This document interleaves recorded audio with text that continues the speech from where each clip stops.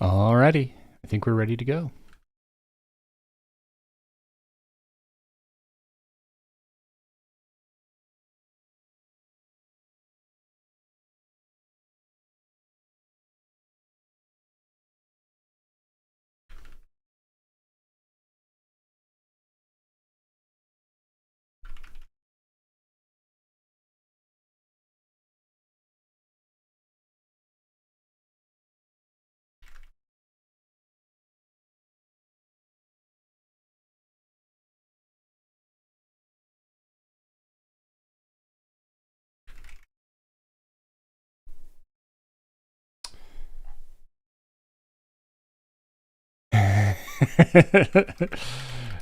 McBuffer, you're funny, dude.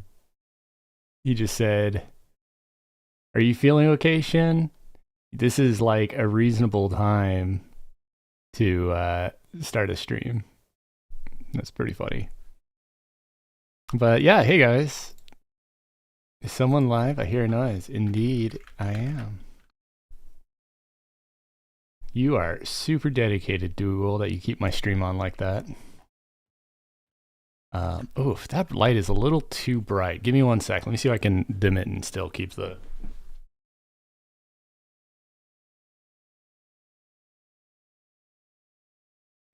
keep the green screen good, but keep my eyesight too. I am super dedicated DL dude. I know, you are like my #1 fan. It's crazy, but appreciated. All right, so we're gonna do some quick dailies, and then we'll hit up a little program. Unfortunately, I don't think you guys can still see my program. In fact, let me do a quick fix on that, because it'll drive me nuts if you guys can't see the cool stuff. So we're gonna go back to THJ cast, and all we have to do is do the hide from taskbar fix, which I just did. Oh, I gotta save it actually. 1 sec. There we go. So what this should do, and I gotta do the same with crit sprinkler real quick. So hide from taskbar.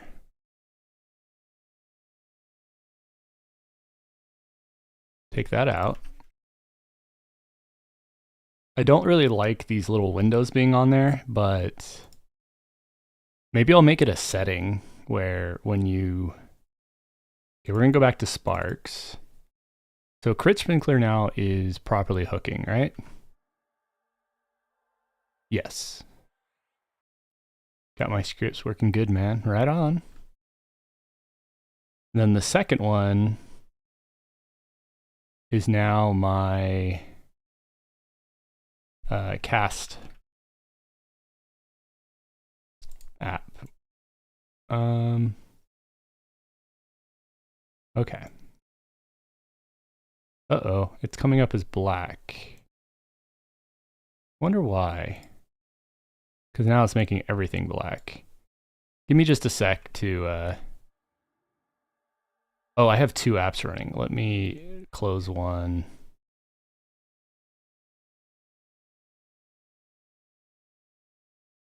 Oh. Yeah, well, let's fix that first. So here's crit sprinkler.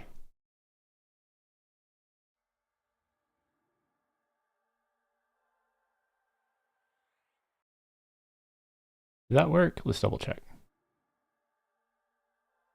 Yep. Okay, and then let's test MQ2 cast, or MQ2 cast, THJ cast. Okay, let's see if that window actually captures now. Doesn't. Oh, I have to do the con. Consider. See, the moment. Huh. So, okay, you can see barrier of force, but it's not rendering the background properly. Let's see if we can figure out that now. Yeah, the screen went black because the window isn't doing transparency properly. See, the flag is screen transparent. But like when I switch to the window, It's black. Wonder... Huh. Let's do a game capture here.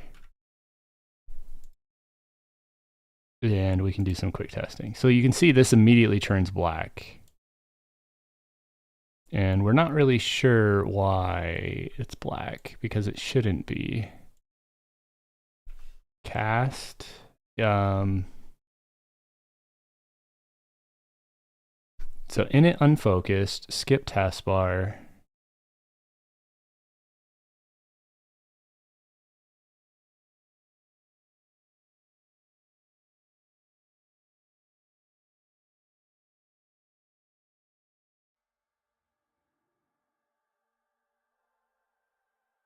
What's really weird is that, well, maybe I fixed it. Let's see. No. Very weird. Does it have to do with the fact that I'm rendering two of them at once? No. Huh.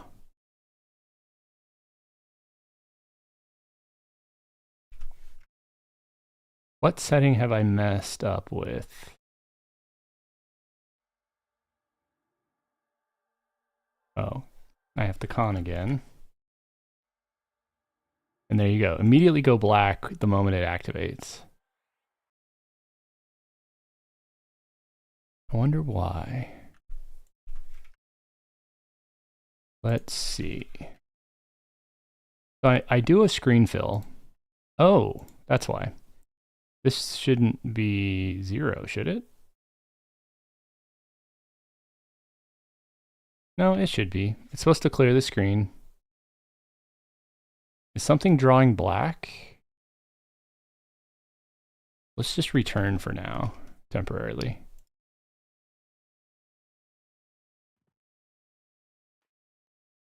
And let's see if we can fix this.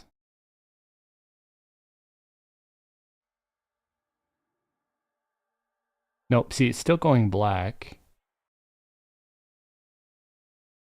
Yeah, Dagon, I might do that later.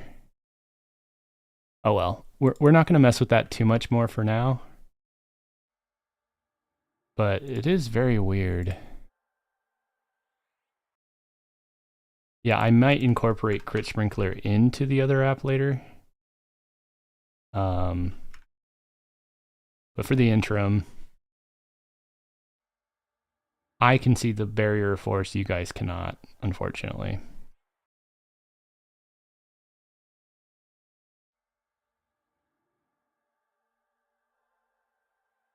And then you guys cannot see cast. There. Try one more time. Perfect. The other thing I just probably should do real quick. Let me fix... Oh, what's up with that? We're getting like crashes now. I gotta clean that up at some point. Figure that out.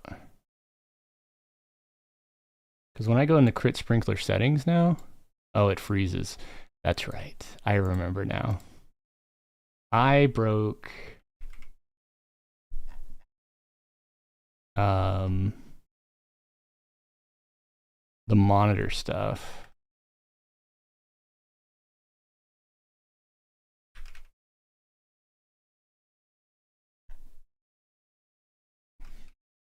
Hey, Xiao Xiao. Welcome, dude. Just doing some quick setup before I get doing my dailies.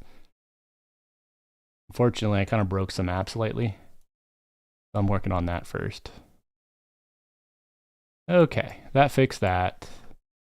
So let me position this proper. Because I like it just kind of on my character. You know what I mean? Yeah. Do I have a recommendation for Cleric A's? Ooh. Good question. Okay, that feels good. So we are in Howling Stones. Let's go evac. Cleric A's. Talk hard to say. Like, what is the cleric giving to you, Xiao Xiao? Like, what's your triple, your trio?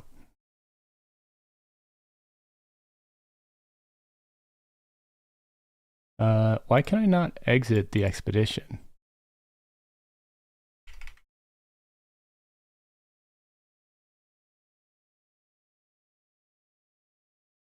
Weird. So you're cleric, monk, warrior. How many A's are you in? Just to kind of give me a quick context on like where you're at.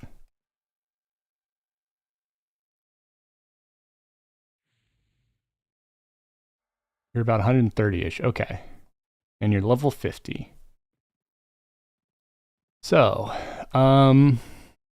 let me think about this.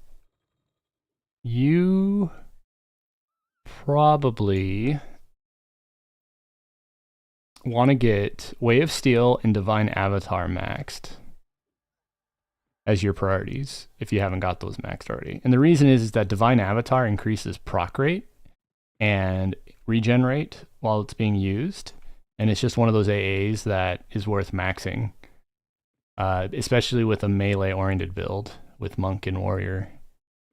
And that'll let you kind of maximize your proc rate passively. AAs like Ingenuity, you definitely want to get. Essentially, you are proc-based. So any AA you can get that increases weapon procs is good. You may even want to prioritize getting Rage of Ralazek, just so that you can, take full advantage of, that AA as well.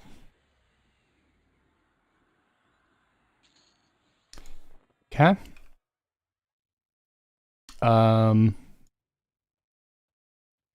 But yeah, that's kind of my knee-jerk answer. Please drop me a Shroud of Undeath, thanks. Yeah, no, he was skimping me. Yeah, so Way of Steel, Divine Avatar, Ingenuity, AAs that give you spell crit, and you're going to kind of want to balance things based on what makes, like, what are you lacking? For example, if you need more defense, you can consider getting, like, you already have Imperator's Command, but, like, Blade Guardian is actually a pretty good investment for defense, if defense is an issue for you. But overall, offense is your best investment, and maximizing your attacks with your build. So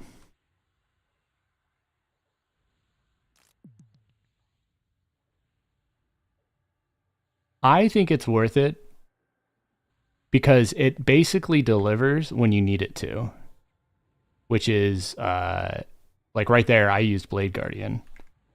And I needed it because I'm getting hit by so many mobs, I went below 40% health. And it's good. Actually, I might be in trouble. Oh, wow, I am in trouble. Why did I struggle with that? Normally, I don't struggle that bad. Maybe it's because I'm talking and I kind of belittled the whole zone pull. Whoops. My bad. It's not like it's a huge punishment other than having to get back there. But yeah, essentially, your goal with your build, I don't know if I really like my new setup with the shift 3, 4, and 6. I might need to shift those over to like 1, 2, 3. Because they should be on the forefront.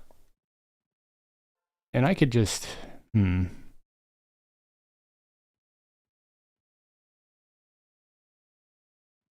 Anyways, oops. There we go. Let's re-pick all of these guys up. And let's tap on the way.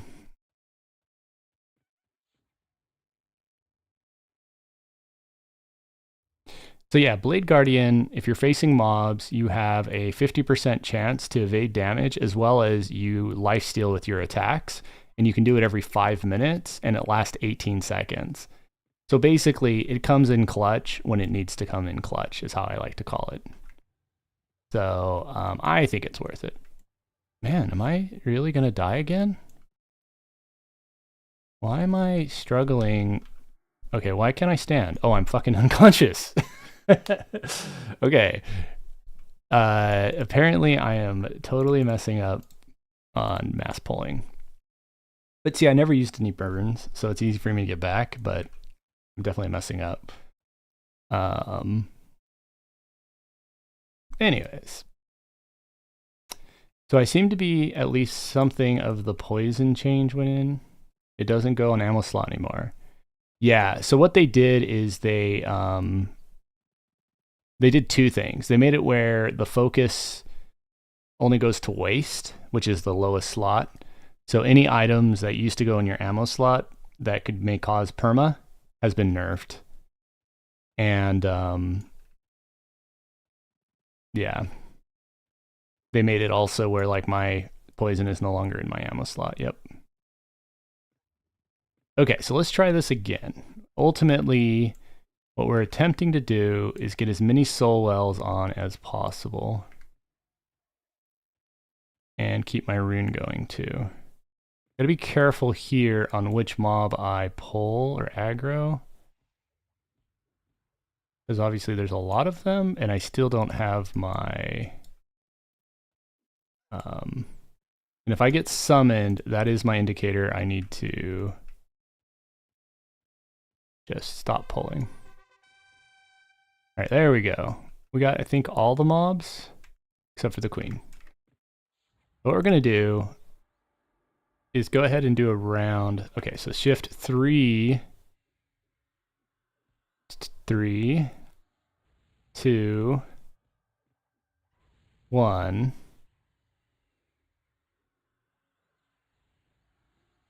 Okay.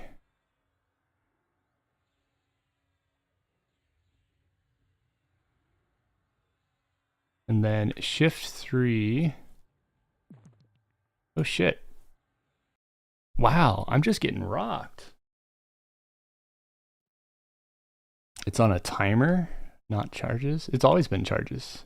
You always had to eat your poisons. I don't know what you're, like, it's a charged item.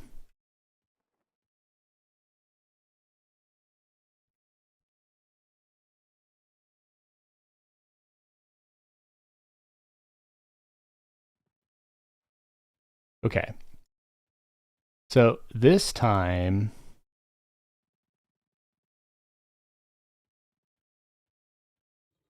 right.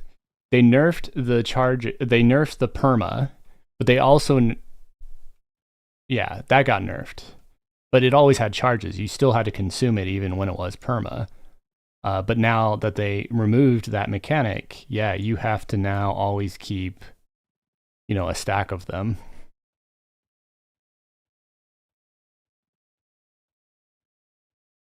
Nope. Well, some of them are that way, but the main ones, the ones that at least non-rogues use, don't require that. Okay, let's do this again. And honestly, maybe I should break this pull down.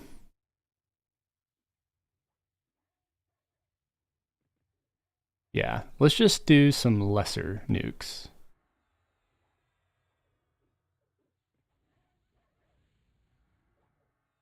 Because I don't need to clear the whole zone, and apparently I'm having struggles with that now.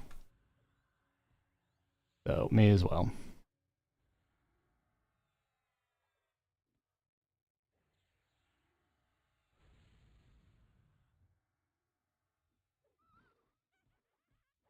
That's a lot of mobs anyways. Okay.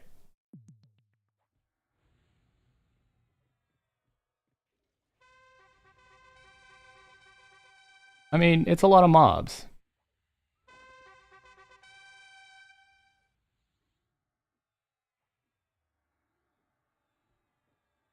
I do think my lack of epic, or of gear means I can't quite pull everything like I used to. I'm not as comfortable tanking all the zone anymore, which is fine. Oh, I need to do a consider real quick. There. All right.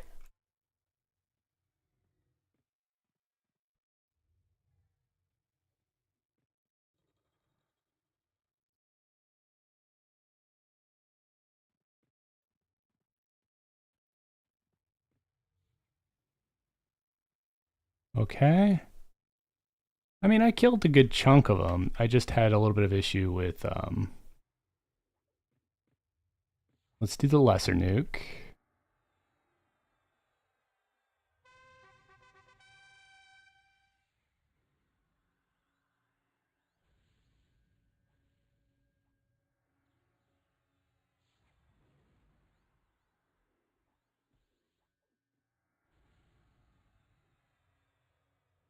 Oh shit, I'm running the wrong keys. I want these ones. There we go.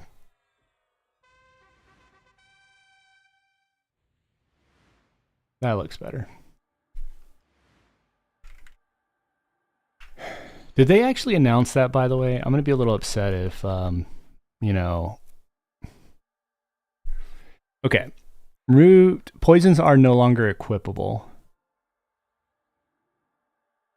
So yeah, they did note it. That's good.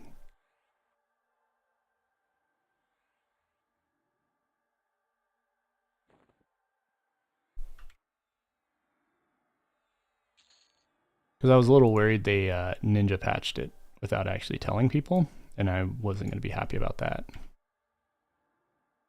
Okay, so Grand Historian, or Advisor.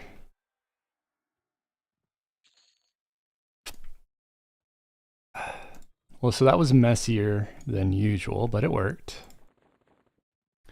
So let's go ahead and hit Bazaar. And let's go hit up... I need to get my fan.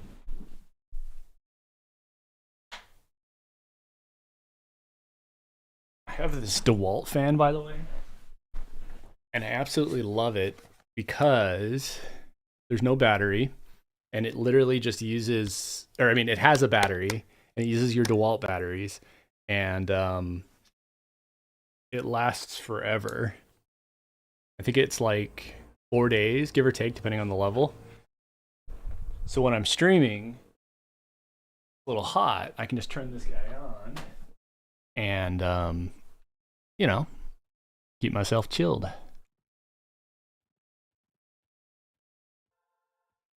So, good stuff. Did they fix the spider bite quantities on the bank now? Did anyone put up some stuff?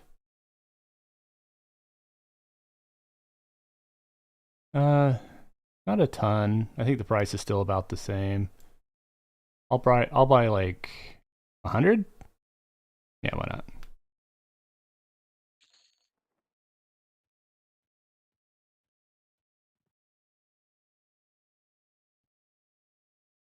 Okay, this pet has an ass that's so big I can't get my parcels.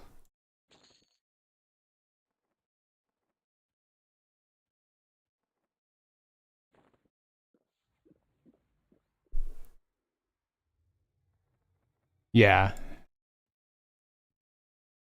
Indeed. Okay, so we're exiting this. Let's go do Carners.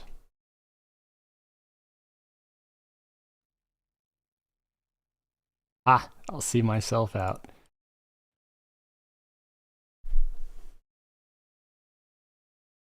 I haven't tested Blacken because I am not.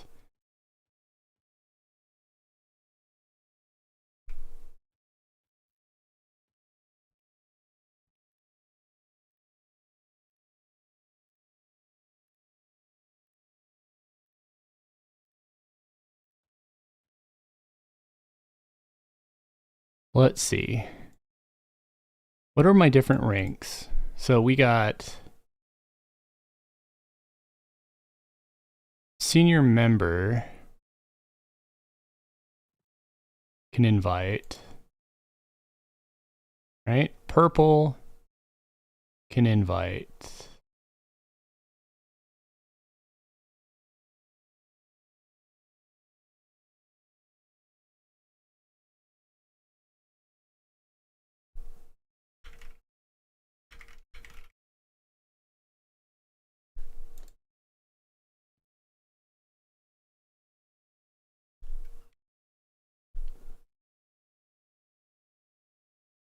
You have these big whirly stone balls hitting me in my face? What the heck is a big whirly stone ball? I'm a little concerned here. Feel like what I should do is swap these. Shit. I didn't mean to put my size out.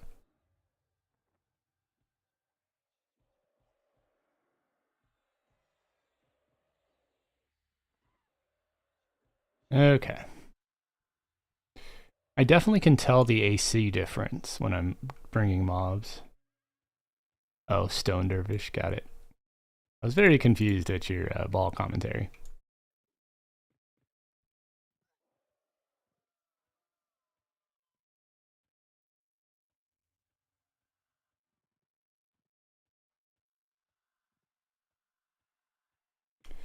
All right.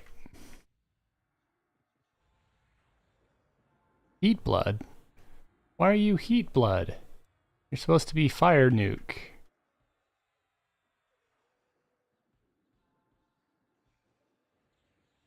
Why can't I channel? I've literally been interrupted 3 times, 4 times.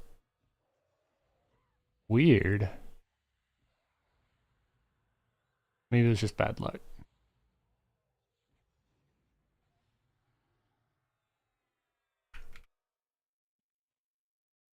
Leggings of Wrath Legendary. Not bad. Gnarled Staff.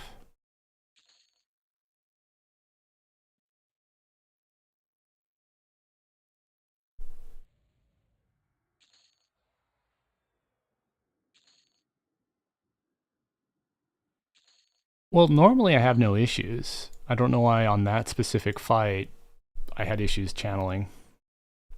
But I did. Okay, so Esvios will promote to senior member.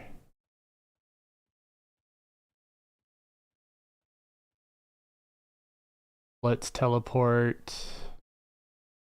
What other dailies do I need to do? Let's do a quick fear run. I've been trying to switch over to caster gear, and so I'm learning the negatives to that.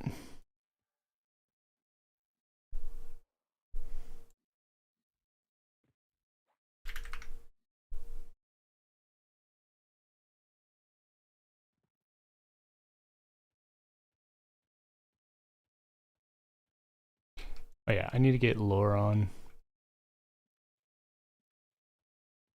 There we go.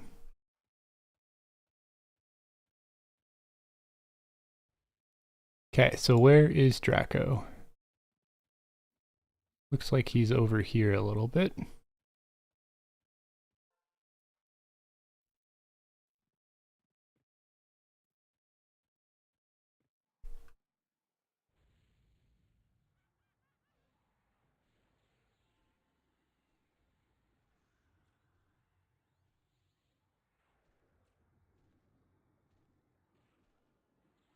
See, now I'm channeling okay.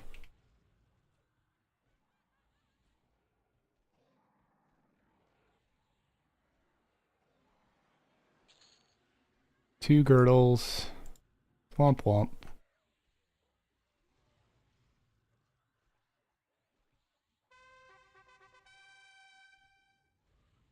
So how many AAs an hour am I getting? 15? Not bad. Considering I'm not even targeting that. And I had all the flops when I tried to clear Tardock earlier, whole zone.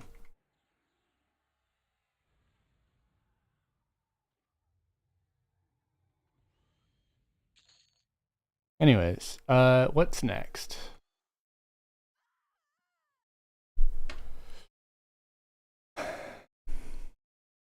I could do my...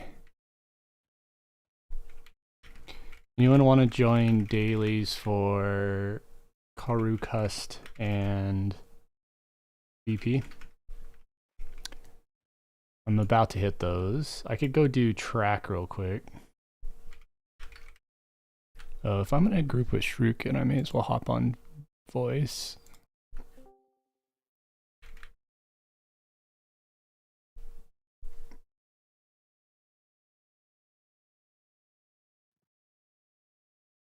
So what's another mob I need to clean? Oh yeah, that's right. I gotta do freaking Drusella real quick. I'll do Drusella while you're finishing up, Shrukin. Yep. I'm just doing Yes, real quick. It'll only take a moment. Yep. Okay, so Discord group. Where should we put you guys? Let's put us over here. That works. I could do the VP locked out Coro though. I watched the video. Elder Spiritus fan races always show cast for me. I'm a druid. I have less problems after the batch as Bard, Enchanter, Druid. Bard song seemed to cause cast bars to disappear before. Nice. So he did an improvement for Bards. But there's still some lingering things. Since I don't play Bard, I don't know the fixes they did, so. Or I don't, recognize it.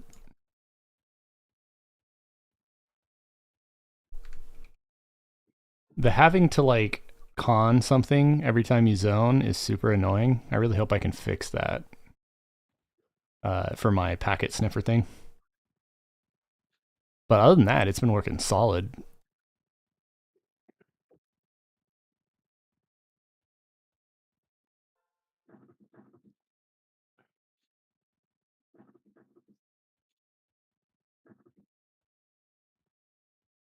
I can hear you looting. That's funny. Wait. Turn it down.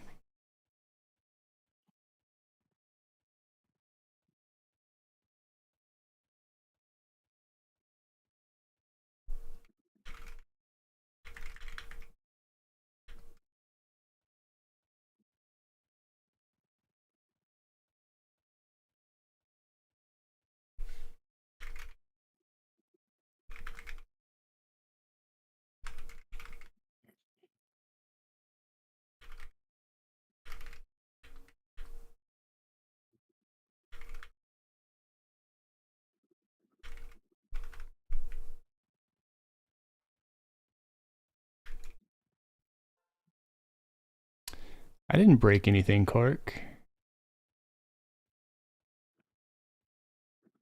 I was literally just reporting that there's still spell gem casting problems.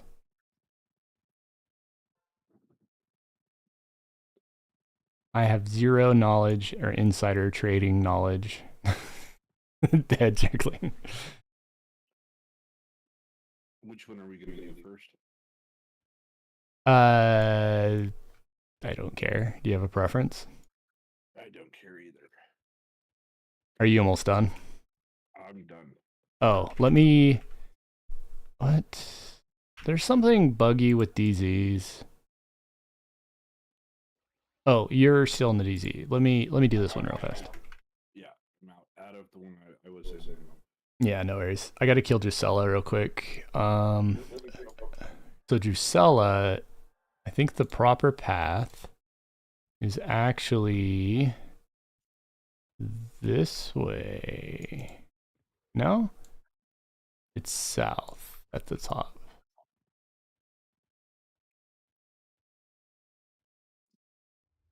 Oops. Messed up the clicky on illusion. There. Then you go down. And then you go through the little secret tunnel.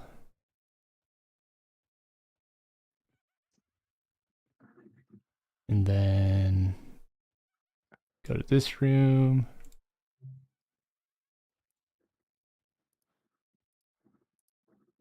It's funny that my knowledge of Charsis is based on live because I was in Ring of Scale expansion. I spent a lot of time in Howling Stones on live, but on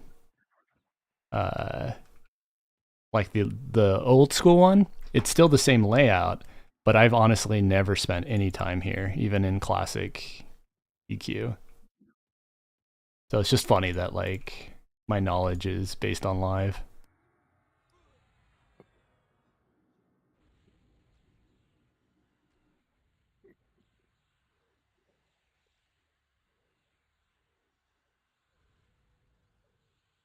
So many numbers. It's magical. I think what I need to do is do a little variation on where the spawns of the numbers are a little bit more. And also the floating max point needs to be tweaked so they don't stack as well, like right there. It's okay, but it needs a little bit more TLC. There's the girdle. And I got it legendary on first grab, or on second kill. That's nice. So where are you going with that girdle instead of the ice pelt belt? I'm trying to max spell damage. Okay, so does anyone for, let's just do VP first. I'm honestly tempted to go for just run for Fardar, unless you need something. I do not. Congrats on 60, dude.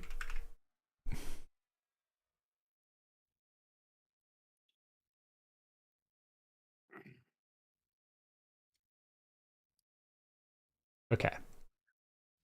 Kunark, Skyfire. Re-invite you to the group. Invite Axe. Let me double check. Should I change? Okay, hold up. Yeah, Big Z. Apparently I got my streamer loot turned on. Zachary, I'm going to be in huge trouble when the vendors stop making bank. My spending habits are out of control. Man. Speaking of, I need to do my diligence on checking on bizarre stuff. Should I change Paladin Necro Enchanter, okay, to Paladin Necro Wizard? With Paladin Necro Enchanter or Bard, or just start a Paladin Wizard Bard? The server is giving me brain aches constantly thinking about new combos. Honestly, Pudsey, it doesn't matter. That is honestly like what I feel. Like, if you're happy with your class and you are at least competent enough to like, not competent, but like performant enough to like kill the things you care about, that's all that matters. It doesn't even matter if you can solo PD or not. Because especially if you have a buddy that can help balance you out, which if you don't have a buddy, I recommend getting a buddy, because a buddy is going to be required on certain fights pretty much no matter what, because there's certain mechanics in the game where soloing won't always be viable unless you totally meta that fight, and that's going to just be the reality for quite a while. Like, for example, Avatar of War, there may be some builds that can min-max it, but Avatar of War is just a lot of damage and a lot of health, and so it's very tedious to kill on your own, even if you can do it. So, all right, I went ahead and I got the DZ up, so you guys can just use the expedition port as well. So the point is, need a title 2 for killing things. The amount of times gambled with the halfling, need the gambler title. You could throw that into like bugs or suggestions, you know. AoE is going to be a rude awakening, absolutely. Bristlebane also is going to be really tough for a lot of characters, just because he's overtuned. And even the warders, just the various, like the ice warder that does the slow is going to fuck up melee a lot. The fire nuke one is going to be a check because, you know, they got a lot of hit points. The whole North Tov clear, honestly, even if you have like the amazing solo build of Doom, you're not going to want to do North Tov solo just because the amount of hit points you have to go through.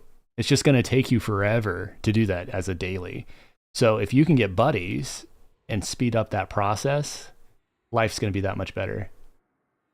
So, like, keep that in mind. Don't worry about your build. Worry more about finding somebody to kind of clutch on, you know, as the content gets harder. I think that would be your better investment. Yeah. You already have Shadow Knight, Ranger, Shaman. Okay. But yeah, so with that aside, all the tangenting aside, I don't see anything wrong with your current build. If you have something wrong with it, like of what you want, then, you know, that's a different story. And it's really hard for me to like give you. Oh shit! Sorry, Max. Axe. Let me kill these 2 mobs and I'll come grab you. And I will link the belt. Sorry, I'm just talking so much. I'm a streamer. That's what I got to do. Okay, so the belt. Where did I even put it? I'll be right back, Shuriken. Yep, no problem. I'm just gonna start clearing towards PD. I think you just put it in bugs, dude, and they'll get to it eventually, and then they'll just get feedback because it's a good feedback, I think. Because they used to have suggestions, but they took it out because of. Can you come to EC? Axe. And then as far as my belt goes, right here. And I'll keep it on chat. I put it in supporter chat easy enough. That works too. You know, it's not quite worth it to ping the powers that be, but it does make sense to at least get it somewhere. So it's not like a super amazing belt. However, it does end up with better stats than Ice Belt when it comes to spell damage. And I'm kind of min-maxing spell damage. It's literally a 6 spell damage difference. But the hit points and mana on it are actually pretty solid. With 100 and 100. Yeah. So it's not like you should sleep on it. Is it worth me swapping over as a tank? I don't know. So, like, I recently started building out my max spell damage build, right? Mm-hmm. And I still have a bunch of items to go. One of the issues I have, okay, Expedition, Axis here, Group Port. The issue I'm hitting is, like, for example, I just lazily pulled everything in Chardock to the Royals, and I had some troubles. Like, I was used to being a little bit more laissez-faire on that fight, and it hurt. I kept dying because obviously I don't have my 2100 or 2500 AC or whatever. I'm down to 1700. But other than respecting that, my DPS has increased significantly. And I don't know, though, if it's significant enough to constitute or not. I'm still debating it, you know. But my plan was I'll just max out AC and max out spell damage with builds, you know. That's kind of the plan. Anyways. All right, so you guys coming over to do... Oh, wait, we're just going for PD. That's right. Unless you guys need something from any of the specific mobs.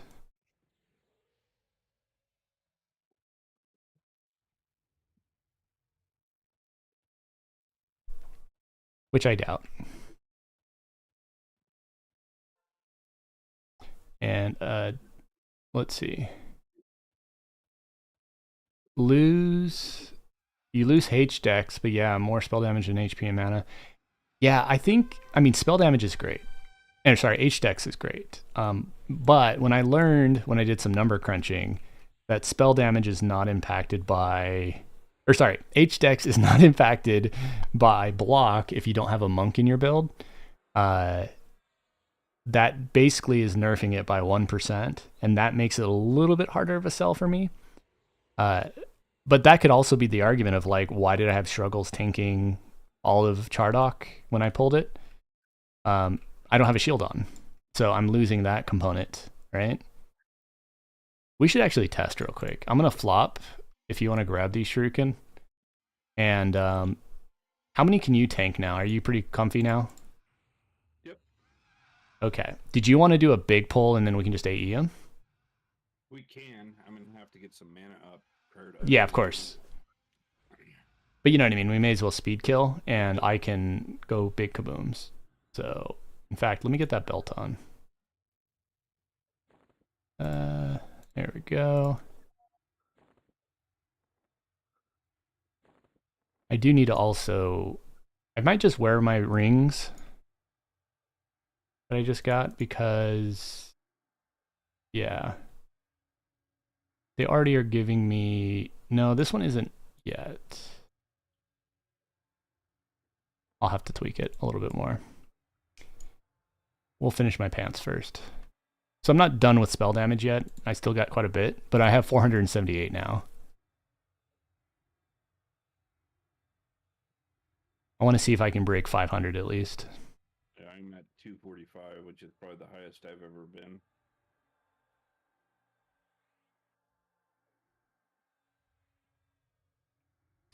Yeah. Okay, let me catch up with chat real quick while we do this. Just something I enjoy. The chat today of most folks mad over dies. You spent like 1,000 EM gambling and you definitely don't get your return. It's gambling. If I can get any return on dies down the road, I'm happy.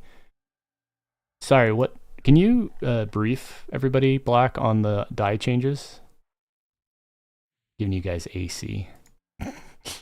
Because I can do that. Or yeah, a little bit AC. All right. We ready to pull? Yeah. Let's do a big pull. So feel free to bring as much as you're comfortable with, and I'll blow them up the moment you gather them. They took the dies out of Gambler. Which dies? Just the prismatic dies?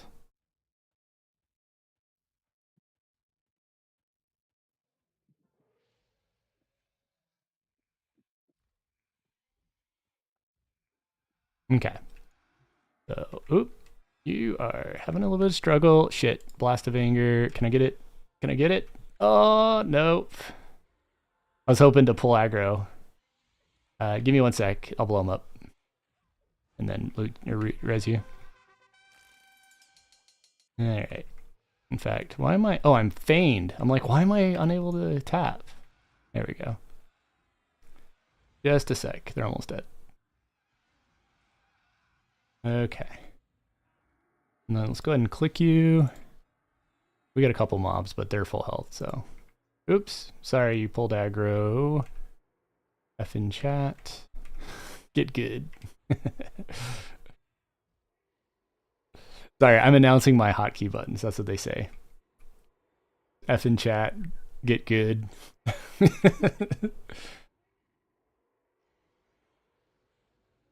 Alright. Is Fane kind of buggy on the server? Or is it just me? Not sure. Okay. Sorry, I'll read in chat just a sec.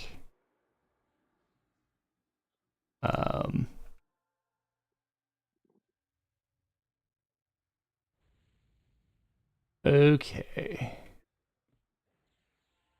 The dragons can drop, yep. They also removed the trade skill recipe to make them. So you literally cannot dye your armor anymore?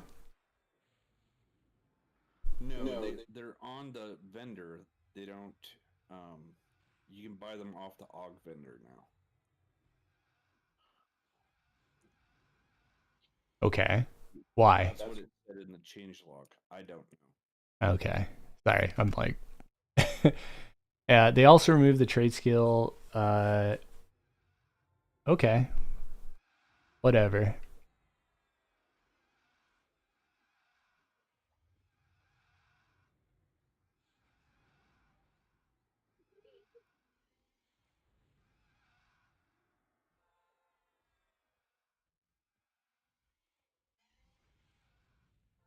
I remember they added all these new ornaments, but I don't know. Like, most of the ornaments are like hero forged, which are fucking ugly. And I won't see them anyways because I'm using old models.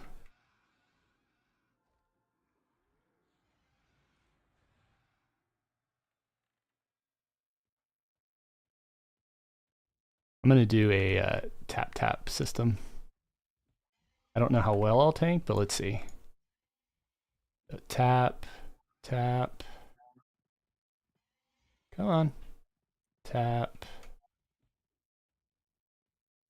And tap. Tap. Tap. Tap. Tap. Yeah, you can see my health is bouncing a whole lot. Let me hit Imperators and then some kabooms while they get here. And you can watch my health just ping pong as I tank these. There's 100, 70, 60, 60, 100.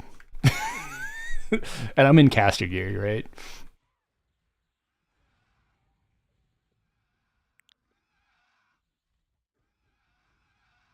That's just with Imperator, so I have 11,000 health.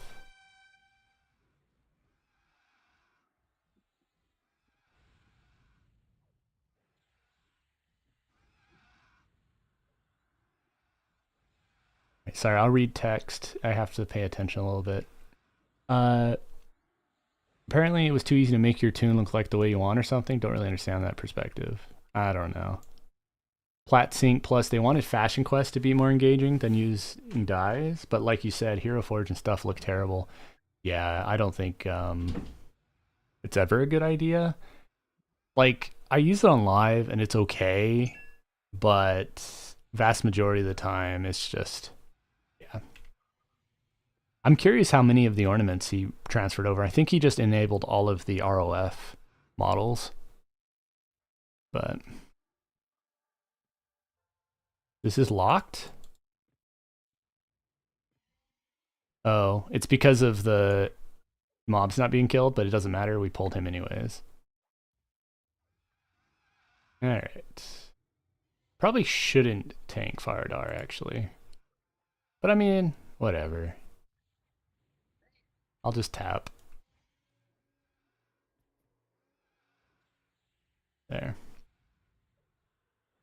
Alright, so we got everyone here, so I'm going to go ahead and use Frenzied. And let me do an AE. There you go. Ads are dying. Perfect. I'm going to use Death Bloom, so expect me to take a lot of damage. Why is he healing, by the way? That was weird. Okay, there's 3. I'm going to go ahead and do an AE. I'm going to go ahead and go full burn. Hopefully my mana keeps up. Here's the last one. Are the ads up? There they are. Zephyr. Dude, I just killed him about half with just Zephyr. Sorry, sorry, Axe. They're all dead though now. We can rise you.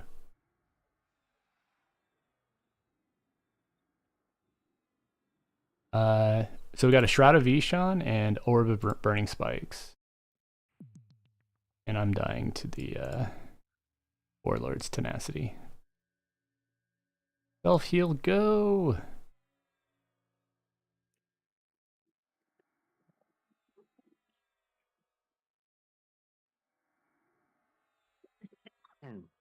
Yeah. You're all good, dude. I already have one, so it's you two.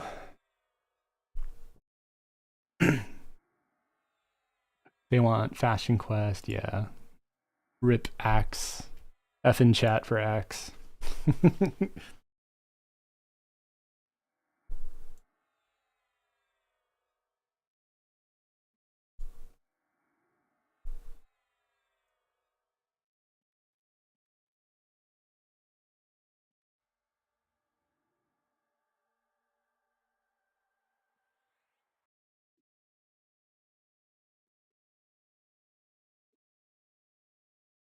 Well, I didn't mind dyeing all my armor.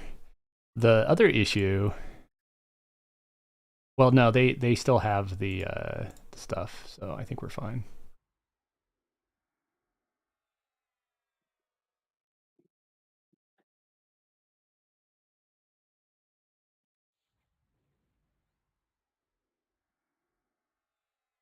So we'll do a Korokusk after this?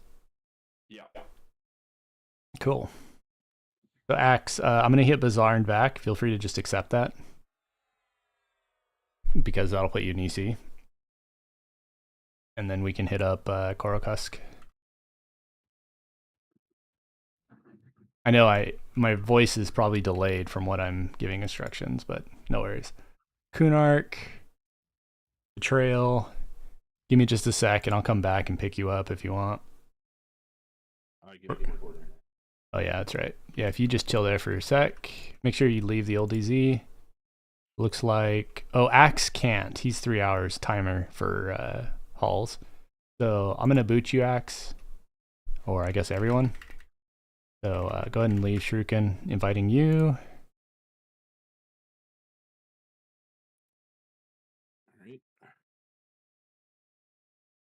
Okay, and then we can do that real quick. I don't like looking like a chewed up bag of Skittles either. Yeah. There's a 20% XP bonus going on right now. It's been going on though forever. Like he didn't turn it off from last weekend. Ah, Yeah, so we've just been enjoying it because he forgot to turn it off. Yeah, I think with the fact that Solwell works so well, it works better than my AC. Oh shit, I fell down? I never fall down.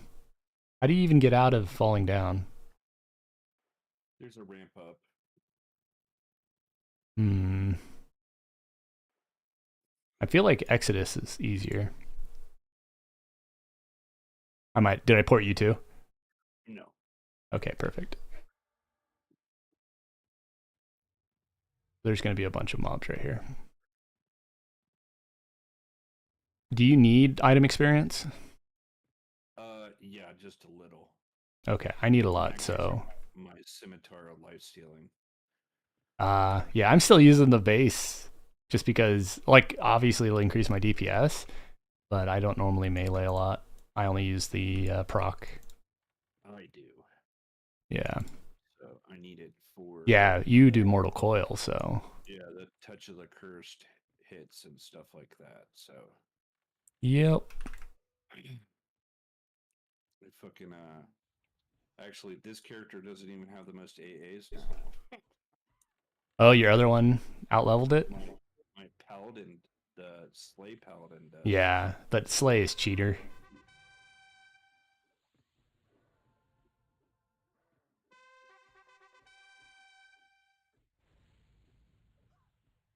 You know, I've complained about that since Alpha, and they just, for some reason, think that's what Paladins should just break experience, is basically their argument, which is kind of sad. Well, it doesn't bother me that much because it means that I get AAs quicker on this guy. So, oh, yeah. But I mean, it enables everybody, especially now that they have the AA reset thing. Basically, if you started and you didn't have Paladin, you get punished for that. There's no way around that, which is stupid. Like, why force everyone to be one class, right? But then again, it's not like AAs matter anyways. Like, especially when you hit the point where I'm at, where it's like, when I get an AA, I don't even know what I'm going to spend it on. Yeah. So. Your sandwich is in the door. Cool. I want a sandwich. Yeah, went and got Jersey Mike's. So, Yummy. I was serious. All right.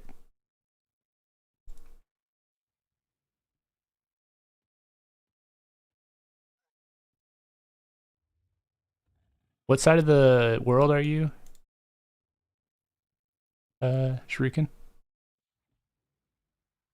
I am pretty close to the area where. Like what state? Is it probably enough? What? Oh, I'm in Tennessee. Got it. So you're over on the other side of the world to me, Yeah. basically. Because I'm in Vegas. Yeah. But yeah, dude, you can see, like, I am getting hit like a truck, but if they can't deal enough damage in 6 seconds, well, except my soul wells are all gone, I just regen it.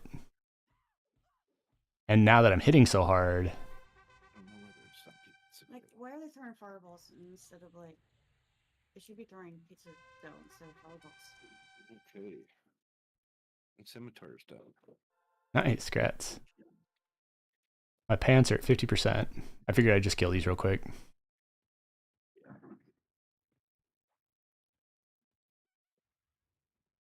He'll take my AAs. Yeah, they need to have an AA transfer system. Also, I forgot that I should be having leadership on. In fact, I already got it.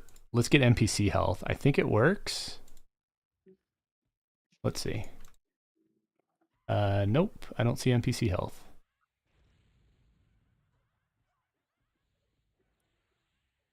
Or is that because I have to designate bullshit? Designate bullshit. So, leadership Holy crap, there is. Yeah. I've been slacking on that. I have completely forgotten about that. You need 3 in a group for it to work? Oh, okay. Cool. Thanks, Dougal. All right, you ready to kill the big guy? Are we there yet? Is it that time? Yep. I'm just soloing all the ads so we can kill the big guy.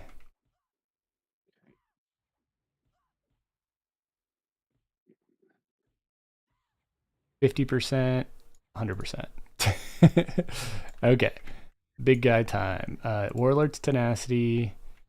Focus. Oh, I don't have my big booms up. Oh well.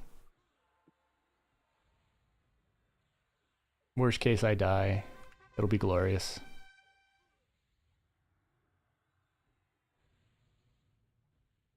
The glorious death. Yep, because I'm tanking all the big boys. But yeah, you can see how ridiculous Solwell is.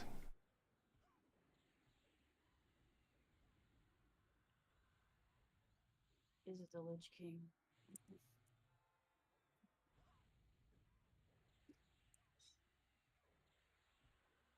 What I honestly should do is lace in some also my mana isn't going down, which is interesting.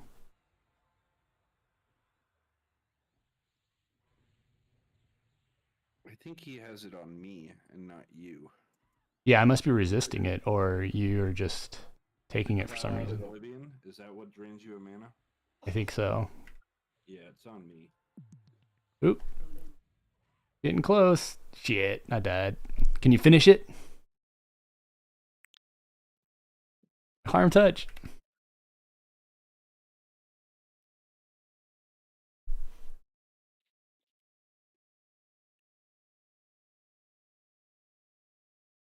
Get him. You got it, bro.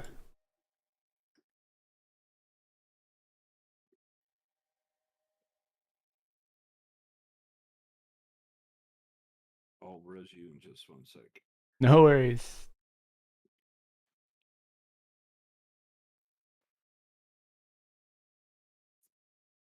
Did you see the rings I got yesterday? No, I didn't. Which ones did you get? 1 sec. Honestly, you probably didn't need to res me, other than we were just clicking the thingy. Or what did he drop? I don't know. I didn't loot him yet. I see. Oh, I can now see your target. Bone sandals and a royal shaded insignia. You want either of those? I don't think so. The gambling title was just got added 9 minutes ago. Wow. Speak and you shall be heard. What? So here's the ring.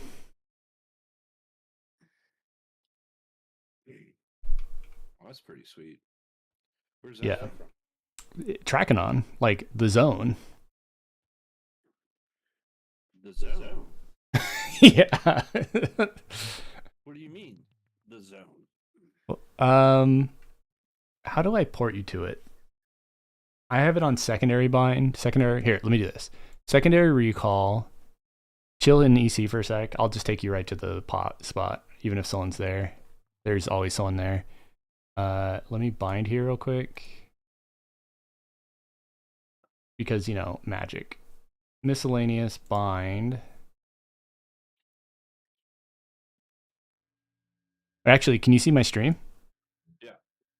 So in here's Trakanon's tooth.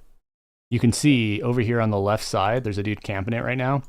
There's like 12 mobs here that kill, that spawn every 12 minutes. And they have a chance to, like a 1% chance to drop that ring. And all I did is, on stream, I was coding and just camping this spawn. You got the AA take group bind? Yeah, I do, but this is a secondary bind, Dragon. It wasn't my primary. So if that guy wasn't there, what I would have done is I used secondary recall then I would have bind affinity, then I would have teleported back to Shuriken, and then used teleport bind, and I could have brought him with me. Is there a responding instance for Trackdown's team? No. That's why there's like it's always on lockdown. It's camped all the time. Gotcha.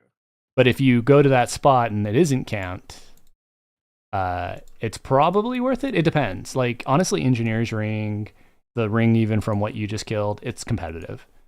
But when you're going pure spell damage, I don't think anything beats the legendary variant of that with 20 spell damage. Probably not. So I was going to actually sell it, but honestly, I don't know. Because the regs go for... Enchanted right now is 90k. Yep. And I have a legendary. Yep. But honestly, I don't need money.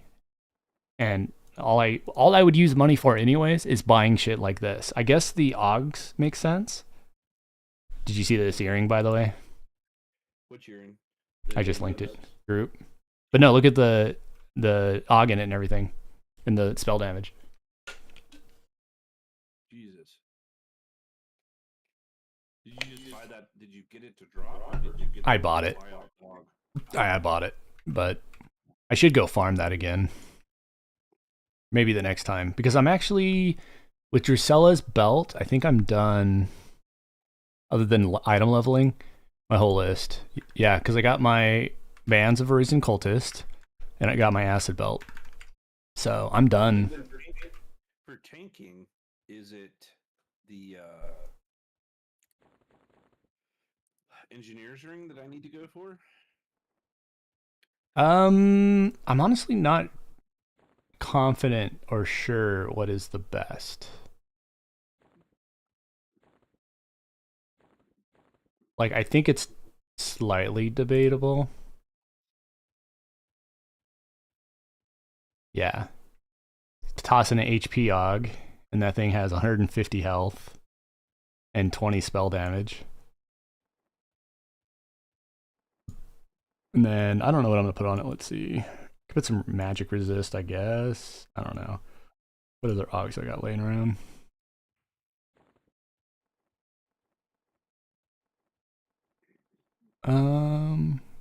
Not many.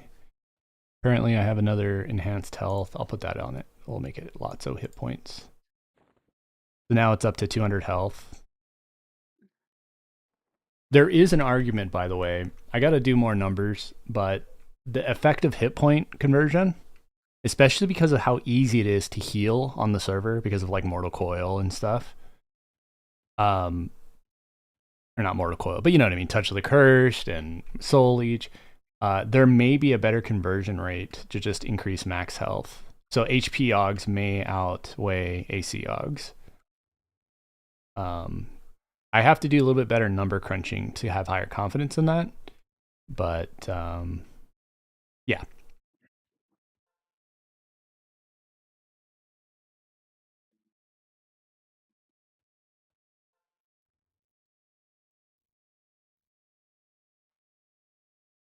Especially when you compare like Werebone with the hit point Aug.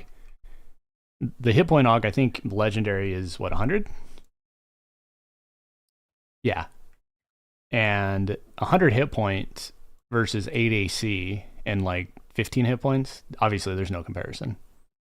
Have you ever seen the earring that drops from the Historian? The Historian, I don't think actually spawns. It's supposed to be a 50% chance, but I've never seen him up. Yeah. So I'm pretty confident at this point that it's out of era. Sadly. Because yeah, the Sarnak claw earring is going to be good.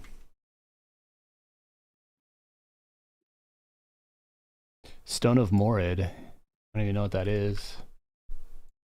Stone of Morid. I mean, 60 to fire and cold plus 12 versus 20 to all plus 5. Man, that's a lot of lost stats, especially spell damage and everything. Should Yeah. I am I ranged to Marsingers? Yeah. I don't think you can beat that with general stats. Even though the resist are nice Jedi, I don't know if it beats Marsingers, at least for me. I mean, depending on what you're chasing, it might make more sense.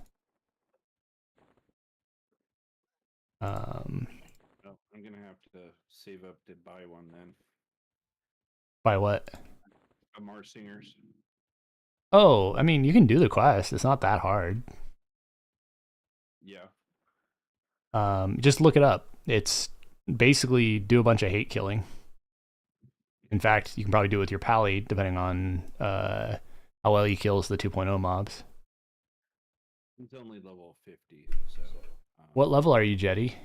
Because, like, Marsingers, I was able to clear it at 50. The hardest part was just the 2.0 mobs. So. But yeah, so I got pants to do. I got to level up my ring. What else do I need to min-max? I can put some poison on this other ring for now.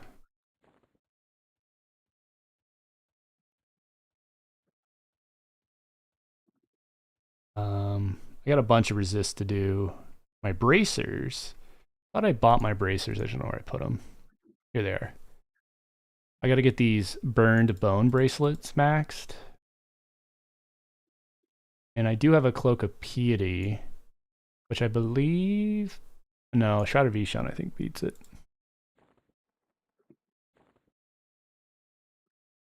Bloodstar Pendant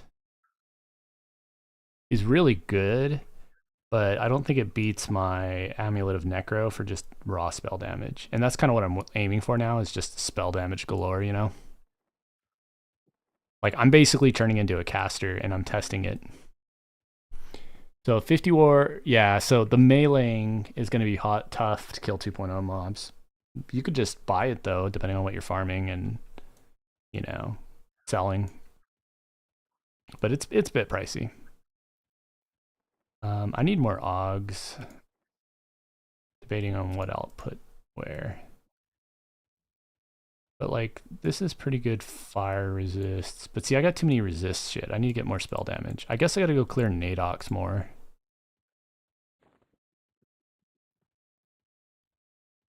I don't know. Should I go to Nadox or should I go to VP? Do you know how hard easy it is to set up an EKEMU server locally and just play around in it? It depends on your technical prowess. In my opinion, it's easy, but I've also been an EKEMU dev for like ever. So, you know, and I'm very technically savvy and a programmer professionally and all that junk. So, there's a lot of guides out there. I mean, it really comes down. I would say it's medium to hard, depending on your skills. Yeah, Axe. And yeah, Evzios.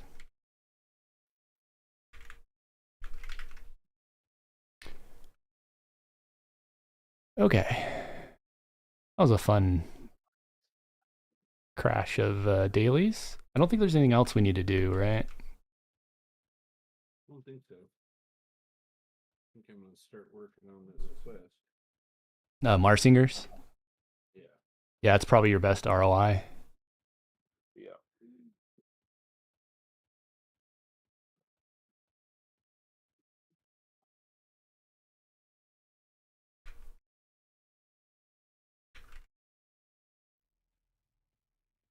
Yeah, Dead Zergling. I ask in guild chat if they're on my Twitch, mainly because if I'm just answering random questions in the guild, it's easier just to verbally say it than reply it in text. But yeah, Jojo, hopefully that's helpful for you. If you go to the EKEMU Discord, there's like server help. And if you get stuck on any of the steps, there's typically a pretty good community that'll respond and kind of support you. Personally, I do have friends that try to reach out to me and ask technical questions about setting up a server. But if I can't reply it like on the spot, I typically just tell them to hit up the server Discord. So as not a friend or close person that I, talk to on Discord, I'd recommend just jumping immediately to that. Yeah.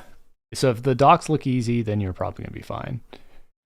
Again, I don't know your skill sets, so that obviously impacts it. Like if you do server setups ever, like normal, like if you set up a lamp stack or, ASP servers or anything like that, nothing about the EQEMU setup is necessarily foreign to you. But if you've never touched like a MySQL server before, you're probably going to be a little more intimidated with the whole setup.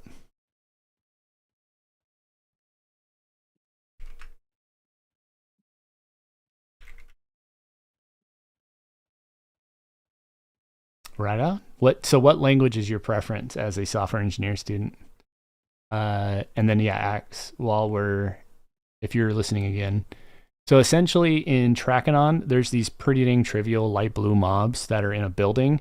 The hardest part about getting those rings of a risen cultist is that you have to go to, there's only one spawn and it's almost always taken. So when I did my farming, it was like 2 a.m. I started Pacific, and I was able to hold the camp for like 5 or 6 hours and just code in between the repops.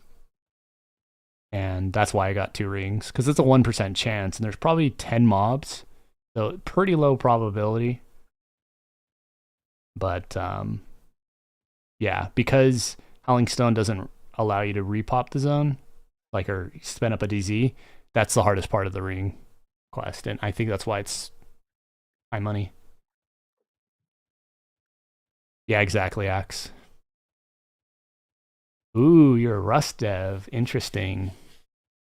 I've tried my best to learn Rust. My challenge with Rust is that it's so opinionated about shorthand syntaxes and just implied declarations and things. It just doesn't roll off the tongue or flow in the mind as well for me.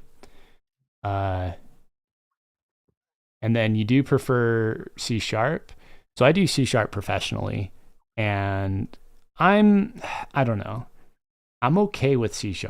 I don't mind it as a language, but it isn't my first choice. If you're familiar with the patcher for Hero's Journey, that's written in C#. I wrote that. It's a very simple little program though. And I work on C# at work, and my preferred language, which it's not like I recommend it or tell you it's the best or anything. It's just I jive with it the best is Golang. So I'm always looking at Golang things. The patcher looks like a WinForm. Yeah, it's literally that. So the key emphasis I did with the patcher was just keep it simple, stupid, right? No bells, no whistles. The problem with a lot of .NET and C# apps is they're always requiring higher versions of .NET. So it just feels like you're in the Java world of the early 2000s, where it's like every fucking time you run the app, it's like you need to go download .NET 7 in order to run this stupid app. And you already have .NET 5, 6, and 4 installed, but because you don't have 7, you now can't run this until you add another dependency onto your machine. I don't like that, right? I want the program just to fucking work if I'm on Windows XP, Windows 10, and not have, the MSC VRT 7 DLLs, right? So the patcher intentionally just is using bare essentials. In fact, I recently updated it to 4.7, and I kind of regret it. I almost wish I would have stayed at 2.6 or so, because there's a lot of people that are giving shit about it not running on Windows 7 natively anymore. And a bunch of bugs are happening. Because this is typical Windows where they're focusing on the highest versions, and that's great. But if you want the highest reception, you have to assume people aren't patched or people aren't running shit, and people don't understand how to, install dependencies. Yeah, and DLLs, it's the same thing when I'm working on my crit sprinkler and stuff. I write it in Go. It's a standalone static binary with 0 dependencies. You just double click it and it runs. Done and done.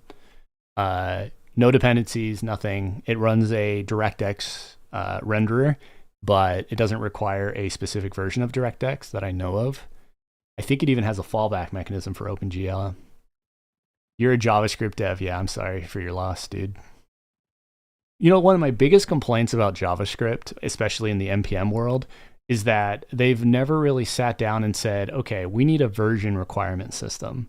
So like when I go to install a, new JavaScript app or a new Node app, I have no idea what version of Node to even use to do the build because they don't document it. Like I swear every single JS project never actually declares this requires 10.1.7 of JavaScript. So I'm always like, okay, which version does this one require? And then mix in, yeah, I really hope they fix that at some point. And the biggest issue with Node is it's like every week there's a new best thing. It's like there used to be Yarn. They used to use Grunt for like web dev stuff. There used to be something called Webpack. There used to be something, like you had CoffeeScript. Now you have TypeScript. Because JavaScript sucks when you just use it by itself. Because there's zero, TypeScripting in it, or typecasting.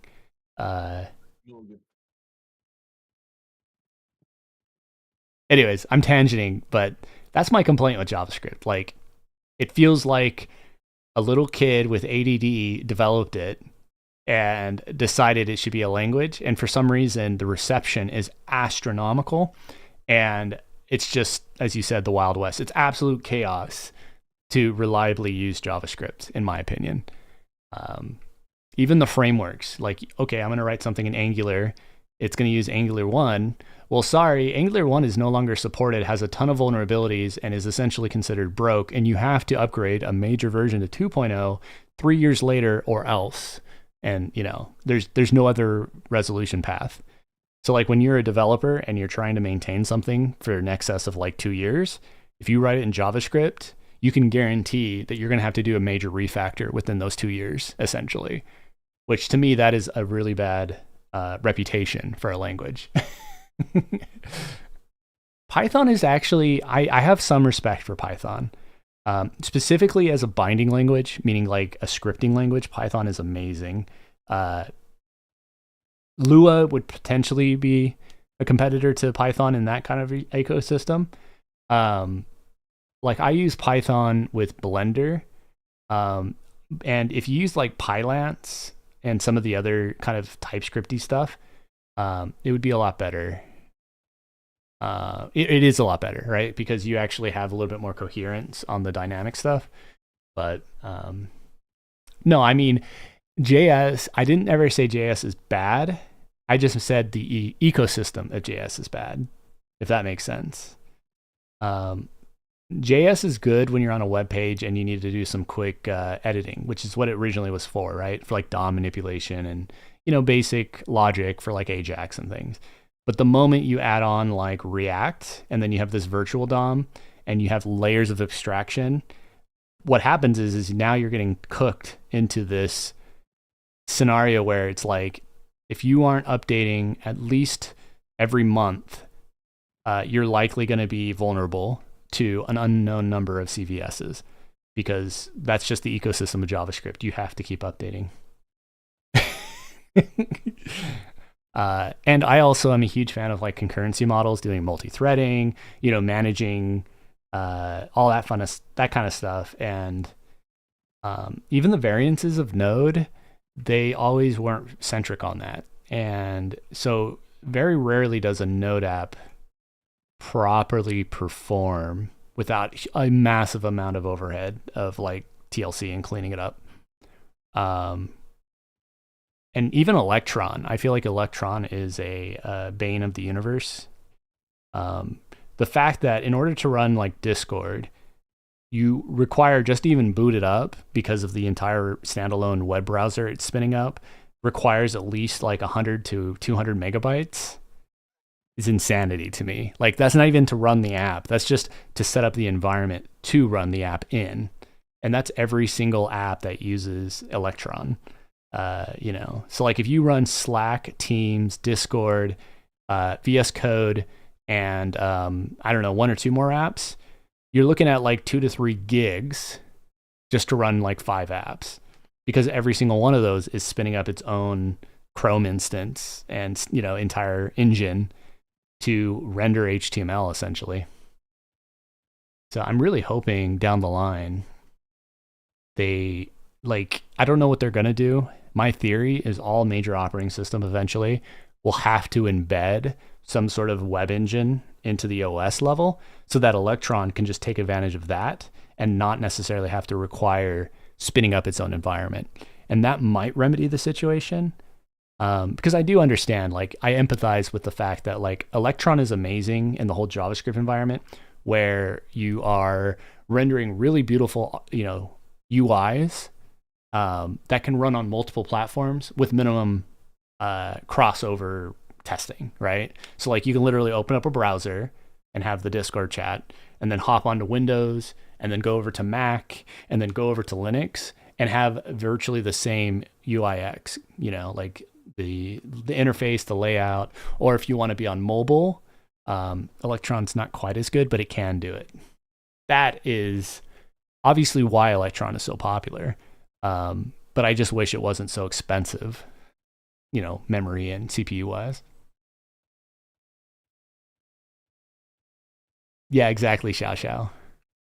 So, don't get me wrong. I'm not just complaining. Like, I understand why it's so damn popular.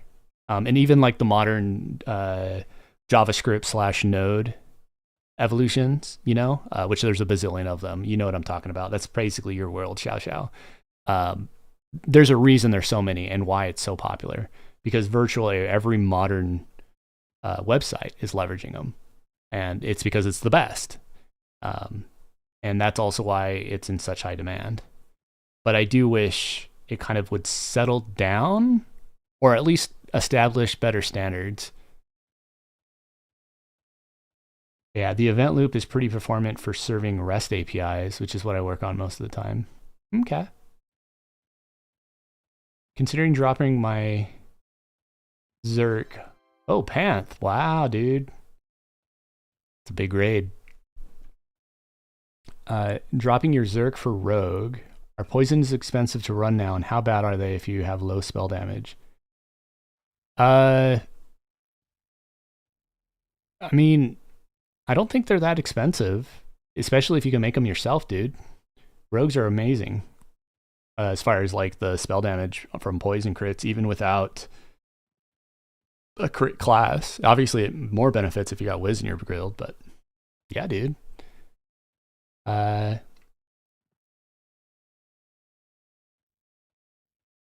Yeah, exactly. So, yeah, exactly. Zeev is speaking the truth there with his poisons aren't expensive. The only reason they're expensive on like the bazaar is because somebody's just, putting a markup. And I actually just bought 100 of them, I think for 75 a piece.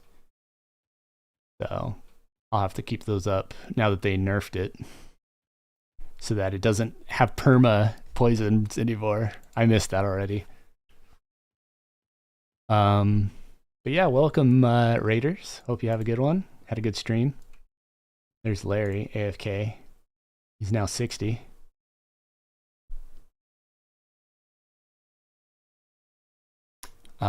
We just finished our dailies.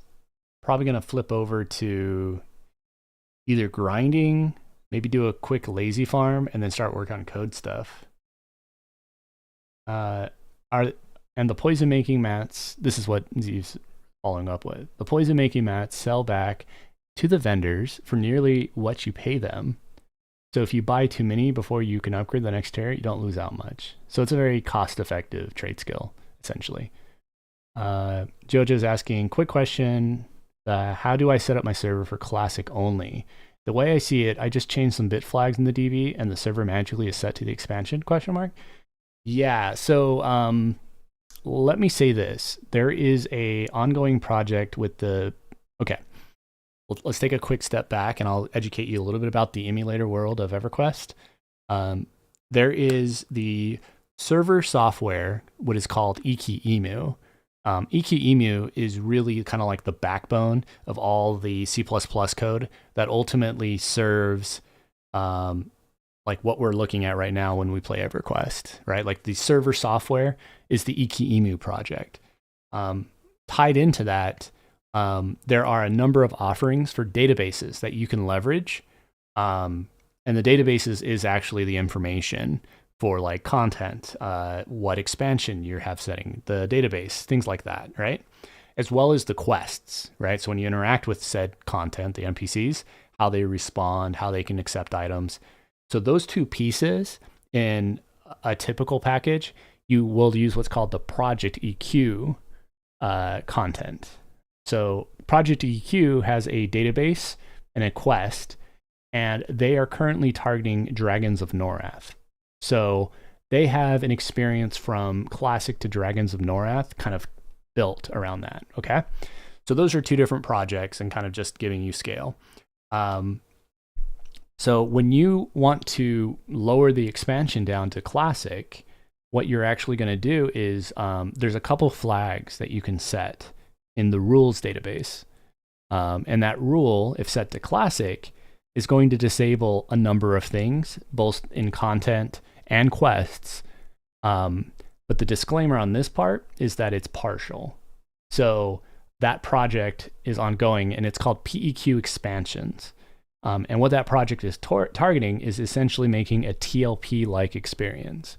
What I mean by TLP-like is, as you know, on live, there's this whole thing called TLP, where, you know, pretty much every year they release a time lock progression experience for the different servers.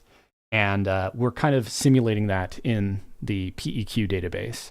And why I say kind of is there's been some rudimentary work done where like certain NPCs won't spawn. For example, in East Commons, if you turn on Classic and repop the zone, all of the Eldon NPCs that usually sit around here disappear right when you repop. You don't even have to restart the server.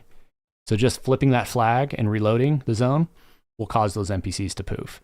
My disclaimer, though, is it's very incomplete. There's going to be countless things that leak in that should be not there, so out of era. So it's an incomplete project. There's a lot of work involved still to get it fully up to flesh. So with that in mind, there are other servers and database content that kind of competes with PEQ, but compete's the wrong word because they all work together in some way. One of them is called TACP, the Alkabar project. TACP actually also has its own fork, I guess you'd call it, of the EKEMU server base, right? So, you know, EKEMU is the server, you know, the database that actually accepts the connection from the client, all that stuff.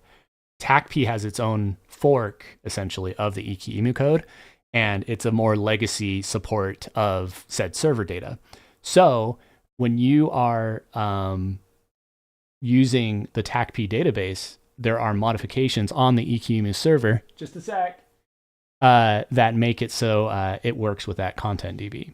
There's active work going on with the Project EQ expansions database to specifically support more of TACP, because TACP is more classic accurate, right? So like classic content is more accurate in TACP than it is on PEQ.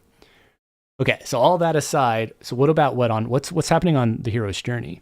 The hero's journey is this weird, I guess you can call it bastardization, where you know, THJ is based on retribution. Retribution is loosely based on PEQ that's been merged with some inspirations of TACP, and even the TLP experience of retribution has been basically custom crafted. So at this time, there is no public database for the retribution engine. If you are interested in like replicating parts of the retribution system and like how they did progression, you can reach out potentially to Kata to inquire about that, and or Aporia. I don't know if they have an official stance on it. However, Retribution's kind of database is very custom, right? They've made a lot of liberties where they borrow from future expansions and put it in as modern. So the way that they approach it is not very TLP friendly. Even the whole locking system, where it's like, if you log in today, Kunark is unlocked, but you really can't access Kunark content until you kill the dragons and progress, right, the flags to get you there. That's unique. There's no pre-built system for that. So sorry, that was a long-winded explanation, but hopefully that was educational. Let me look at the video and or look at the chat now. If I have a bunch of dye sitting in my bag, am I rich now? No shocker. From what I understand, the merchant in Bazaar still sells them. In fact, they added a merchant that just literally sells the prismatic dyes. So let me check that real quick while we're talking. I want to use the PEQ database, but go through expansions one by one. Is that possible? So yes, Jojo. What you would do is in a similar cadence to how we do it on this server. You would shut down the server and go to Classic. Once you're in Classic, flag the rules, go through and do all the different diligence to set it to Classic. Everybody will only have access to whatever's considered Classic with the PEQ database. And then you can go in there and make liberties to, help it. And once you want to move to Kunark, you would ideally shut down the server and get the and basically bump that version up to Kunark, and then restart the server. When it starts up, you'll now have access to Kunark content, and you won't be able to access the zones. It's early level. Yeah. Sorry, I'm looking for the vial. I thought it was in bags. I don't see it though. Maybe it's in the alchemy. Does anyone know where the vials are?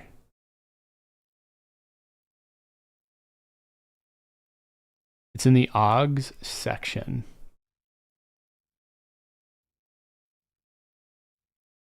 Did I not see it? TUV. I don't see vials. On the Augs merchant? Maybe it's something new.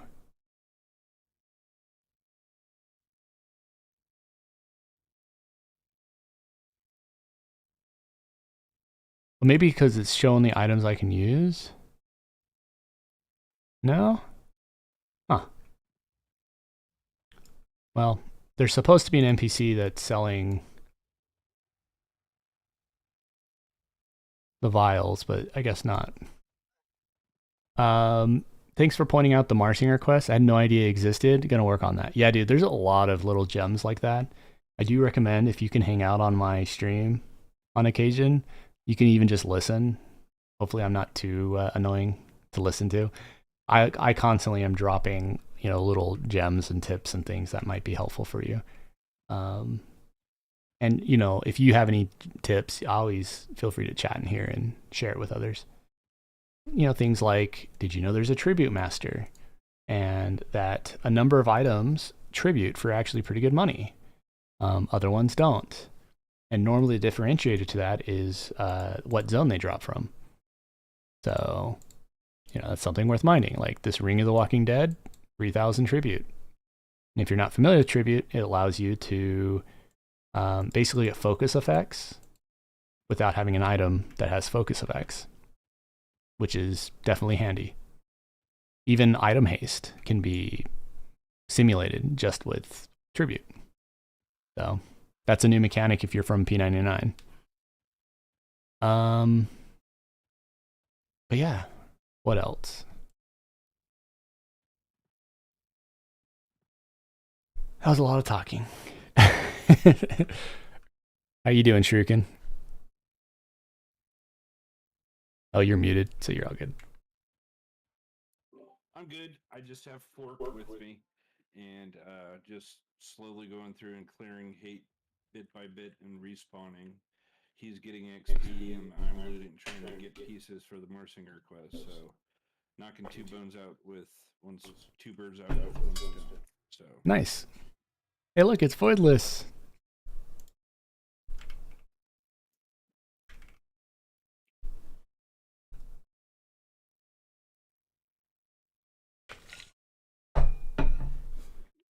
Ah, yeah. Good question, Tequila. Let's hook you up on that.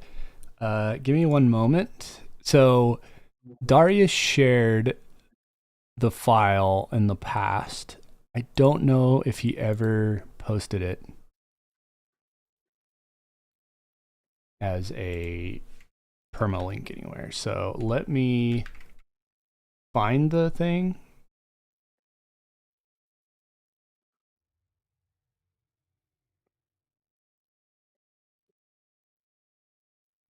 Where is he? He's not even in the thing.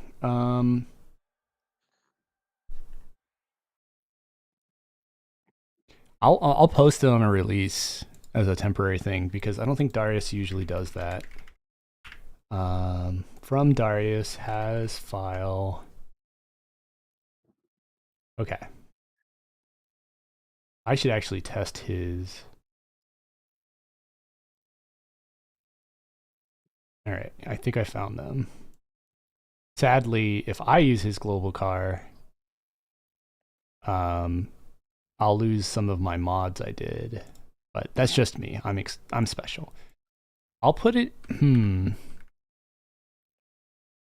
me make a new repo.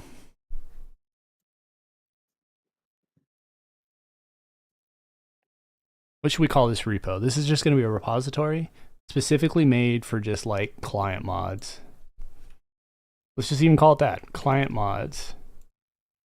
Just a temporary hosting location for various client modifications.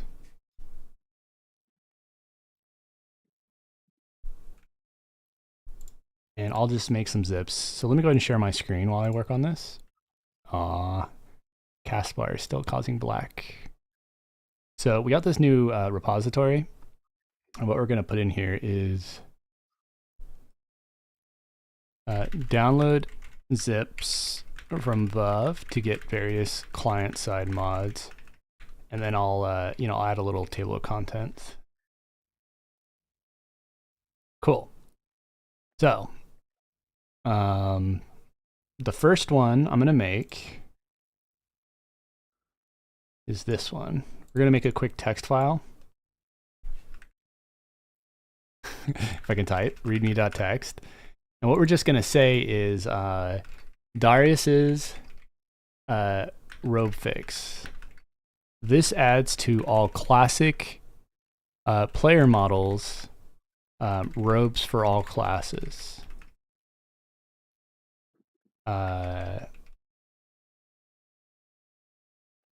Changes your global car and what is it, global 4? Okay, so just a little readme and then maybe an instruction. Extract this zip to your game folder. It will likely ask you to override files. You may want to consider backing these up. Okay. So we'll zip this up and we're going to call the zip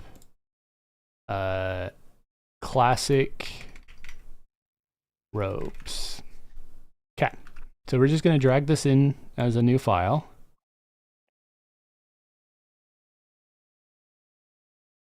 Oh.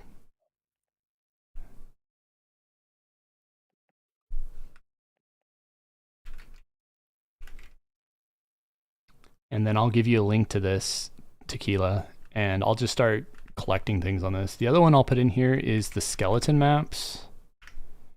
I do have a release here, but I might make a zip file with these.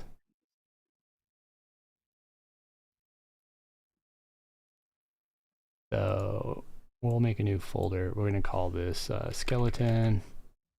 Put this in here. This in here. And add classic robes. And then we'll go ahead and take these zip files. And we'll basically remake this README.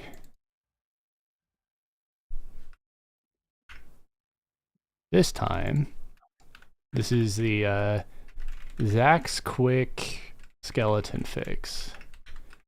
This changes the Lucklin model skeletons to be the classic ones.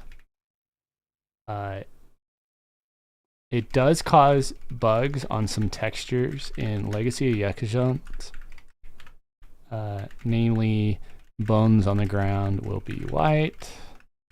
I can fix that later, but for the time being, I'll just note that. It does not affect the newer skeleton with green eyes, e.g. Amulet of Necropotence, Illusion, Skeleton. Okay. And then, oh wait, how did I say the copy stuff? It was like, changes your global 6 car and de-equip 5.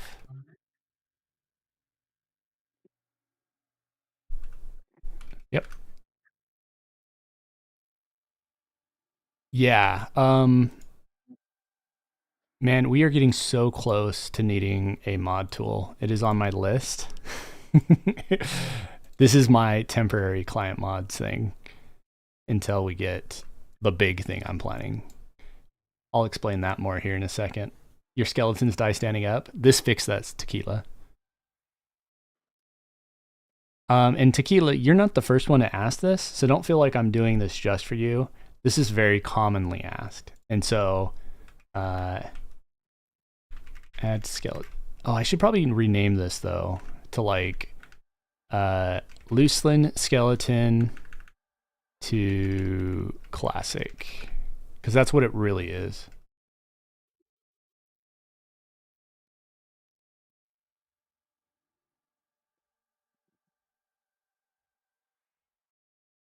That is correct, Zeev. This is not NPC. Well, no, it is NPC skeletons. It's all the skeletons that have the big round head and always are A posing in THJ for whatever reason. That's what this impacts. All right. So here's the link to that site. There's just zip files. I'll add the notes here on the, on different files and what they do. So we have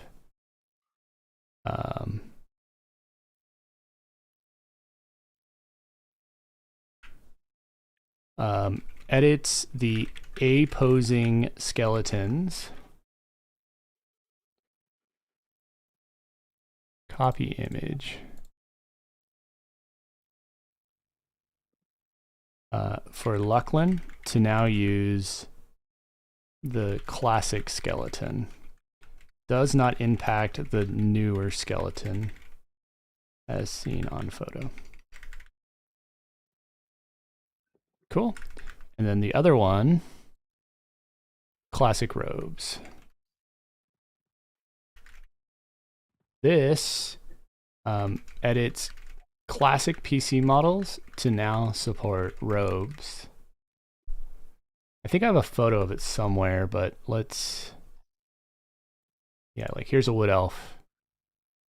Here's a better picture. So you have a troll, barbarian wearing robes.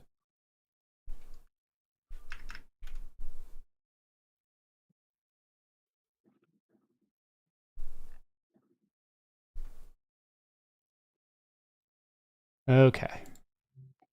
Now when you go to the web page, you get photo examples of what those zips do on the top. What I can also do is make links to the files on the thing here. Download here.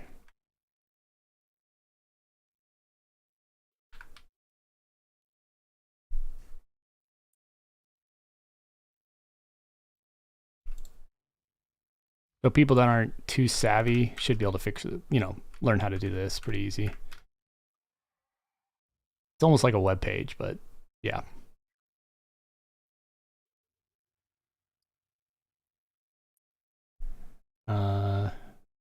Clean up the download here a little bit.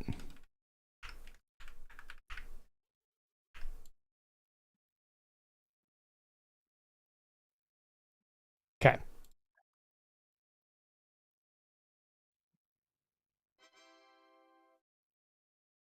Thanks for the follow, Kenahans. Is there any way to get the classic werewolf? I don't think at this moment. I'm gonna ping Darius that I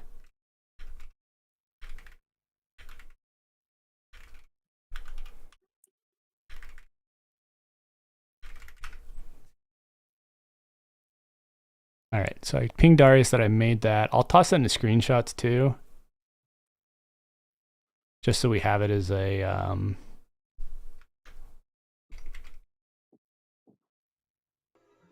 yeah, it's all coming together.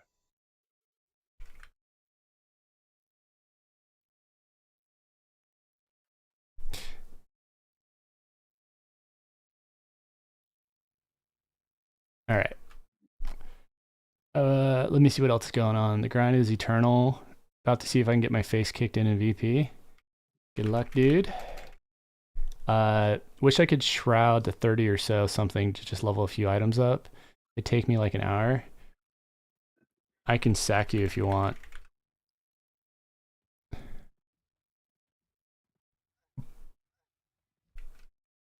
To 46 at least. I survived up to Hoshkar's room anyway. Grats. Moving on up, Voidless. All right. Is there a way to get Classic Werewolf? Yes.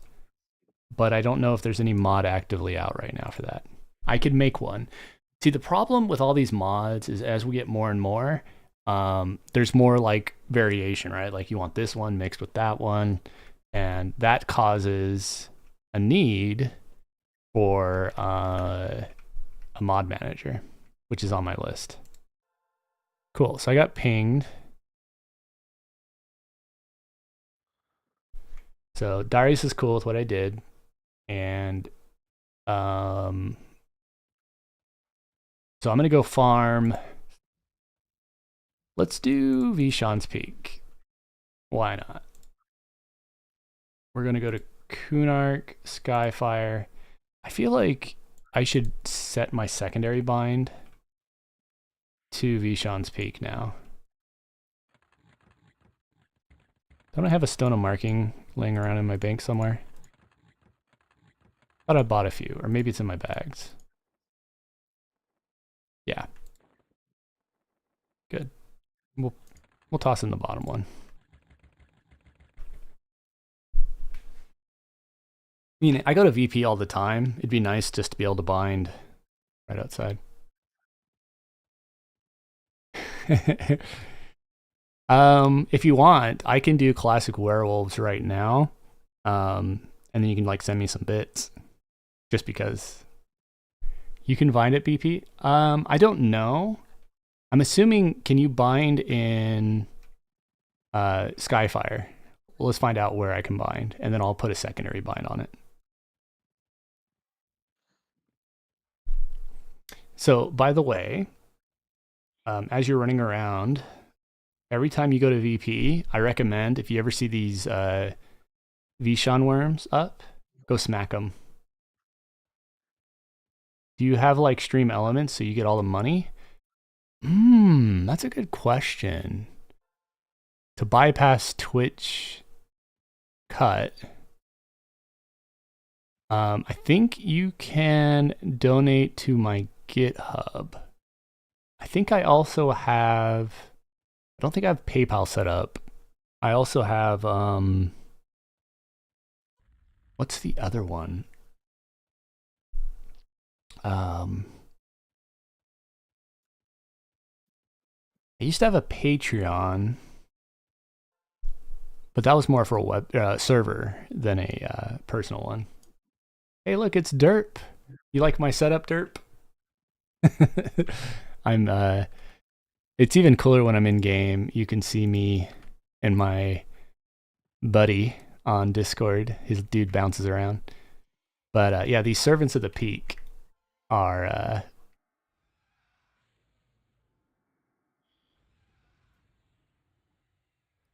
and yeah, dude, if anyone ever wants a sack, like they want to get de-leveled, just let me know. I can do that with my Necro. I think only down to level 46, but you got a legendary ranged item from them? Nice.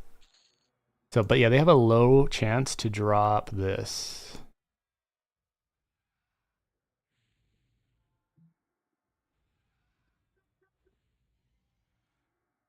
Blackened Lava Rock. It's only a 10 mod proc, but I usually just smack them right before I go out. It's just the 1% chance. Time for me to set up that Discord extension up again. I don't know if this is the same as the old one, Derp. You know, the one that you see on the stream right now. Dear me, stop looting everything. Let me link you to the one I'm using now. It's called... I didn't pay for it. There you go. As we slowly walk. Essentially, though, with the one I just sent you, what you can do is whenever someone joins, it'll normally use their, you know, typical avatar from Discord. But if you go in and you take pictures of like a person or however you want them to be custom, you can go into the app and click their Discord name and then edit it so that, dude, this thing takes forever. Is it curable? It is disease. Can I cure disease it? No, there's no counters. The snare is real. Don't worry, Cloudy. If you want to send bits, let me get you set up if you don't want to do it in Discord or Twitch.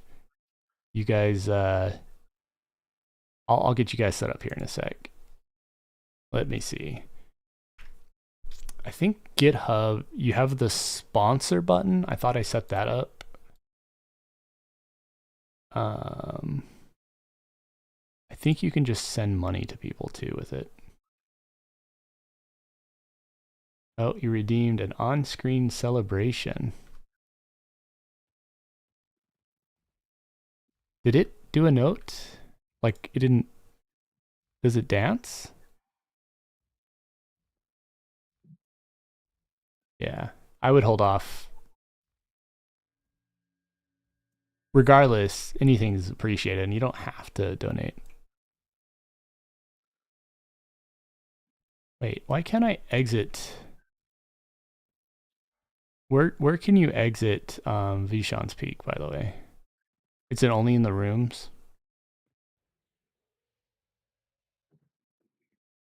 I accidentally zoned in before doing bind, so I think the closest one's going to be like Drusk or Nixana, the back rooms. Wow. There might have been a minimum. Thanks for the 4,900 bits. C0. Wow. 4,900. I don't even remember how much bits are worth, but yeah, thanks for the bits, dude. Well, don't prepay me. Wait till I get it done. I have to first actually do it. But let me bind and let me get settled, and I'll actually work on that. Should be $50. Wow, dude. No rush. Yeah, dude. I'll get you set up.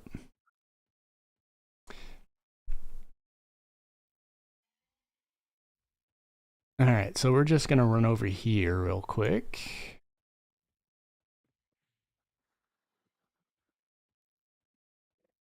With the whole zone following. And yeah, what are we up to? What are we doing? We're gonna find a nice camping spot. I'll do a 5 cycle, and then while the cycle's down, I'll go over and slay. I'll work on the werewolves real quick. And then when the werewolves are done, I think Nixana has a port, right? Nixana does. Oh shit, I don't have Levy on. Guess I'll have to fix that real quick. When it rains, it pours.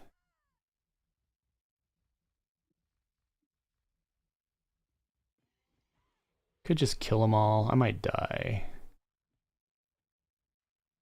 Let's use Imperators. And yeah, let's just Exodus. Gotta get you a Revenant Bauble. I do have one, actually. Where is it at? I don't think I keep it on me. It's in my bank. That doesn't help me. Anyways, we'll go back outside and see if we can bind real quick. As I stick figure from low health.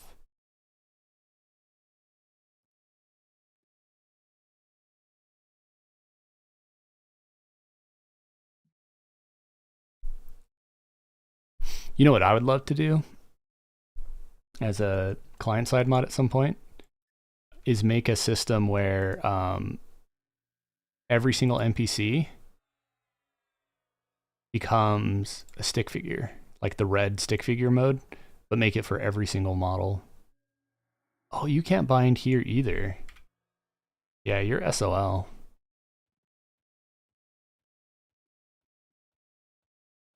There is no binding points at all.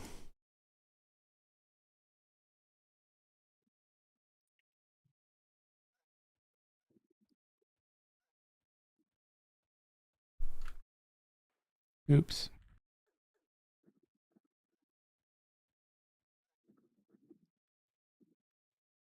So for the bank, the bauble, I think it'll have it.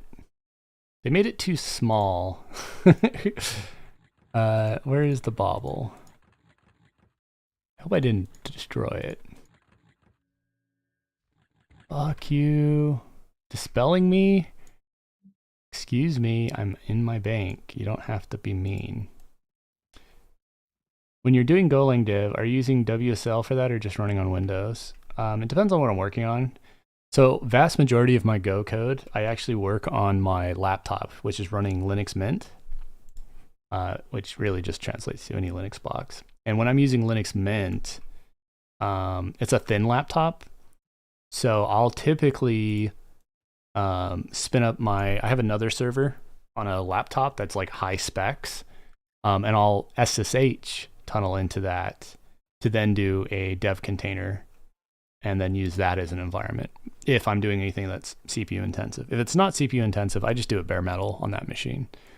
On Windows, I don't do a ton of dev work with Go, other than like recently I've been working on like Crit Sprinkler and THJ Cast, and both of those are written to be Windows exclusive currently. I could actually build them for Linux too, though, but I don't think there's much of a demand for that. Most of the Linux users, you could just run the Windows binary through Wine because you're likely doing that anyways with EverQuest. But you know, if there was enough request, I can make it cross-platform, make it work on Mac too if needed. But okay, so let me start a respawning zone. Are you comfortable sharing what you do for work? I am a software engineer. I've been developing and writing code for pretty much my whole life, and I do it professionally. I work for a big company. I'll just say that. Not so much that I'm keeping it a mystery where I work, but I'd rather not tell the whole public when you got over 80 viewers and stuff. But yeah, give me a moment here. Are you, I've been liking the Go stuff as I work on apps. I Go, so it's helpful understanding better. Yeah, dude. You're gonna see more Go work here in a second after I finish the werewolf fix. So we're almost there. Don't dox yourself. Is by chance any sort of, what is an APM company? Oh no, it's neither of those. No, it's not marketing in any form. It's just a big company. Okay. Can I fade these guys, please? Yeah, no worries. Path of Exile, good times. So these 5 mobs, these cryo wings, is all we care about. Sky wings.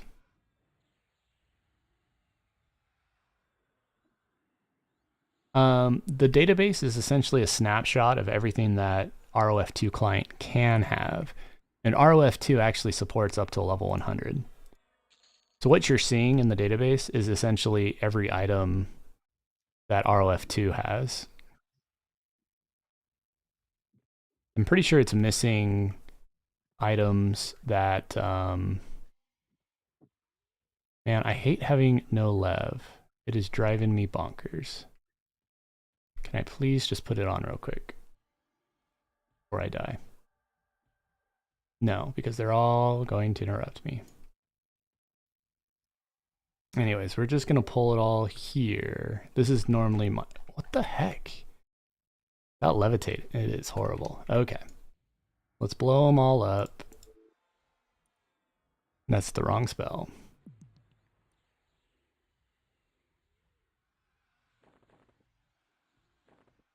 There we go.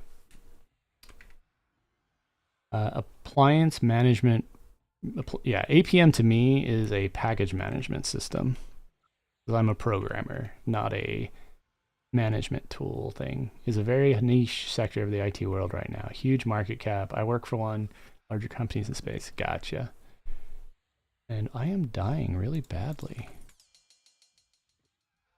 How many did I pull? All right.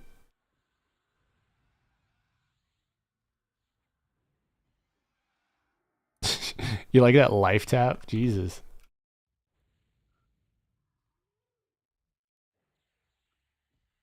Oh. Application, not appliance. Gotcha. Anyways, I killed all the mobs. See these primevals here? They're probably some of the best hog droppers other than bosses. All right, let's see if I even got a drop. Nope. That's fine though. Man, I need levitate. Let's get that levitate on. Because when you're levitating, you can just walk along these little edges.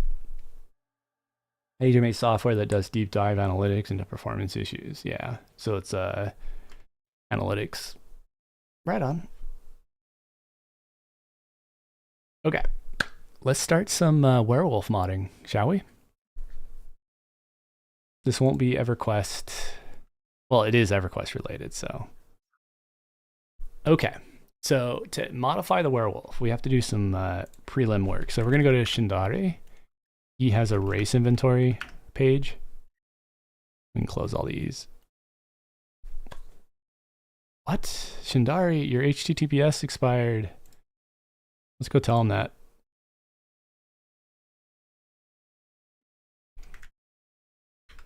You okay? What was that? Me or someone else? I'm talking to my 9-year-old. Got it. Asked her if she was okay. She just walked past me.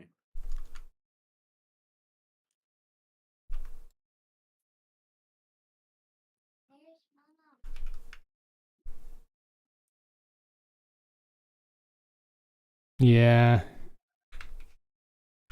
It's so handy. I'm sad that he killed it.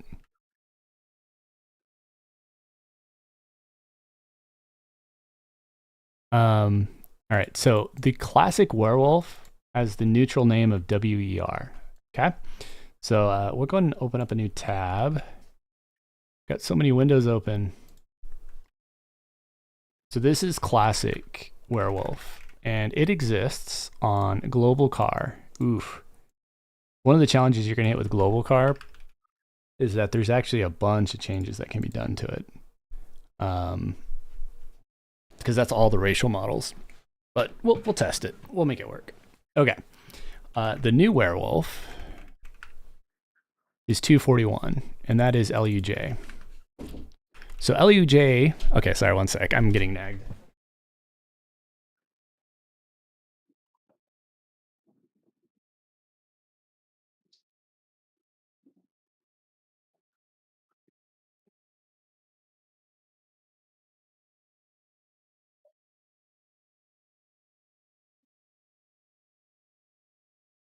All right, I'm back.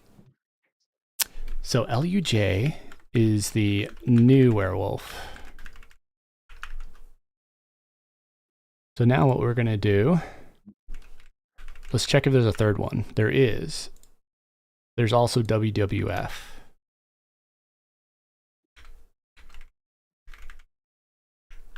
Okay. So what we need to do is basically replace these werewolves with the classic one. So there's a number of ways to do that. Going for that shift change, I see. Yeah. We don't really want to touch global car because if we do, it's going to impact working with other models. So we need to be creative on how we can make this supported with other mods without necessarily breaking other mods. The easiest way is if I can get you to actually load it into global load. The problem with that though is global load is modded by his stuff. So like if we go to the hero's journey and go to the EQ patcher, then we can see that in resources, he's versioning global loads. How do we inject this file? So obviously all the global files are loaded. Boom. We could take something like global BAF car2 and use it as a slipstream for it. Because global BAF, no.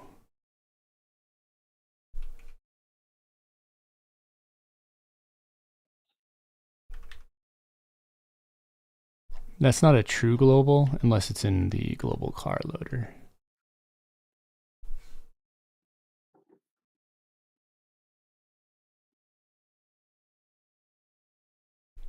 Yeah, I don't even know where this BAF gets loaded, so it may be an issue to pivot on that.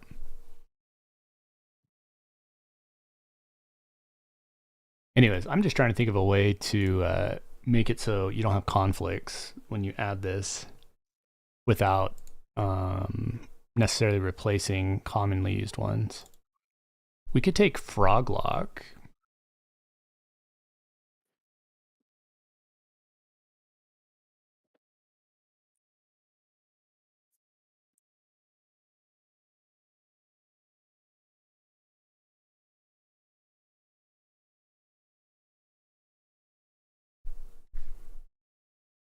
Sure. This froglock doesn't get touched often. Let's test this and see if we can make it work. So we need a command prompt. We need to go to my EQ directory. And what we're going to do is run quail to convert global froglock to a quail file. And then we're going to go ahead and open up a folder, not for global froglock. Okay, so what this does is this is your classic froglock that everyone's used to, right? And Shuriken, I'm going to hop off voice for a little bit. Sorry. Yeah, you're good. No worries. Cool. So this is actually the OG froglock, right? The Guckton. And that's fine. So what we're going to add to the froglock is the classic werewolf.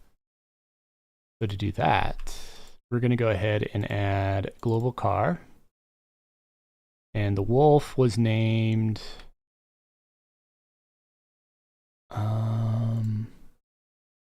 WER.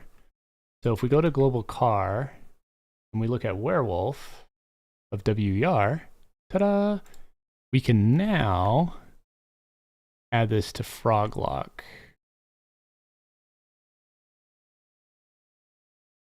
Because the way that EverQuest loads assets is it'll take global loads and just load them agnostically. And I'm pretty sure if there's an S3D provided, you're still going to need to rename your EQGs. But it shouldn't be that big of a deal. So let's test that though. So we're going to add LUJ and WWF.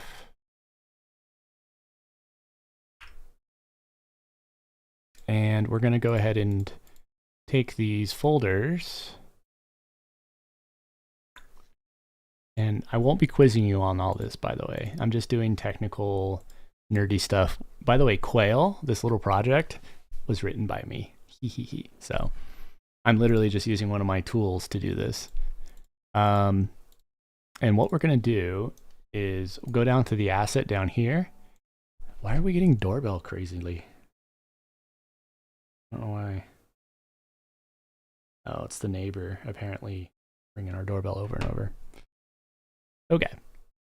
So we're changing it to LUJ. And we need the, I don't know if the HFJ.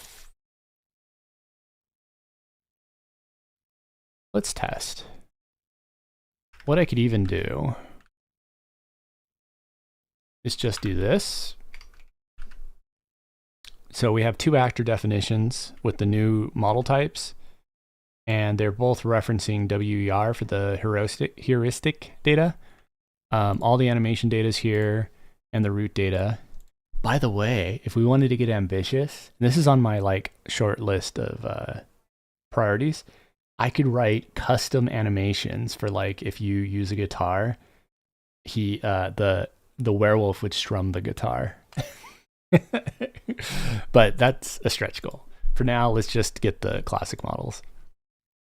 So we have WER, and WER references itself. So now in the root, we have to add an entry for WER, like so. Okay, so now the Froglock has the werewolf replacements, and they are actually defined as actor definitions for the new models. Yeah, we'll see if I can get this working. Pretty confident I can, but it might take me a couple iterations. So, okay, we're gonna go ahead and merge the data back in. So we take the quail folder and we turn it into an S3D.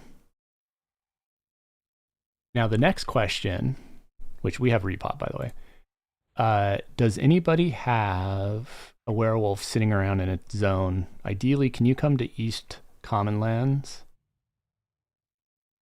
I'm debating the best way to make me a werewolf, because we're going to have to test this here in just a second. So what I'll do is I'll kill these mobs, I'll bazaar them back over to EC, and then we can log in to test it. But yeah, Boon of the Garo, you can even project illusion it.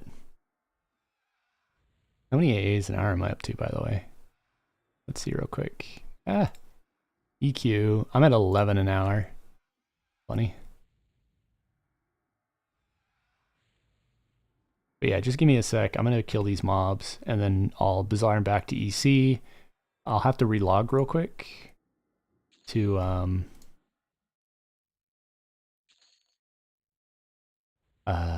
actually load the models and just verify it works.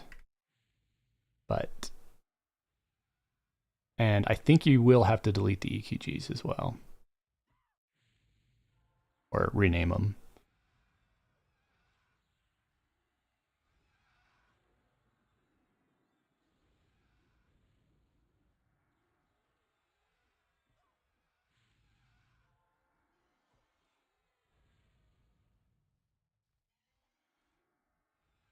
Anyways, we're going to blow these guys up real quick. This is why I like this spawn, is I just kill 5 drakes, and I get chances at Augs, and then I can just AFK for 12 minutes. And they aren't social. They, so you can just single pull all 5 of these. You can do that? What do you mean? You should be good.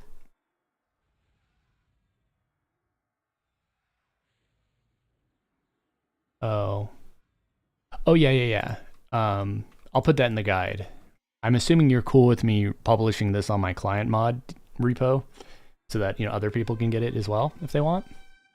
So here's a perfected Sapphire of Insight. That's my first dog drop. It's a pretty shitty one. But I mean, mana's mana. Okay. So did it succeed? It did. It wrote it out. Let's go ahead and for the first try, we will rename the other files real quick. So let's find their names real quick. Let me go back. Yeah, you're seeing what I'm doing. The LUJ and WWF. LUJ has a car file. Interesting. WWF has an EQG. So we're going to rename this to old. And let's go ahead and Bazaar and back.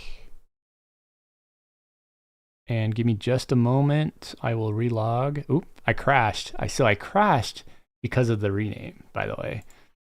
You're usually not supposed to mod files when you're in-game, because it doesn't like that, obviously. Because it caches data for some reason. But that's fine. I should still be in Bazaar or EC, and we can see if the illusion works. Okay, so obviously we have a texture issue and an animation issue, but it is loading the classic werewolf now. You look like you're a T-pose and white model now.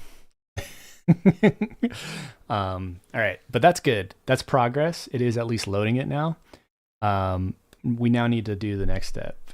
It's the classic eye. Yep. So I'm gonna go ahead and exit. You'll see me back here in just a sec. Yeah, that's the T-pose.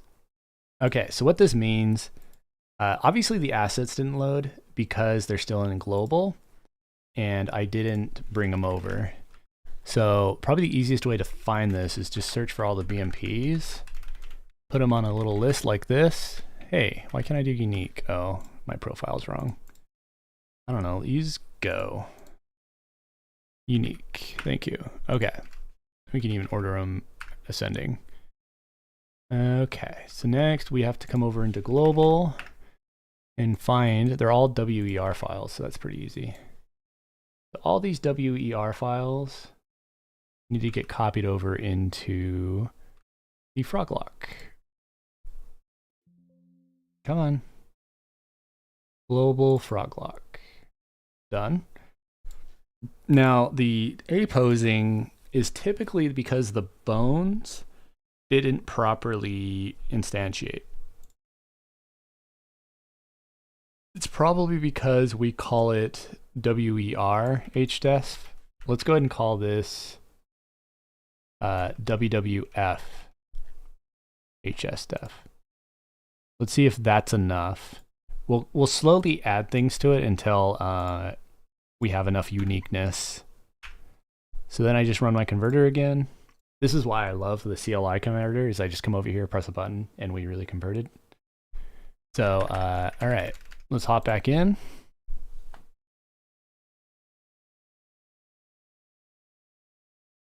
I should have timed how long this takes me to do, by the way, even though there's trial and error testing. And let's log in and find out what the werewolves look like. Okay, so now we have textures, but they're all still T-posing. So next step is the animations are still not unique enough. What's likely happening is that the normal werewolves are loading, and then the duplicate entries are having a conflict. So the easiest is we do a vast rename of the WER prefix to maybe WWF.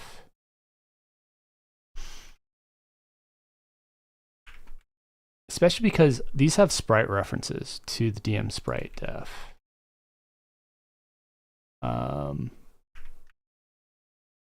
I might need to uniquify the DM sprite def. Let's try doing that, because it could be pointing the tracks to the incorrect model. So you see how this is WER-HE. Let's make it where every instance of WER, like this, is now WWF. And then we need to make it where every DM sprite def, we take the roots and make them WWF. So now we're attaching the head and the base bodies to now use the unique WWF instancing. We may also have to go in here and do the same. This just pairs the animation data with the heuristic sprite and DM sprite. That should potentially be enough. If it isn't, we'll just keep adding more until we get the, enough to make it unique. So yeah, let's see if that's enough.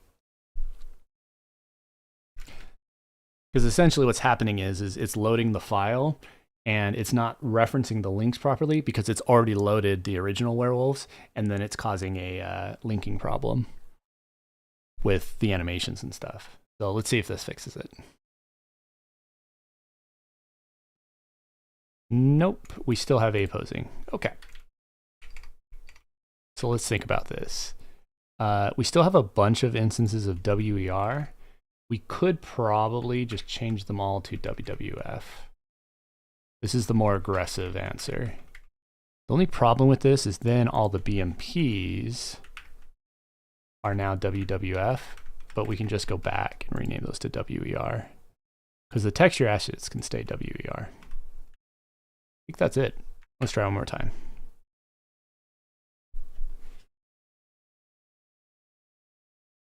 And yes, I'm very fast with a text editor. I can do mass replaces in without even thinking about it. Because I did 54 replacements just then, and it looked like I just did one because I did the replace all commands and stuff. So, okay, let's see if that loaded it properly.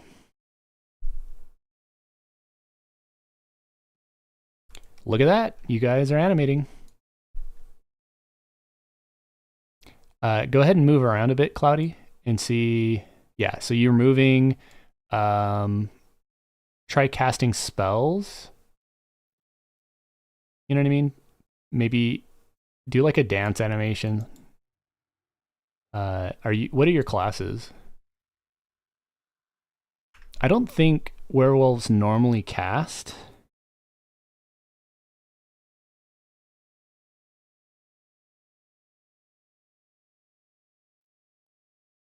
So this is normal, right? This all looks normal. If you're ranger mage, you don't have an attack animation. Here, let's duel. And just do auto attack on me, melee attack, and hopefully your pets don't just insta-kill me. I just want to make sure your duanims are working. Yep, you look good. You're animating. Cool. That's all I wanted. Rude. Hurting me. Don't make me nuke you. Let me try to kill your animation pet for fun. I'm just going to use Lure of Ice. Let's see if it works. Yep. Deleted him. With one nuke. Anyways, I think we're good. Let me see if I can add animations now, right? Because as fun as that was, so what was my timer for that? How long did that take me? You said 15 minutes earlier. I don't think it was much longer, so maybe 20. That's not too bad. Let me make a backup of this before I move on to the next step.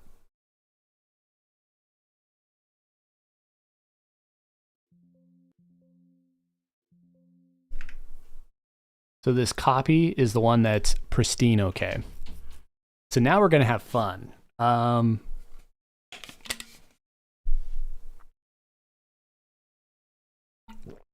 So werewolves, what's a model that is closest to a werewolf? Let's go look at the bone data. It's actually doable, Jorgarth, but it looks crazy. I really need to get the Mechanum stuff working. Mocap. Kobold. The problem with Kobold is it doesn't have those animations. The only things that have that animation are going to be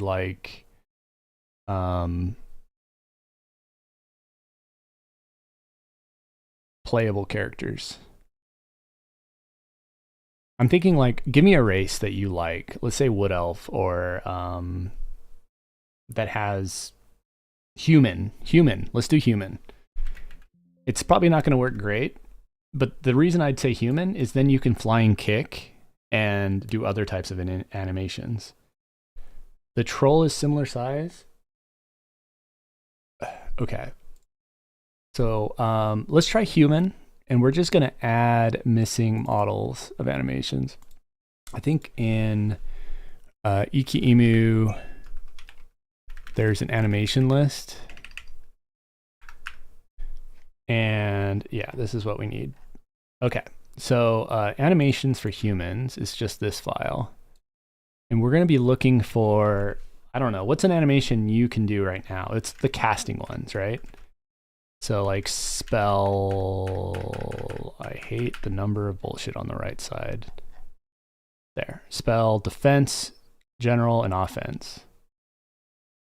Yes, we can get ranger bow potentially working as well. I have a feeling though, just before disclaimer, this is probably going to look cursed because the bones on a human and the bones on a werewolf are so different anatomically that it's going to look like the werewolf has been like standing up and turning into a human, and it's going to look absolutely cursed. But if you don't mind that, we can definitely inject this.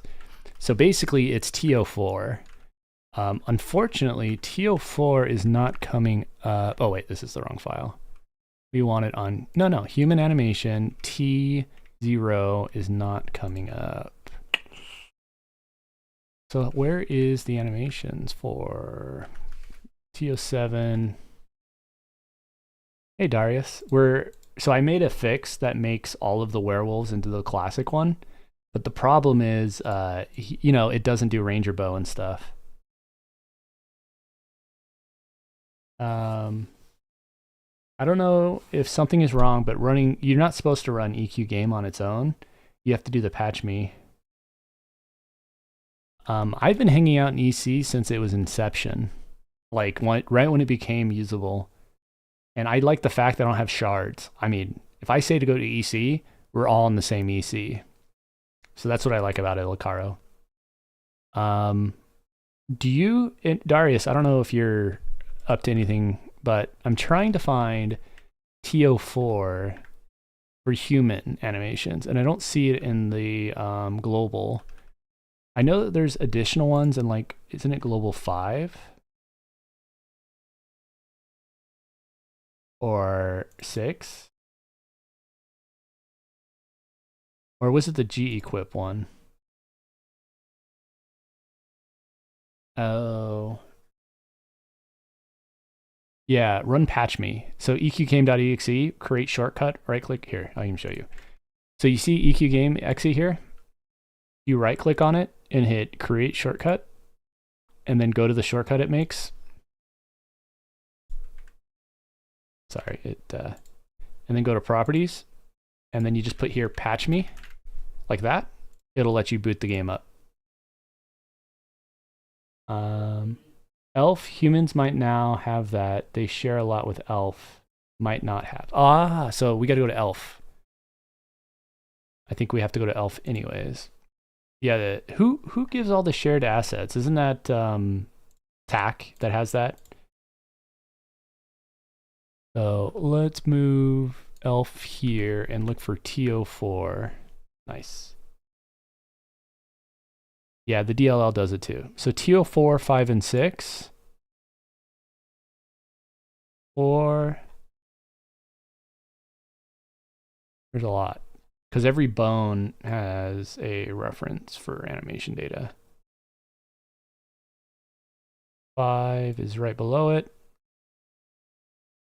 And 6. What is 7? Flying kick. I don't think he has a 7. I think it skips. No. Apparently, there is flying kick data for elf. And combo swipes. Let's do 6 and 7 and then just stop there once I get to the end of 7. It's a lot of scrolling, but it's easier than having to... There's even 8, but we'll just do it to 7 for now. We don't want partials. There. Cool. So we take these data. We go back to my global frog lock. We go to werewolf, and we're going to add a new file just to kind of segregate this. And we're going to call this, I don't know, where any2.wc. And what we're doing for fun is we're making all these assets go in here. We're going to add an include to where any2, like so. And then we're going to rename a lot of files. Elm is the male ones, yeah. This is going to just be abomination, I can already guess, but we can try it. So we have CO5 and we have WWF as our naming convention. So we can type elf and then do WWF. And I think that's all we have to do. The problem is I don't think the bones are going to match. So either it's going to crash or it's not going to be happy, or it might just half-ass worked. We'll find out really quick. But that's my guess. It's worth trying. The compiler's happy. That I don't know if Coil's compiler is very adamant about sanity checks with DAGs matching track enums. So, but we're going to find out. And I'll also get archery for you if this looks okay. But I just wanted to at least quick test spellcasting. So if you're still around, all right, so Cloudy, go ahead and use a spell. And we get to see what happens. Okay, so your scale grows.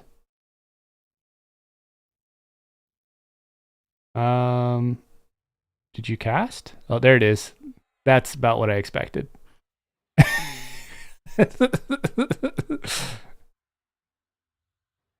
So there you go. Obviously, some of the bones are working. You can tell that the head is oriented differently on the elf versus the werewolf. Try using a different spell, because you know how you have like defensive, offensive, like try to nuke me, and it'll tell you failed, but it should still do your animation. But you can see the elf in you coming out. There it is. The head is definitely oriented wrong. All sorts of stuff. I could use Darius's blender tool to like go in and clean it up, but that requires effort. So here's the question. Forget who donated. Was it you, Cloudy? Do you want that? Or should we just keep it where you don't do anything when you cast? Like, would that be a more negative experience, or do you like it as is? Don't do anything. So take these out, right?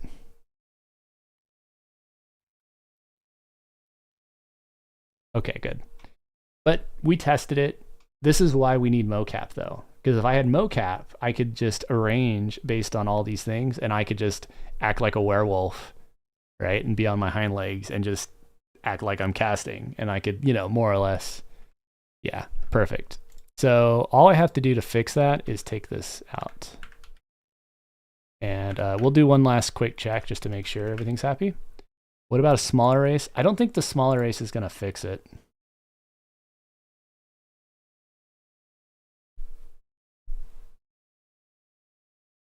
Another thing I should test once I verify this real quick, if you need to actually rename the WWF.eqg, it depends on which version of the werewolf they're loading, because there could be a third one they don't load.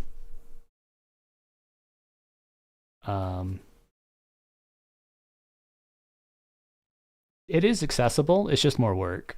All right, so go ahead and cast on me again, Cloudy, or just do a cast, and let's just verify we've removed it successfully. Yeah, so it's gone. You're happy. It's just going to be classic. And Froglock, potentially. Which Froglock? Guckton? Okay. The last thing we're going to test, I'll be right back, is we're going to test the EQG renaming, which was the Yeah, if we take WWF, restore it, and then come back in, if it overrides your werewolf and makes it the new model, then you have to do this rename. If it doesn't, you're good to go. Hey, Martinez. Just subscribed. Martinez. I don't know why you're Martinez, but Martinez, thank you for the Prime, dude. Much appreciated. I hope this has been entertaining to everybody to watch a client mod. Martins. Ah. Okay. So the EKG mod does not have to happen. What's the other werewolf form that's like, is there any shamans here that have the haste?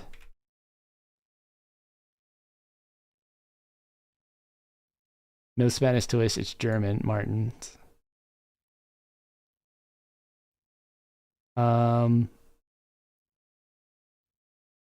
Eva is a shaman. I just wanted to verify if the second werewolf works. I want to try retexturing stuff, not use what is in client one of these days. Yeah, dude. Well, so, and that's a thing. Like, if you wanted to get ambitious, Cloudy, we could, like, here, for fun, you know, since we're here and we're fucking around, let's mod you real quick.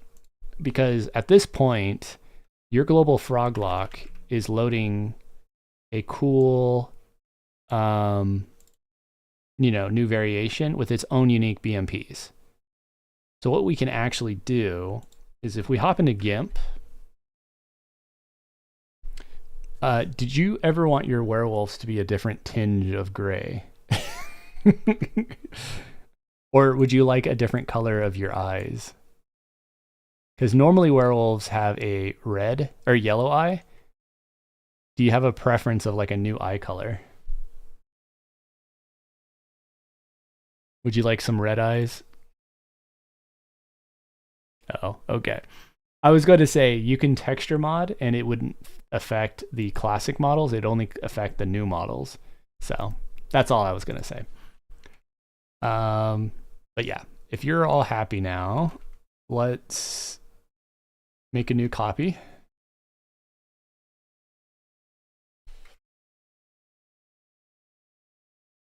And we'll put a README in real quick. Where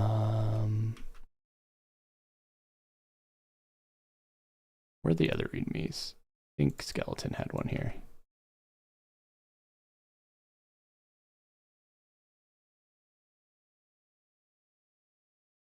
Okay, this changes the modern model werewolves.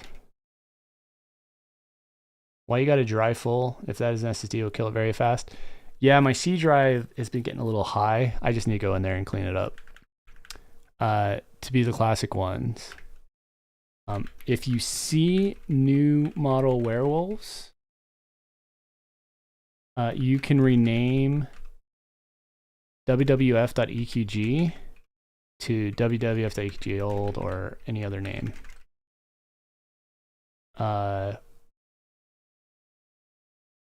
Slipping through.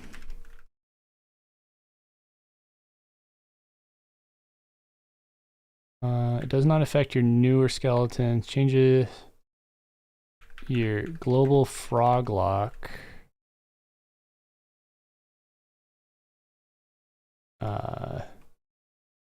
It should not affect frog locks, but just piggybacks it. Extract the zip to your game folder. Likely asked to overwrite PS3D. You may want to consider backing these up. Yeah. Okay. My typical, you know, disclaimer. Yeah, I'm not too worried. If my SSDs die, I'll just get a new one. I keep the things I care about backed up. But I'll do that at some point. Okay, so what was it? It was like client mods. We're going to add a new zip to it. I should hop in game again real quick just to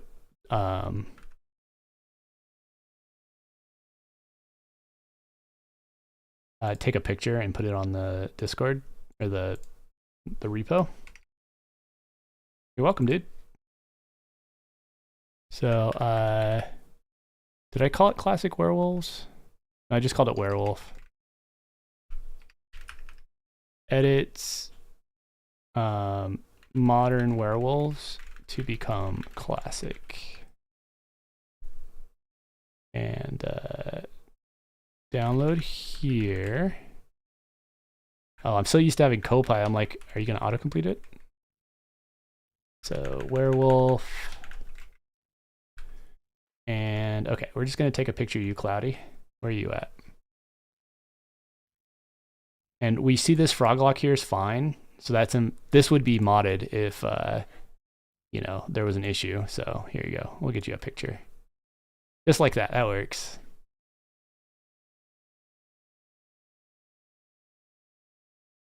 And I'll just upload an image. Oh, I might have my taskbar and stuff in it. Let's check. No, I did a good one. Commit. Upload. Can you use animations from any XSpec? I don't know what you mean by that, unfortunately. But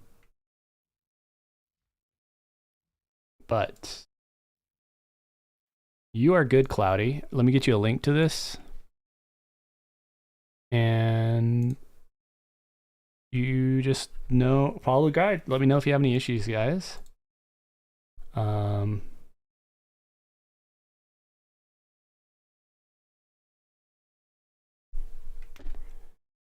Luckland mob, sentient caster animations are pretty neat.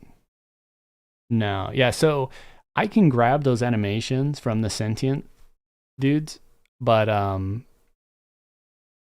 the problem is they have unique bones, and I don't know if those bones would work with werewolf properly. Yeah, especially like forearmed, because that means they're going to have different bones for each arm, and those bones won't match up. So like if I'm trying to transplant that, it won't just work, right? It'll only map with bones that work, and the rest will get ignored, and it'll probably look like an abomination. Just like we had earlier with the the elvish casting. But you know, it does get the main point across. Let's go back to THJ screenshots. Also added classic werewolves to work with Boone. Cool. So we are done with that. And what are we doing next? How you been, Darius? It's been exciting listening to Tempo's progress on everything. He's been doing pretty good stuff with getting Quail incorporated on his Sage project. I'm still not fully sure what his end goal is, like how he plans to incorporate the two projects. But anything that helps with compatibility would be amazing. Especially if he does do some BSP improvements, and we can take advantage of that.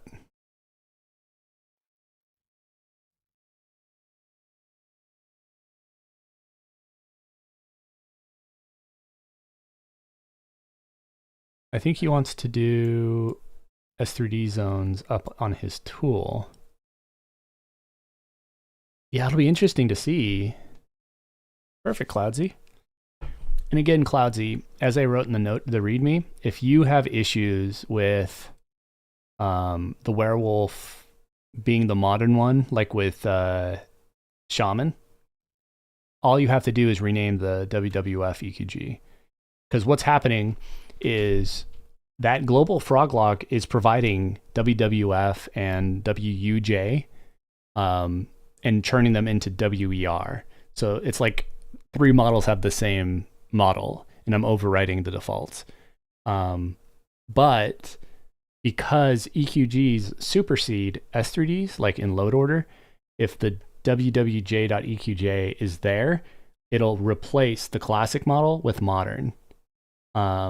but I don't know if that's ever used here. So if you ever see the modern werewolf, just rename that file. If you don't ever see it, you're all good. And it shouldn't crash. It'll just, fall back to classic. But if has a way to generate the BSP tree and maybe PVS data, then it would be a lot easier for me. Absolutely. Even if he just wrote the code in JavaScript and then you can transplant it, because in my mind, for the long term, at least for our pipeline, what I would love is to kind of maintain the relationship we currently have with, essentially, Quail is dumb, right? Quail is just a tool that you input source, you input destination, and I do implied editing, right? I convert from A to B. Nothing more, nothing less, right? It just does its job. What your tool does, though, is it takes that baseline and then it makes it into cool shit, right? It makes it so you can edit stuff. I want the Blender assets to mimic how the data is in Quail/binary. Yeah. And again, though, you don't have to do that. You can take liberties. The idea, though, is when you're all done, you'll have to corral all that data back into a format that Quail is happy with. And that's also why I like Quail. I'm trying not to do any of the BSP editing in there and making it where it's going to be a third party's responsibility to do that. Just so that they can have those liberties to tweak it however they need. So if Sage makes a really good BSP mod, you could actually be inspired by that and take the JavaScript and put it into your Python. And ideally, Quail won't touch it because Quail is ultimately just S3D world files to ASCII WCE, right? Like that's all it's doing is conversion. And minus like certain liberties I'm taking on occasion of like, when we're decompiling, trying to make it more cohesive, deduping, pretty low level stuff like that. I want to keep it as raw as possible, especially because it helps with editing. When we open up a WCE file and we open up like world CLI and can look at the frag list, you can coordinate them pretty well. And that's good, right? For like editing and auditing. Yes, Lantern, an amazing project, but he takes a lot of liberties with Lantern. Meaning that they take out data they don't care about, they'll throw it into meta files. They have one goal and they're optimized just for that goal. Where Quail, it's not actually optimized at all, right? Quail is basically just turning cryptic data into raw data, and that's it. I'm trying not to do any conversions. Like even when you run convert, the BMPs, right? Even though they're DDS1s with the mipmap flag on, and even though there's no mipmaps, there's all these bugs in the EKG data, and I could convert that in Quail, but I'd rather not. I'd rather a third-party tool have to do that because then there's less prones for errors when I'm doing things like what I just did, where I'm just using Quail to like quick edit and like, reorder frags. I don't have to fight Quail doing weird conversions. Yep. And see, we had that discussion at one point, Darius, to, put that into Quail. And I'm definitely happy for the general consensus that becomes a third party responsibility. Quail, I'm hoping stays as a foundational tool, right? It's not very bells and whistles. It just is a decryptor, right? That's my hope.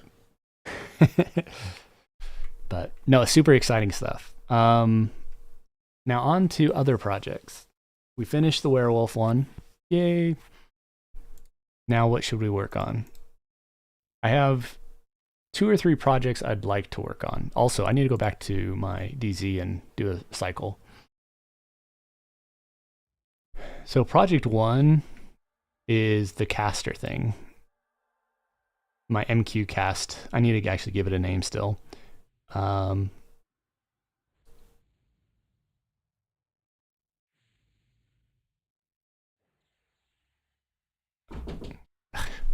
right, one sec.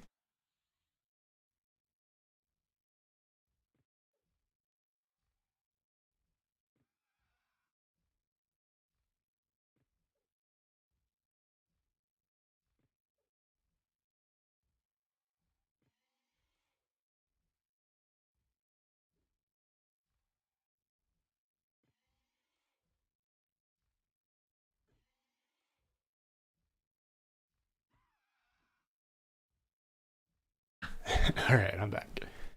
Hopefully I didn't die. Nope. Bow works pretty good. It shoots an arrow like a wolf illusion, swings his arms, super happy. Perfect. Yeah, it should be the default stuff. Shaman, Rogue, Beast Lord, workable? I think so. It's got the balance.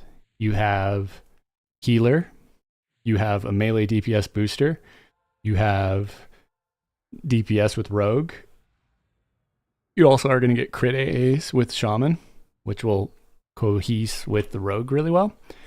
You get the ability to crit with Bloodlust, which is really good. Or not crit, but auto proc. In fact, Shaman Rabid Bear is giving you a proc. I don't think it's impacted by Bloodlust though. It only impacts weapon procs. But you can get like steel hilted daggers or a life tap weapon and really take advantage of that kind of build. I think it's totally workable. The only thing you're missing is technically a tank class, but I don't think that's pivotal.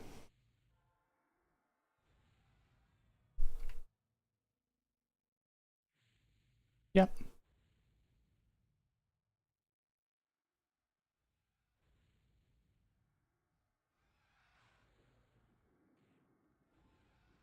So let's see here. Casting mod is cool. And I would love to get the spell casting with gems better.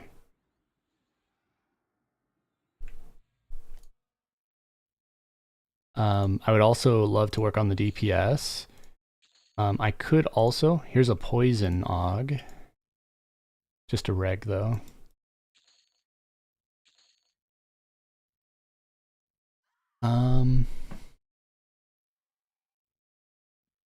I could work on Quail. The only issue with Quail is that it's on my laptop and I don't have an easy way to stream with my face on my laptop, you know?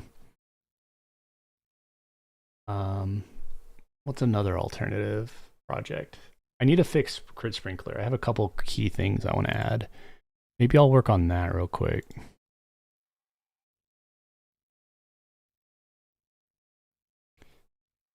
So Null Return actually gave me some data today at 10 a.m., which is perfect. What's going on with my window? It's like VS Code has a window that isn't full screen.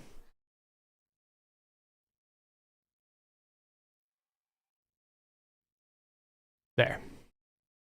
Windows is not super good at stuff. So he's saying he does a cleaving blow for 3489 and it's not even getting picked up. His text is shorthanded though.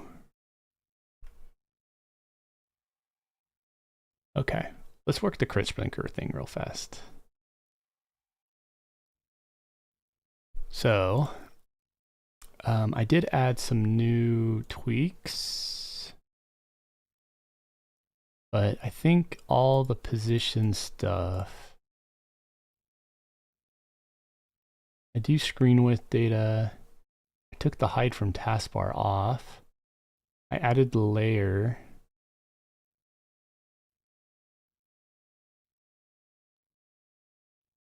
And I removed the hide show. I added the loop for hiding it. Okay.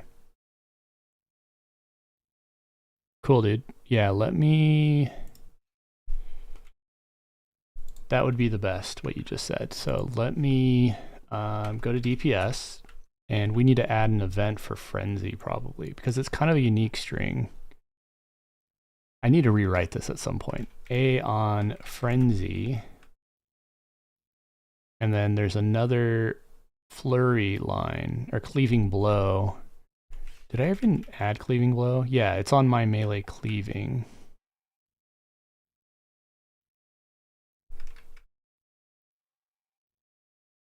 So cleaving is broken, and I'm adding a frenzy version. Okay. I made my code a lot easier, at least, to add lines. So you unleash a frenzied flurry of attacks. You can ignore that part. You frenzy. You frenzy. It's so you frenzy on target for amount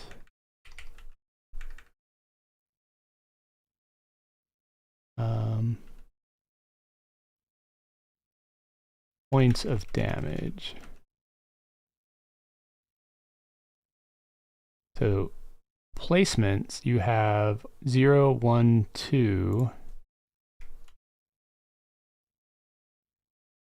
1, 0.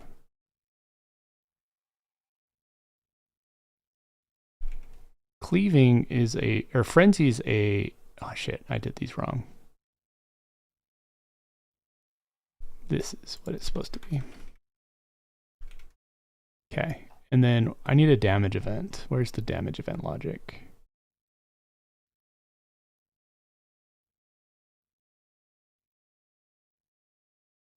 Something like this.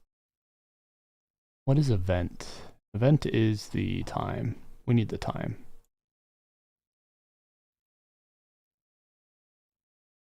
Okay. Hey, Zika, thank you for the raid. Hopefully it makes the music.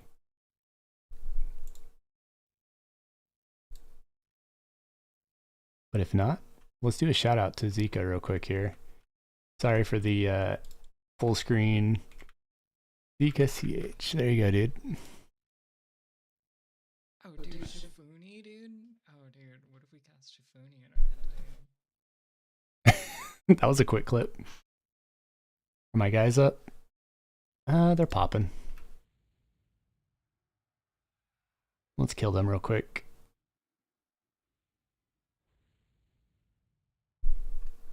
Hope you had a good stream, dude.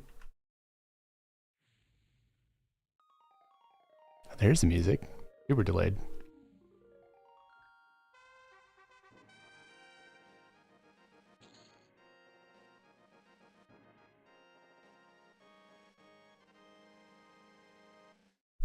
You are welcome.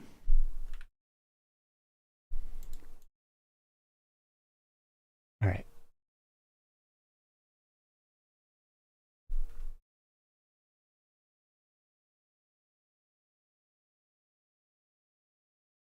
You are all good. Thank you for the raid, and sorry about the migraine, dude. Hopefully you feel better soon.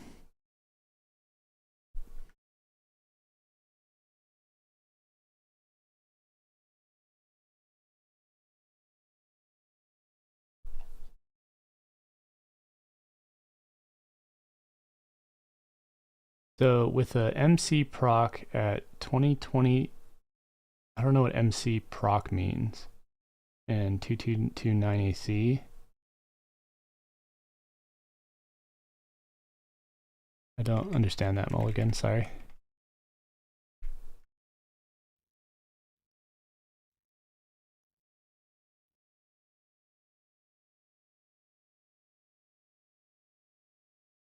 Oh. So with a Mortal Coil proc at 2229 AC on Shuriken.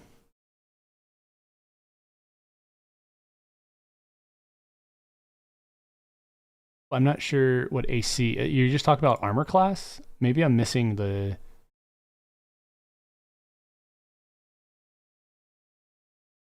Why does AC matter for Mortal Coil?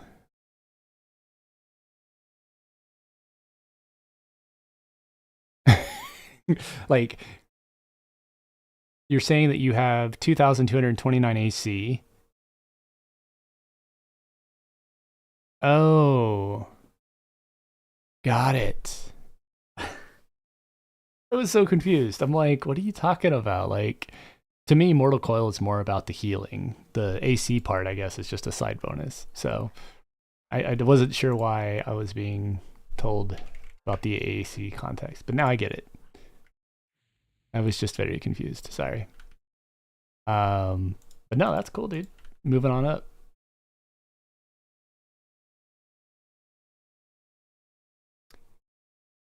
All right. We now have you. We have the target. There's no crit logic in here. We just do the on damage event. Though Frenzy can be critted based on your chat. When it does, it'll have context prior, which is basically a melee. So crit needs to be logicked like that.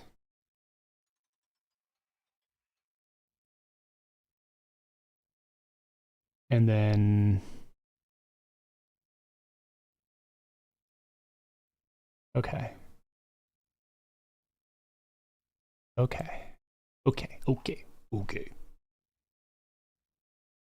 That's a quote from Rammus in League of Legends. Okay. And I haven't played that game in forever.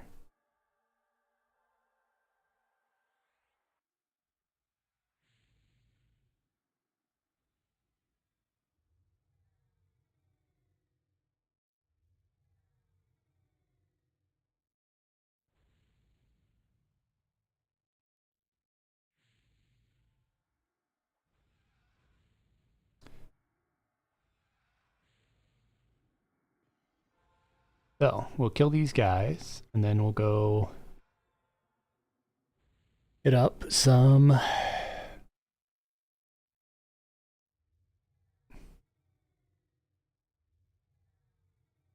think I want to work on the cast one. I feel like we're pretty close to making it a very viable product, and it's so nice. It's so nice to have a cast bar. A reliable cast bar. And it honestly should be the future for DPS parses too. I might even incorporate Crit Sprinkler into it later. Because Crit Sprinkler might make more sense being parsed from because logs actually slow down your machine, but the packet sniffer, it would be totally independent, so you don't have to worry about the performance hit from having a log file running.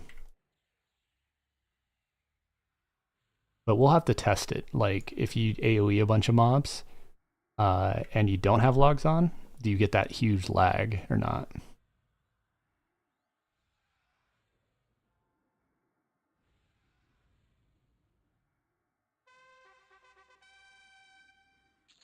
All right. Any Ogs on this rotation?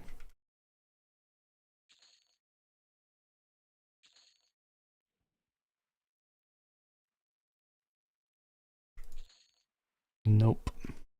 Womp womp.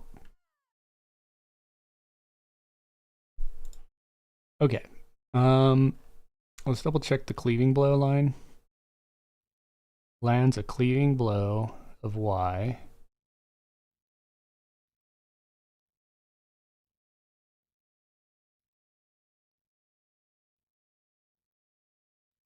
I think the thing I'm most jazzed about is I can easily clear Hate 2.0 now. Yeah, dude, that's a big deal. It's a big milestone. Okay, I think this might be a good candidate for you. I did add the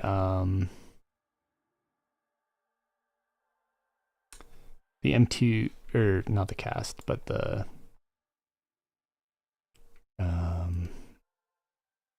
yeah, Sprinkler is now working. Okay, so I'm gonna send up a temp file for Crit Sprinkler if you want to test it, Null. Gonna be Crit Sprinkler releases.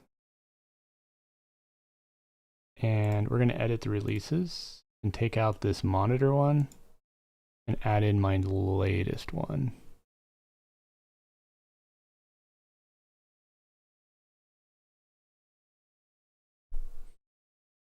I think I might zip these from now on, by the way, because when they're not zipped, they're kind of big. And it's not a big deal to extract it real quick.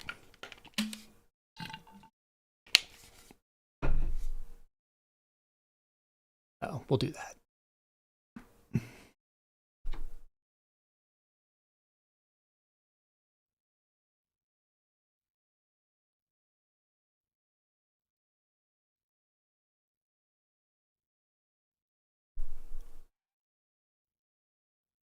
That upload takes a while. Might be because I'm live streaming and so it impacts it. I noticed the windows are blinking. Need to figure out why that happens. So this is mainly for Noel to test real quick, or what is your name? Noel Return. Yeah, if you're listening, Noel Return, click that link and try using it on cleaving blows and see if you're getting the numbers right. Right on, perfect. And call me in the morning, like a doctor. That aside, let's go back to working on the cast while we wait on that feedback.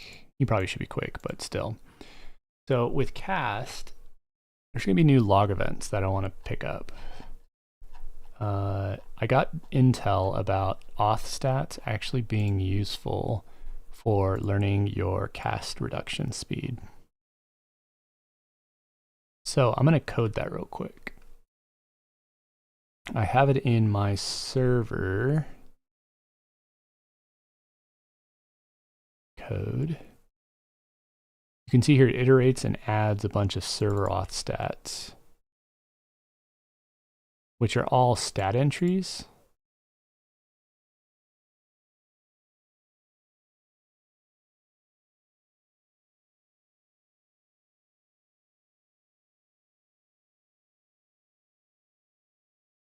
And one of the stats he sends is actually the spell casting speed. This is going to be a big data dump. He also told me the port.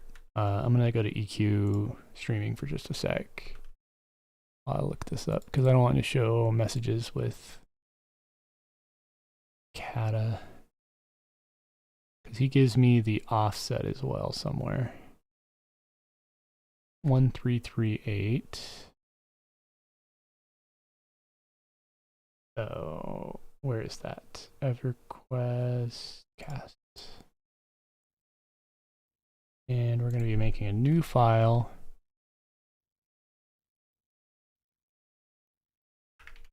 And we'll go back to THJ, sure. And then now I can go back to full screen. Okay. So we need to make a new variation on zone server. Maybe player profile could be a good one. Probably not though. Let's just make a new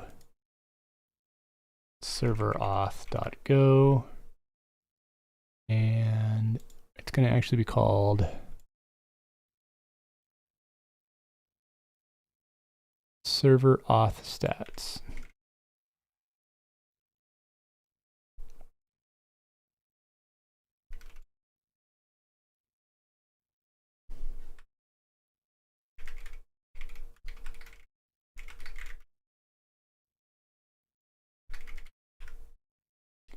Okay. And it's basically going to have an array of stat entry. And this will have stat key, which is a uint32, and a stat value. And the struct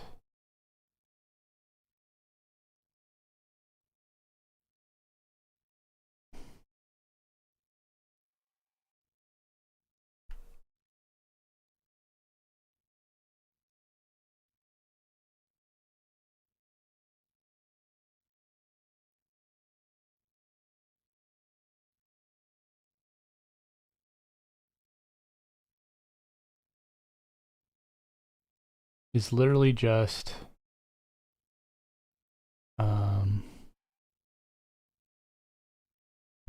it has a count, which is a uint 32, and then it has entries, which is an array of stat entries. We need to put sequence and some other data in here.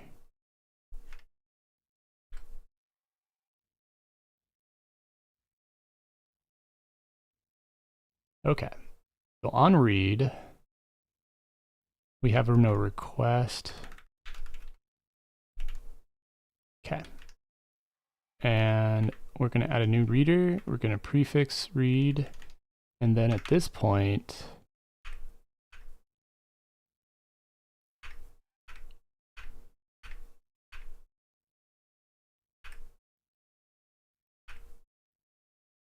done.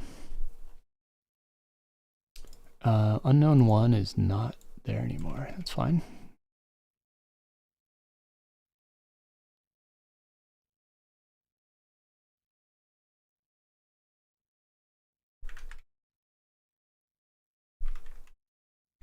Cool. Yeah, it's perfect actually. Now we get server auth stats. Okay. We need a new add case for zone server auth stats, and then we're going to print it out. I have no idea how often we get these. I'm assuming it's on zone.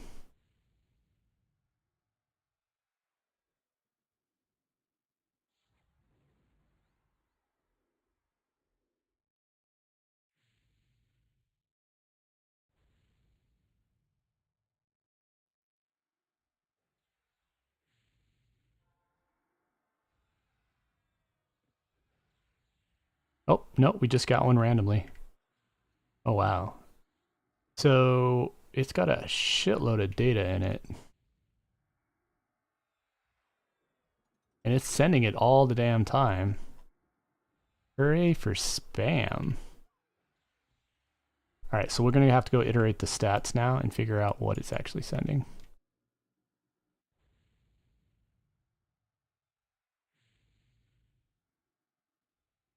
Because apparently one of the data points that it sends is going to be our the spell haste amount. This is part of the edge, by the way.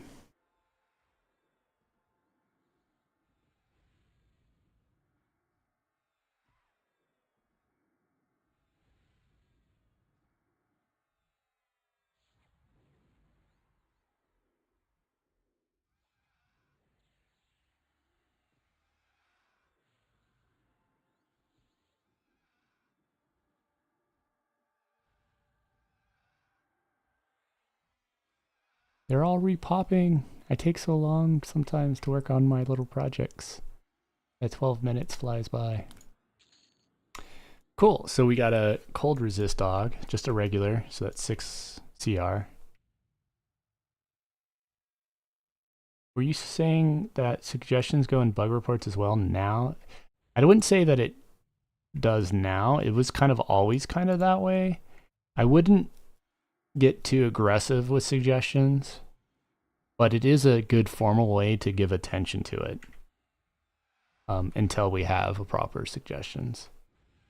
And I would just say, you know, not a suggestion, not a bug, but in a sense, features and suggestions are a form of bug, right? Because it's not there. But it's just a way to kind of formalize your thoughts and give proposals. Obviously, search the bug history for it as well.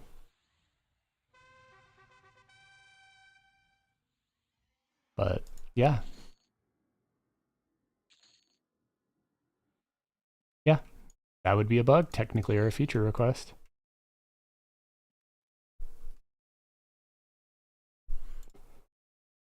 All right, so we get a bunch of server auth stats.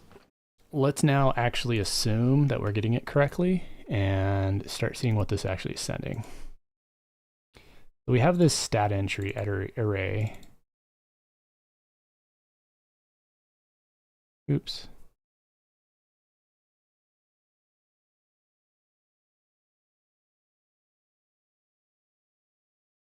What is stat entry? Okay, here we go. I could possibly take this, toss it into my server auth stats, and do some tweaks to it.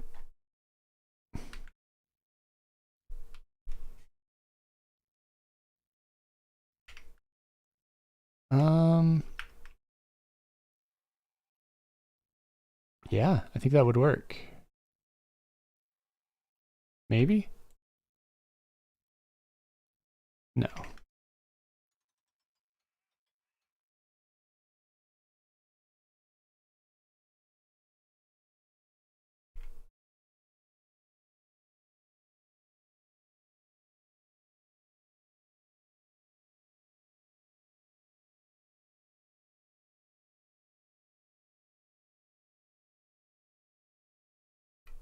Wait, why am I getting an error about equals?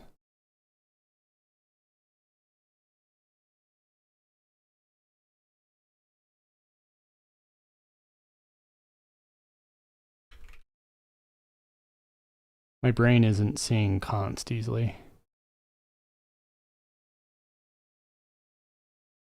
What all did it just do? It converted non-comma. Why are these all erroring? It is used, you just don't see it yet. I gotta uppercase it.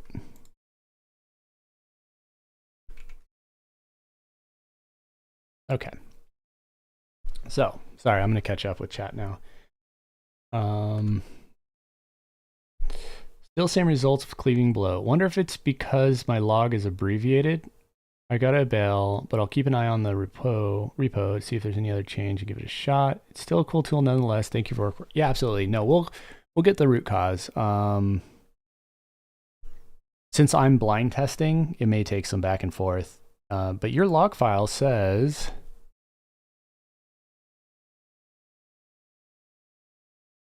your log file looks correct.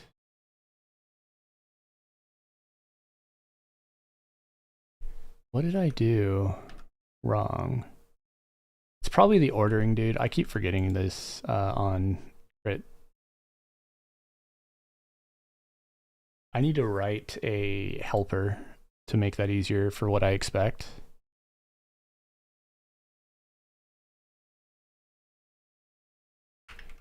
Fact. So easy parse line regex.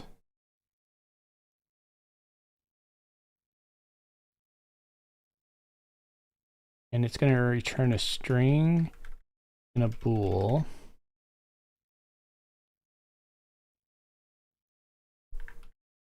And a size expectation.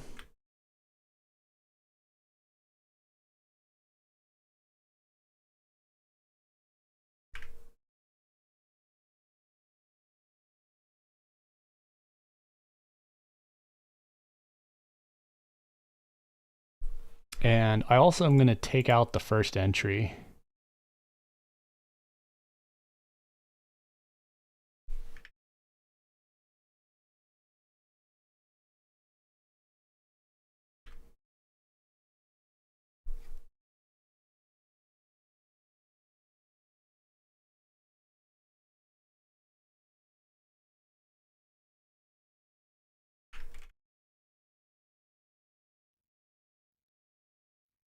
Something like that. Because what this will let me do is basically go match okay. And yeah. And now I don't have to do this. And now we know it's going to be as simple as the amount. So 0, 1. And this will be the type. which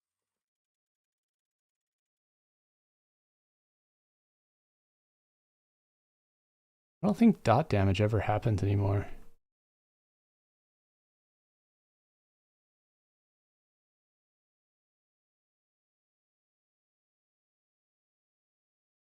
Nope. So my spell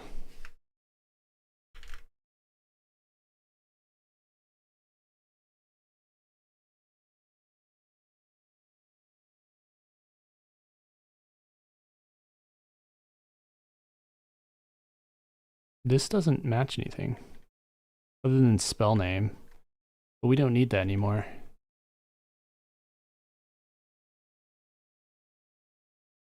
Okay, on my last spell crit.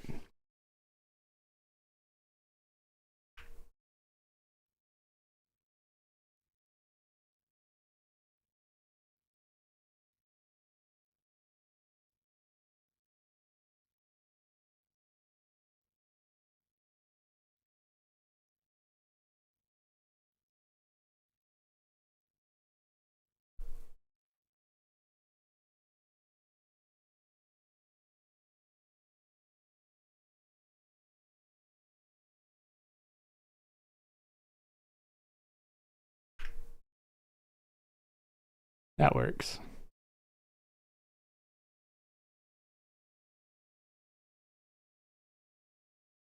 So on my melee,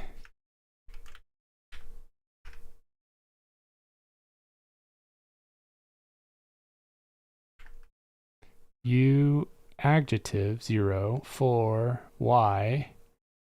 So 1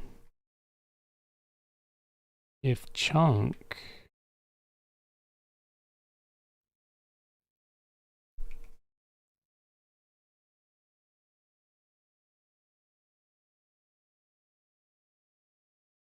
no, chunk is still right.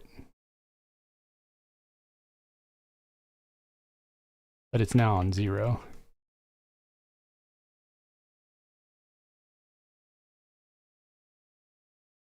No new variables on the left. Oh yeah, it's because I'm using OK now.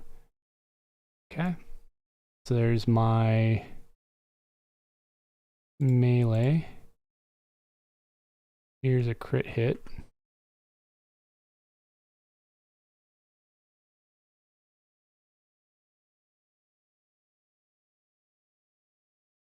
So you... What? This is wrong. X scores critical hit. Why is it saying U?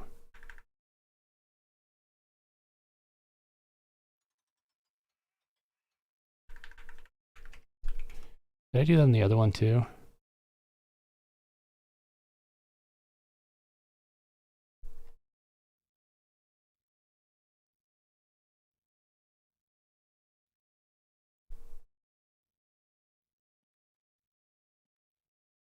Might have. You can't figure out how to log into the local login server. Again, your best bet is to go to server help, but without even knowing the full context, my first inkling would be that your ports aren't being properly forwarded from your machine to the server. Because even when you connect locally, you have to register it with that. Yeah, there's a little bit complications with that. Yeah, Dead Zergling, I'm just farming Augs and kind of chilling while I work on this. Got some messages. Some happiness with werewolves. Very cool. I have another ping in Ikimu. The ancient host I use for public website doesn't support a lot of cert providers, so the site's only available HTTP, but there is a GitHub link for downloading HTML files. You mind if I clone it?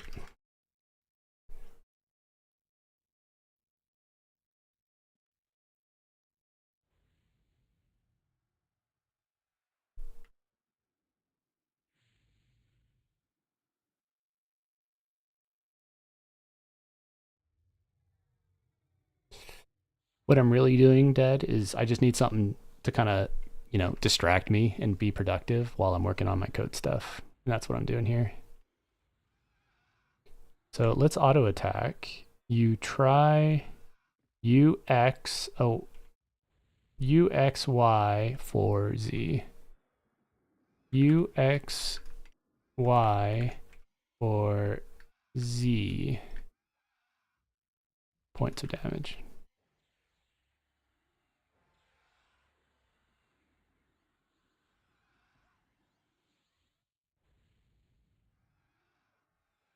Oh, the problem with that is I think every adjective is one letter. I think that'll work. A wild card.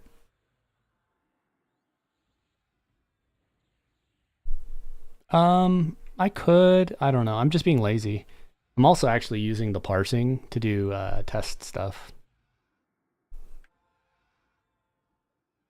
What's healing him, by the way? Why is he getting healed? Skywing's Blessing.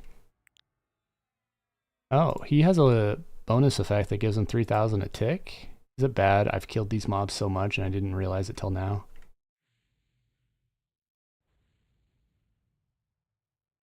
Part of the reason I'm not doing a big group is most mobs in VP don't drop Augs. Like in this room, every single mob, except for these 5, don't drop Augs of note.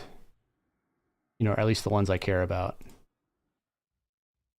The only ones that do are these primevals.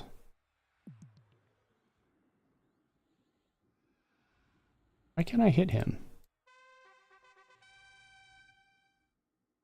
Yeah, I mean, I can.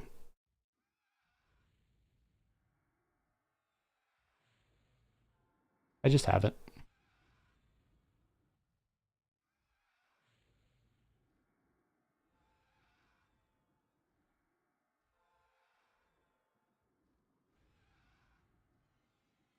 Shit. Did I aggro the Aknar? No, okay, good.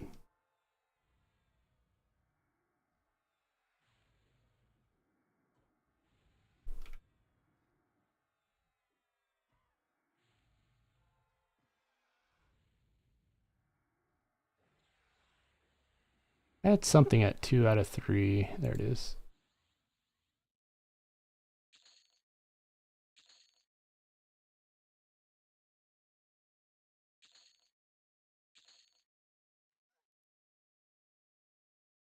I should actually check. How much does these sell for? Like 500, 300, meh. 40 plat, jeez. But that's a mana stone. Or, a, you know, mana aug, sorry. These sell for like a couple hundred. These sell for 400? Not bad. Still keeping an eye out for more of these guys. Can I? No, I can't.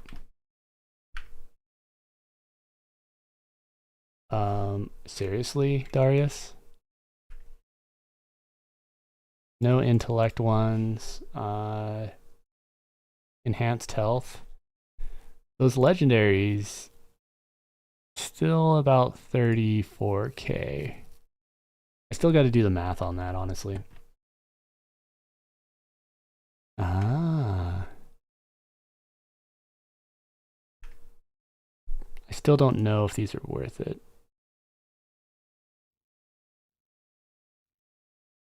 Theoretically, they are, though.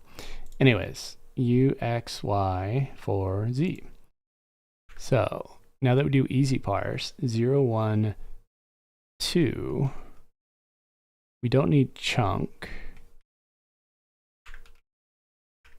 Go for the adjectives. And this will just be match 0. The chunk,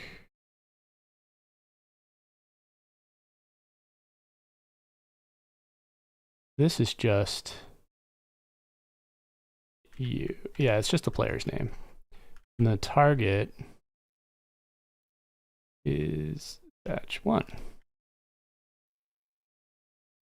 And if source is that, if, come on. Why'd you do a half-assed thing?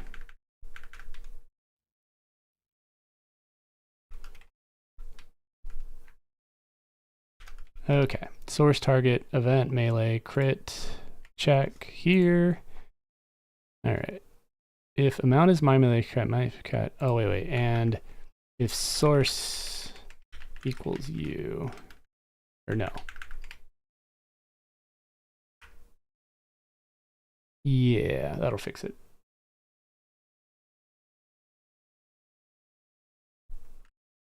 Cool. No mobs, happiness. We're good. Let's go ahead and we're keeping this easy parse stuff going. So match, okay. So 0 hit 1 or 2. 0 hit 2 or 3.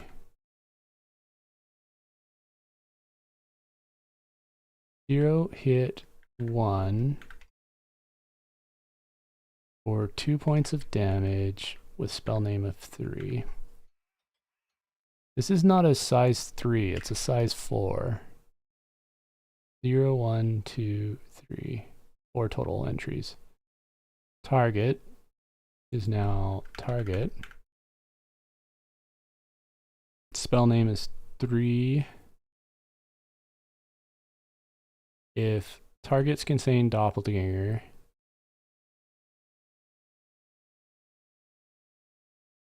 if strings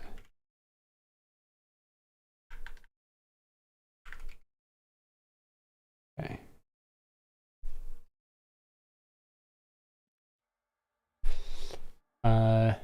Does anyone have suggestions for user interface setup for ultra wide monitor, or should I just use viewport? There's a helper on Discord where people are talking about ultra wide and how to fix it. So that would be a way to potentially find it.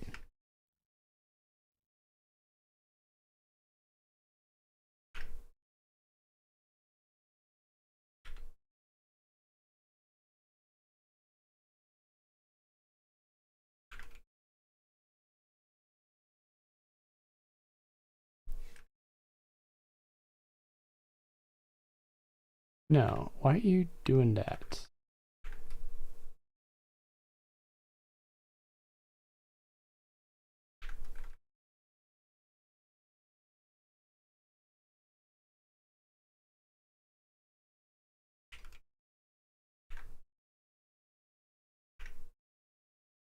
So we're doing an easy parse.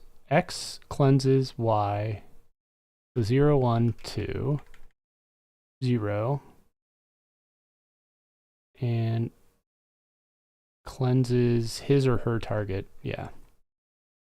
That's a crit.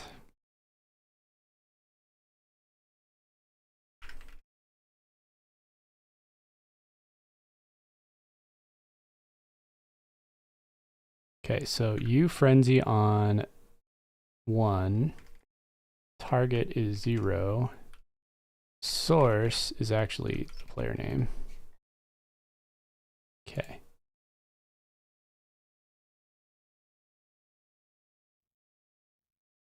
My last melee crit. This will fix the frenzy thing.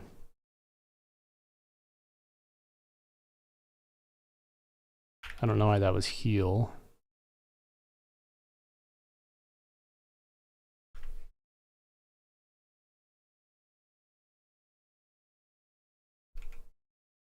Okay.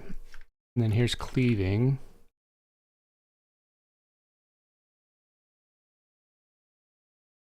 So X lands a cleaving blow on Y. So this is just an event. There's no amount. No, there is amount. It's 1. Match 0. Yeah, that's fine.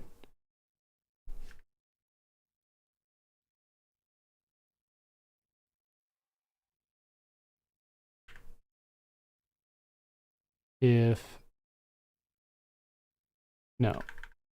it doesn't equal here,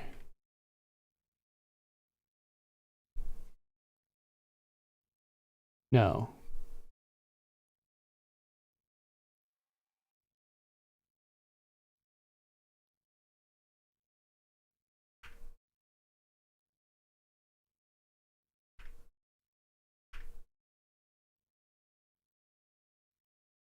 No, my last heal crits.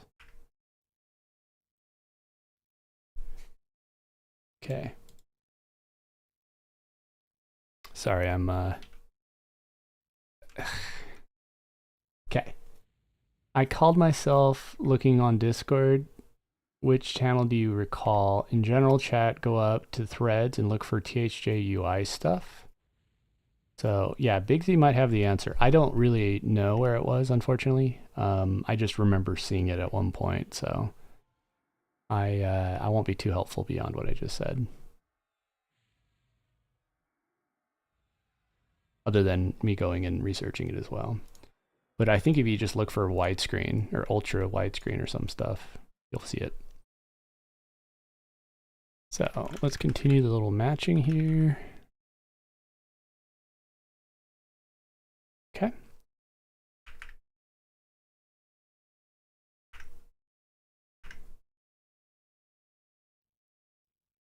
So X0 has healed 1 for 2 points of damage, 3. 2 points of damage. So 0 has healed 1. There is no U clause.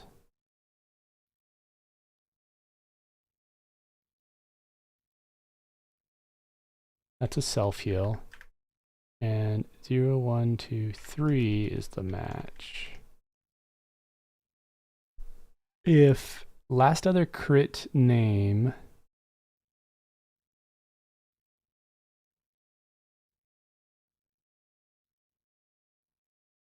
I don't think that code is any more applicable.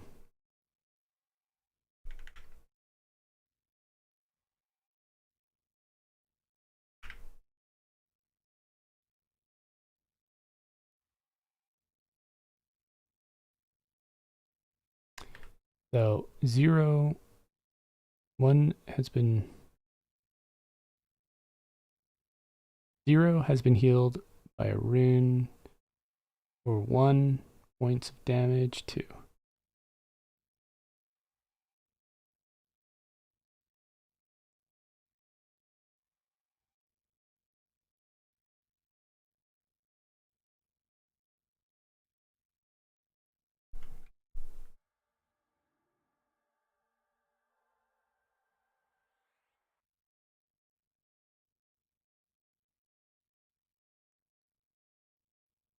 Has shielded her.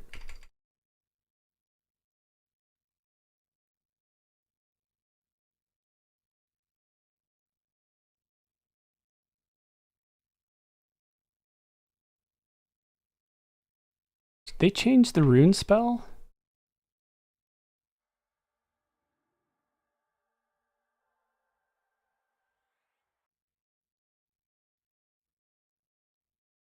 Yeah. Has shielded by. Man, I'm getting tired of this emote messaging change. Shielded from points of damage, spell context. 1, 2, 3, 4. 0, 1, 2. X0. It's you. If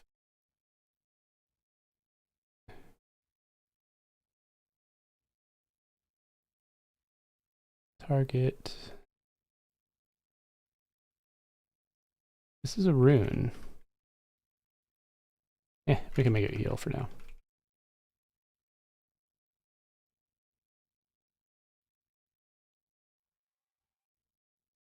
You can't crit with runes.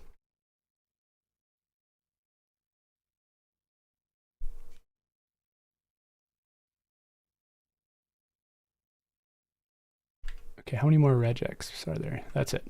All right. I did a big cleanup. Let's see if runes work. Yes. Do nukes work?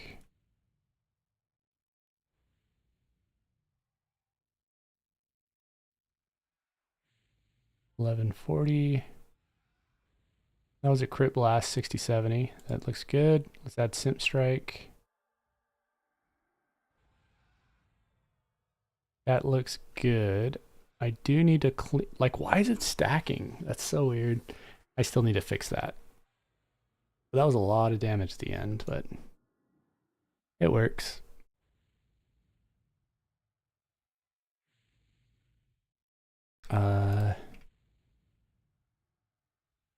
Okay, one second, guys. Let me pull all these and then I can answer questions.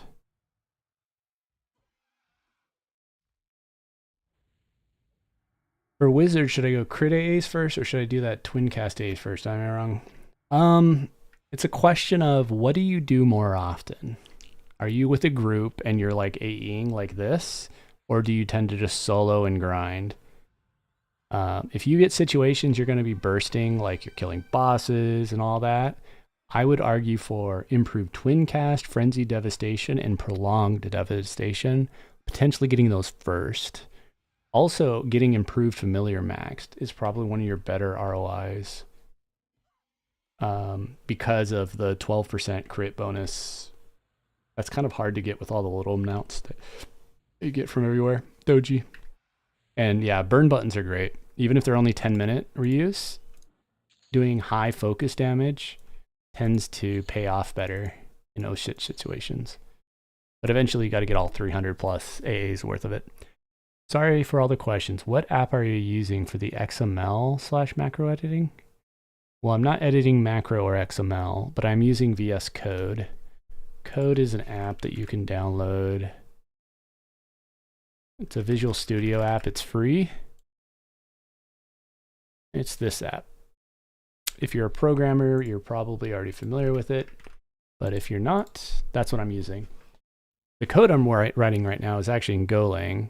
It's a literal binary. It's an executable, so it's not really XML or macros.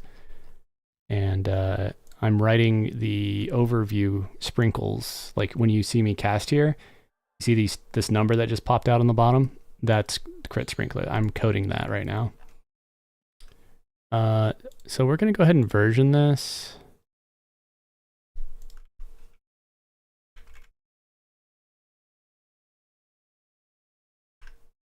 And we'll have a new version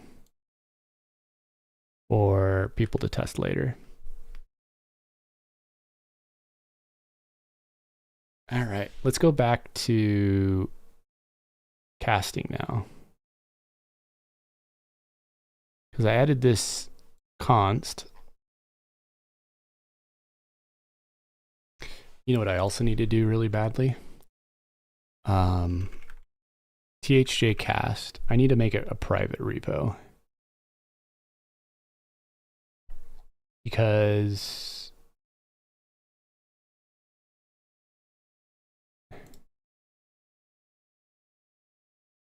I think this will be, why isn't it? Okay. I'm making it private because it's going to have code changes. I don't really want it to be out in the public yet. So we'll just do an initial commit, assuming it runs still. Yep.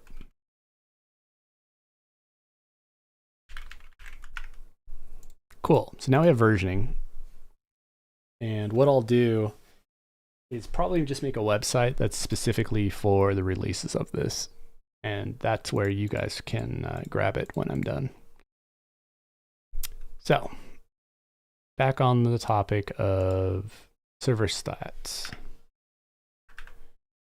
So,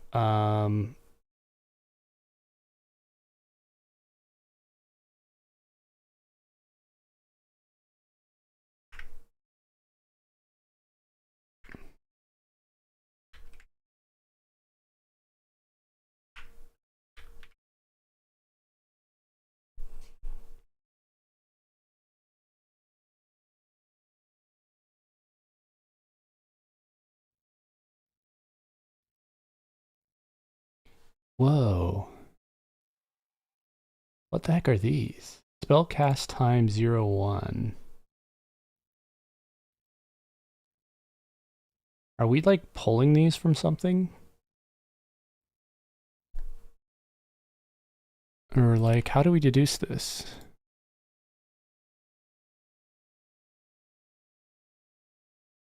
So, okay. When stats are being pulled for get stat entry value,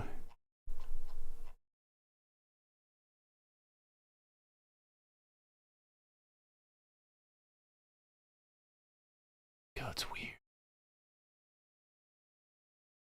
We have 12 spell cast times categories.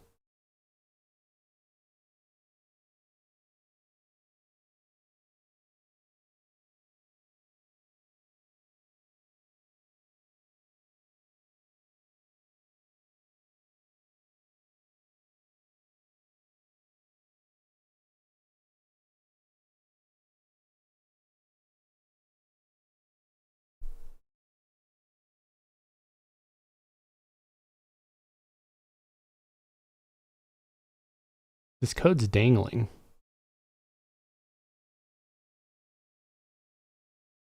How are you deriving spellcast times by type? What are these types? There's 12 of them.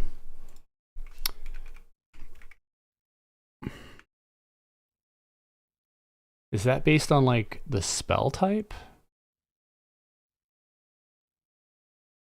Or is it based on the timer? That's weird.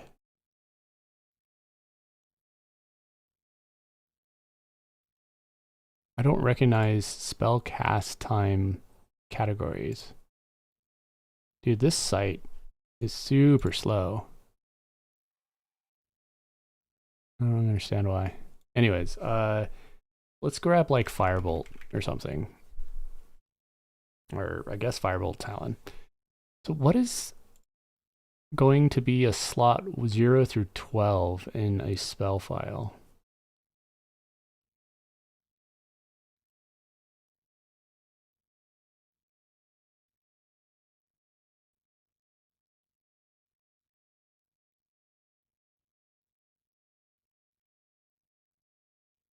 You got spell group IDs,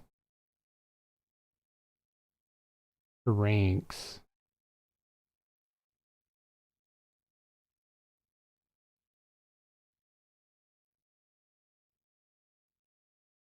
Is it the primary category? But that's weird because categories don't derive spell data very well. It's not on. Holy shit, this site's broken.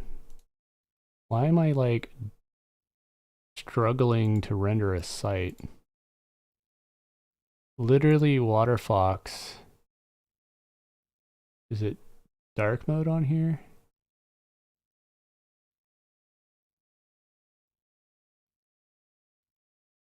No.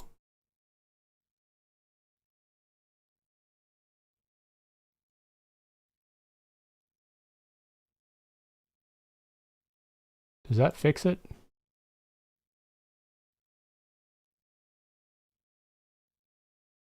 No, it's still like horrible performance. I don't get it. Like this site is taking 8% CPU.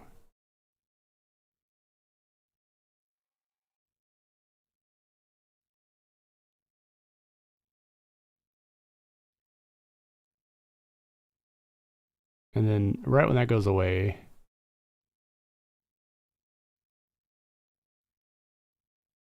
yeah, Spire just runs horribly for some reason.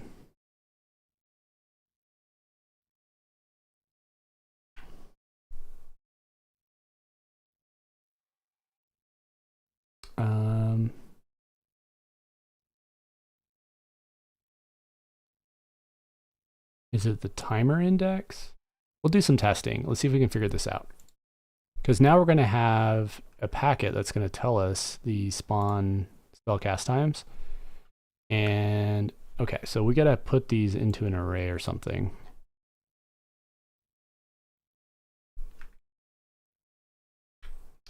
It's gonna be a map with int, sure.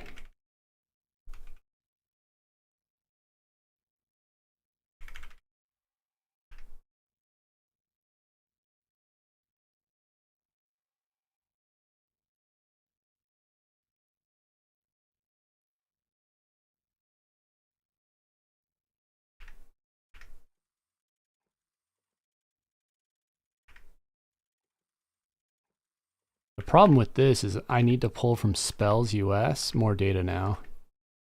It's not a huge problem, but it's okay. Okay, so we got 12 of them. Default, we don't care about right now. We'll probably get some more data later.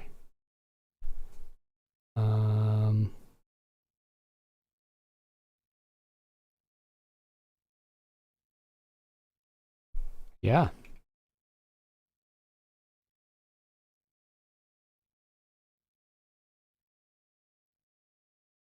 Cool, dude.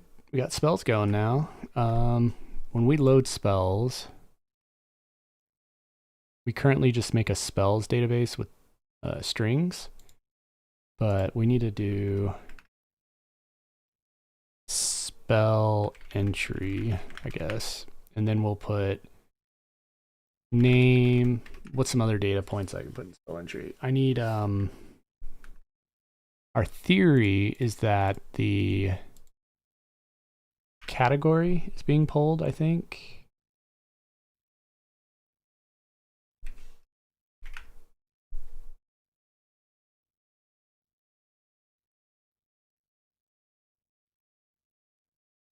Because skills doesn't correlate.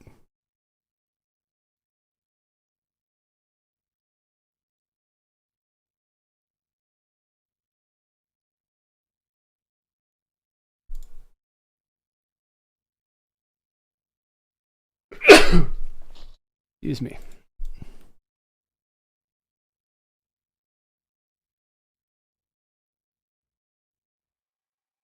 MPP mem spells.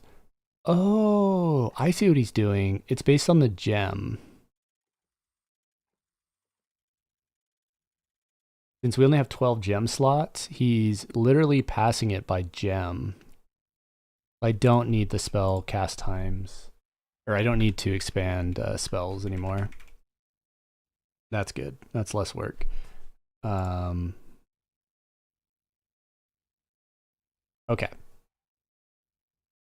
The problem with that, though, how do you know what gem it is on spellcast? I think begin spellcast doesn't state the gem.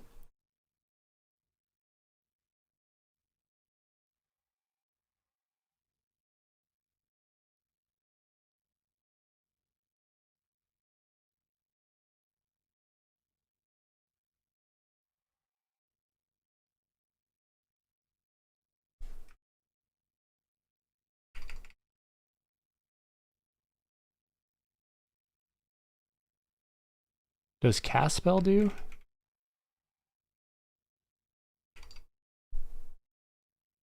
Yeah. Oh man, so that means I have to wait for a cast spell entry. The problem with cast spell is, does it have spawn ID? No. Ugh. I mean, it's not end of the world because then you don't have to do the spawn lookup.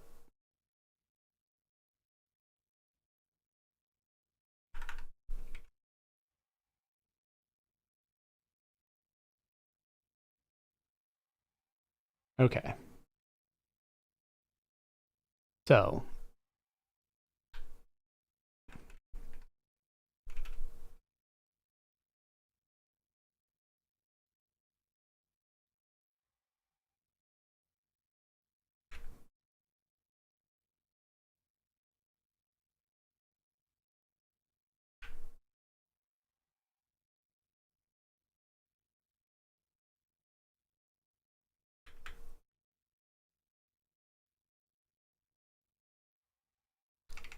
Oh.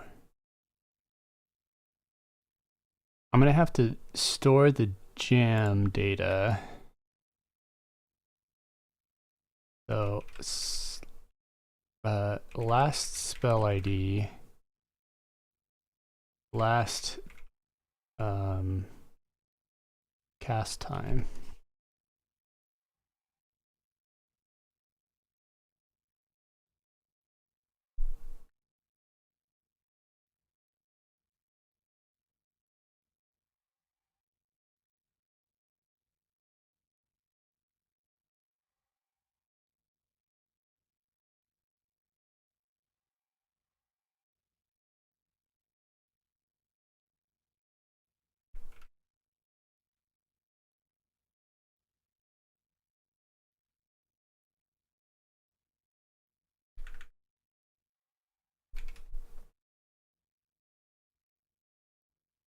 Okay. It's a little messy, but in theory will work. So we just got to add these 2 entries.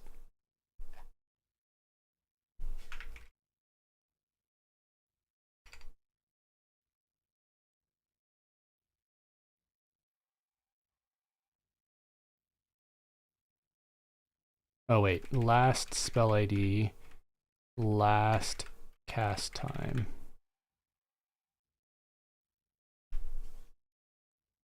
And why is this not? It's because it needs it to cast.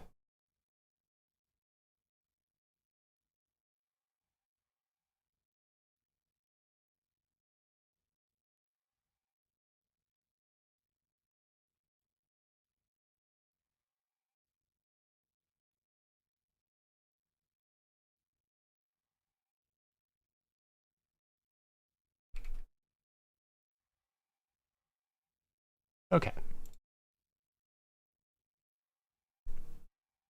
A lot of coding there. In theory, okay, we're not getting spell casting at all.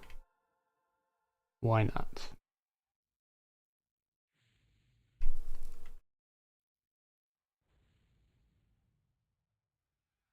Does it still need the mob con? I think I'm doing caster checking.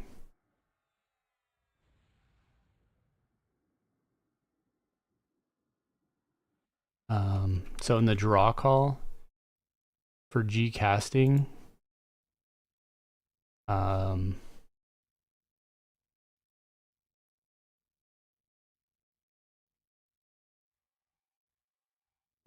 see, I'm never getting a casting event.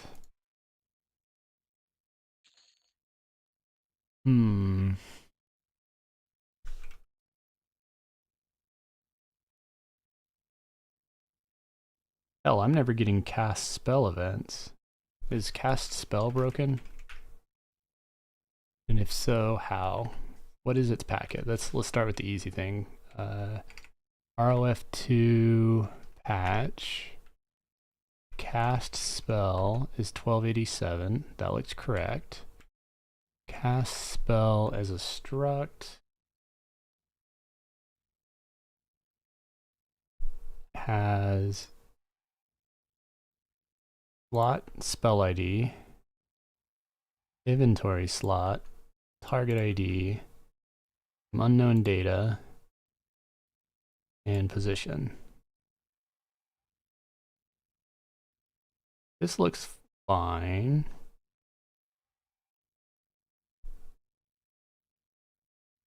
It's not on my list. That's why. How did I like forget that? That's crazy.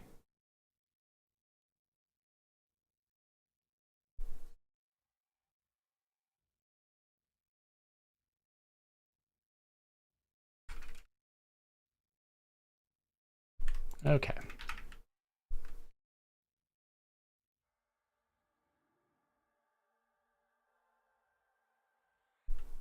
And they're not detecting. There, cast spell.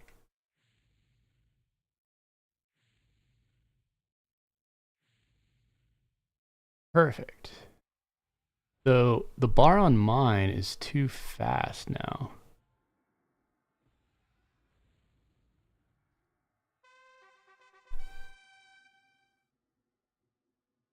because it's falling back to 1,000 because cast times hadn't been sent yet. I wonder if I have to like do something to get those syncs to happen. Like, what if I unmem a spell? Oh, auth stats.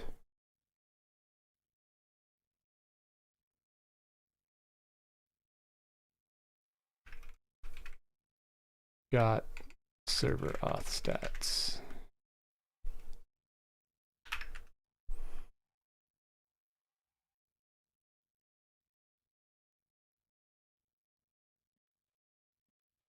There we go. So now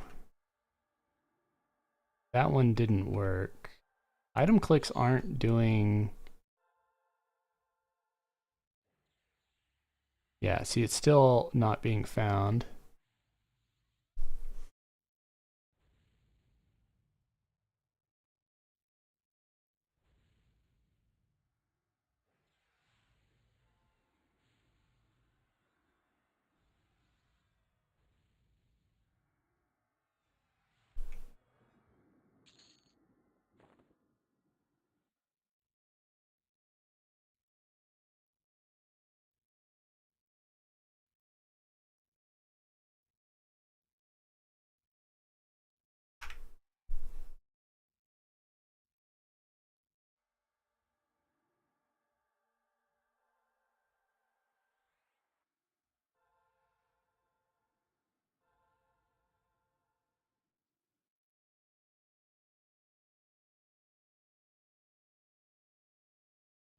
Hmm.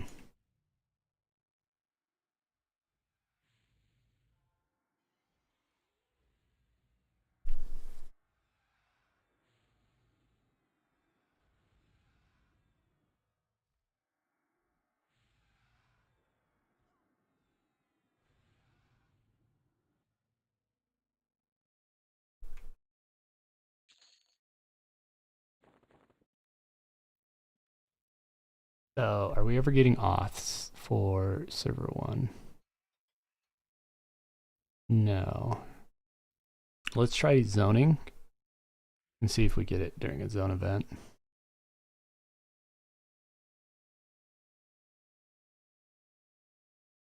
Nope.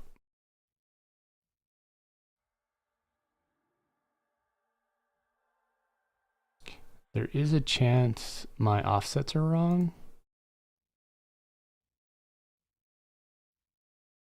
Is it maybe when I mem?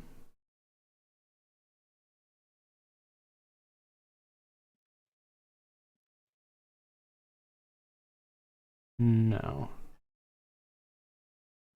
I don't know. Also, why are people getting hit for 0 points of damage over and over and over and over?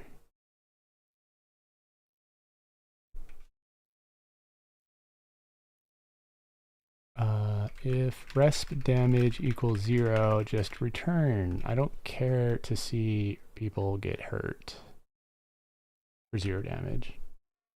You're just clogging up my history.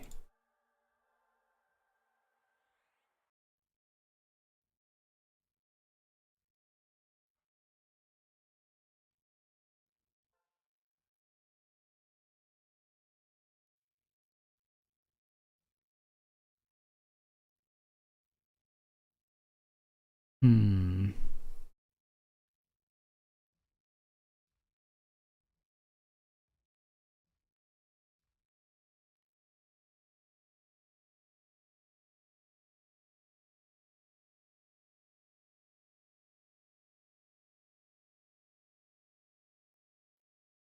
You know, it's interesting.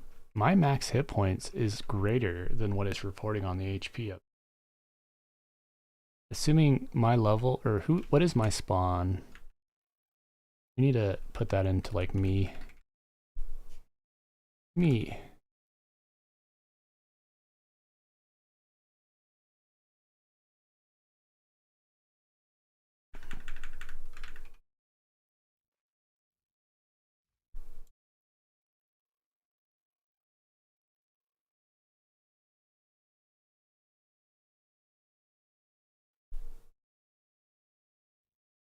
You have to consider someone else?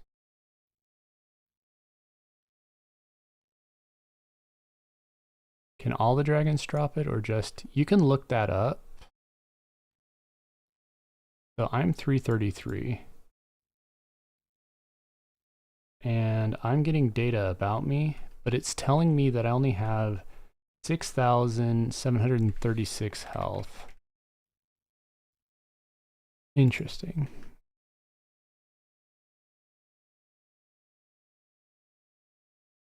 Pretty sure it's because Edge is doing calculations and then overriding it for the actual stats that are being shown. I bet you that's another auth line.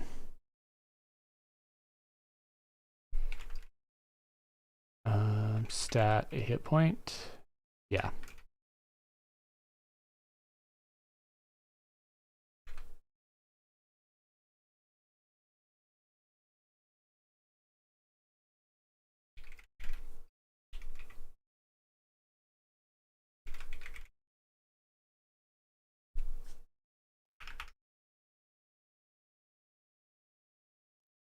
So let's see here. If we run this, current hit points 8,396. Yeah. So it's kind of bypassing a lot of data by using these stat lines. So evasion, mitigation, attack, haste, AC, spell damage, combat effects, cast time, dummy value, stat max is just the max value. What's interesting is I'm getting current hit point updates often, but I'm not getting spell cast times. Something just died, which is hilarious that I can't see it. Anyways, if you just search for the pet tooth on the Alaclone, you can find that data. So we're still not getting cast time. We're only getting current hit points.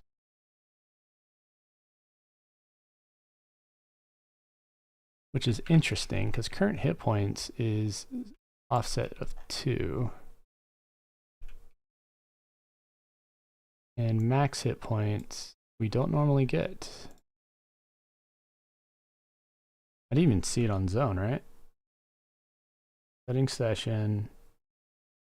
A bunch of current hit point updates.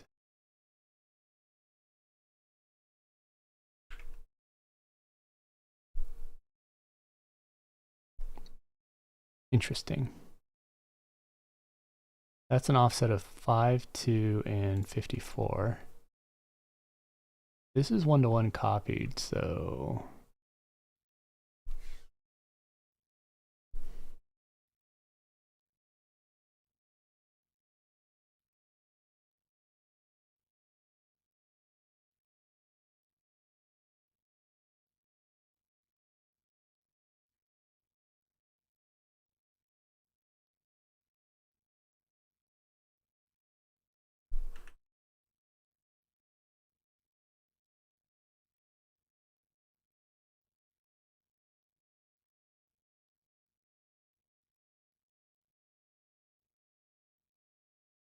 you have bulk send update, which is calling stat entry.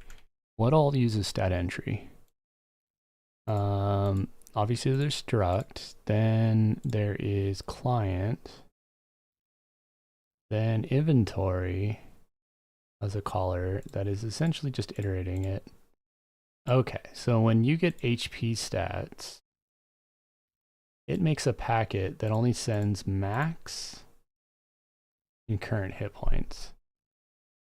Weird though that like max not getting sent.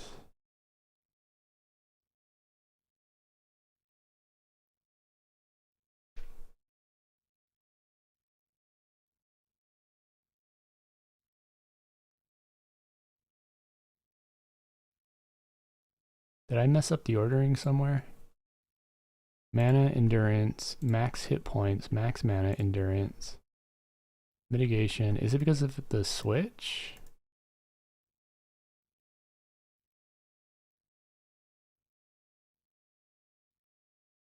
I'm iterating. I'm doing all that. There's no returns. But it's never sending max health. So you get a bulk send. You get HP, mana, and endurance.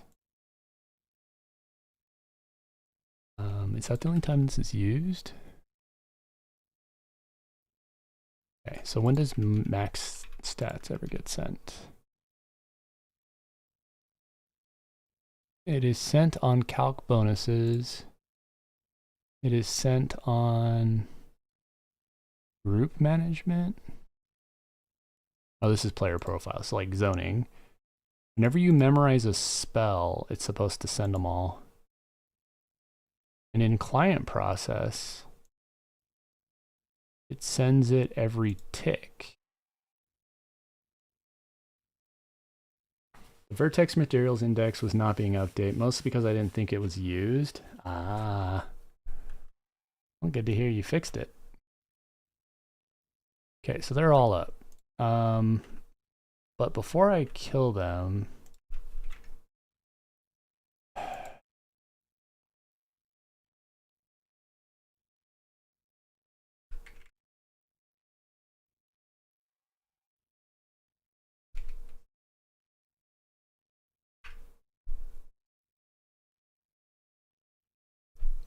yeah, see, I'm getting 67 total entries every tick, I'm pretty sure. Yeah, see that? Did it. However, spell cast time is not being included, 54.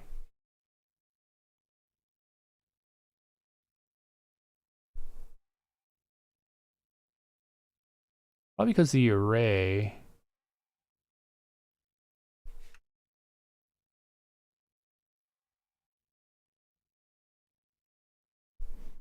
is going to be very spammy, but I just want to see it.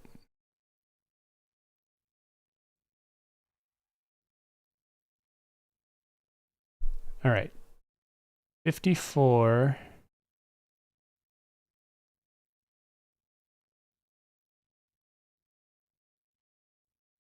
Oh. Wait a second.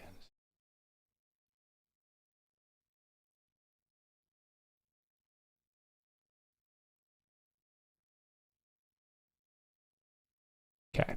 So what it's doing is it's iterating every stat as I. Stat key is stat entry I. Why are these like 304000?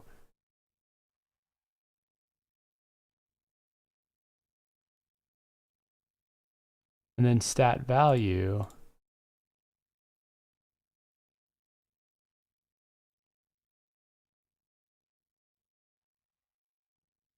Is this a bug on my reader?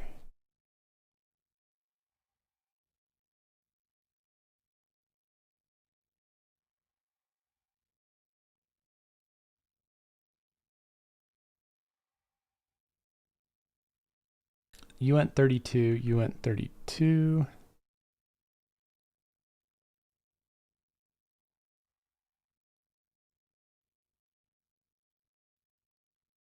You went 64. Yeah, that's a bug on my VAT reader. Okay, that makes more sense. I'm like, why is all these numbers not aligning? Ah, there we go. It's those little things, you know? Little things just add up.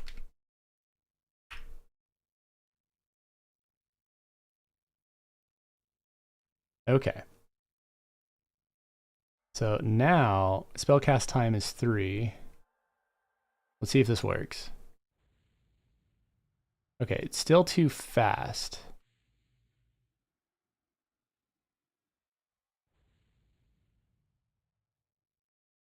But I think it's closer now. Try an item clicky. So Mortanum isn't even causing a click. That one, way too fast. That one's closer. Clear of ice. Way too fast. Okay. First, let's take out spell cast time 1. Now we know we're getting this packet. But next,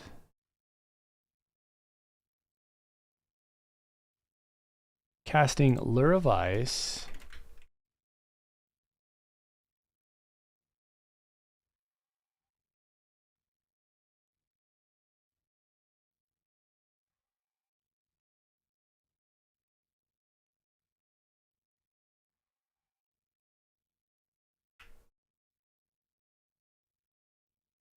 With a 1,000 second cast time.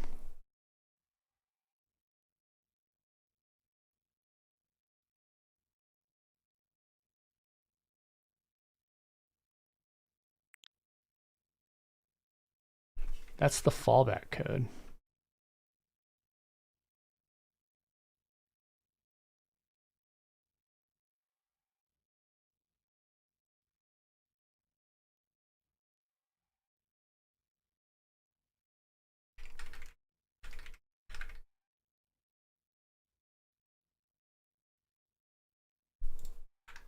Try this again.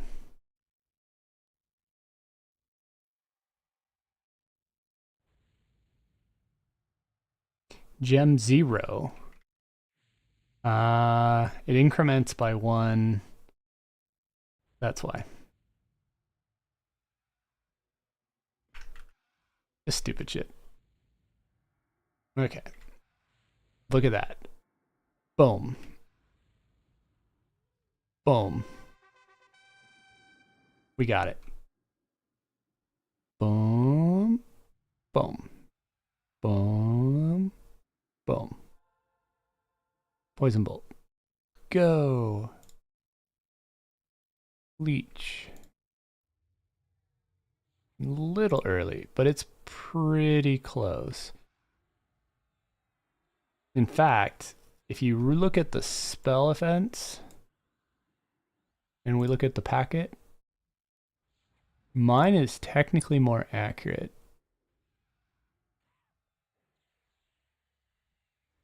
Yeah. That's actually a client-side bug of the slight delay on landing versus the spell bar.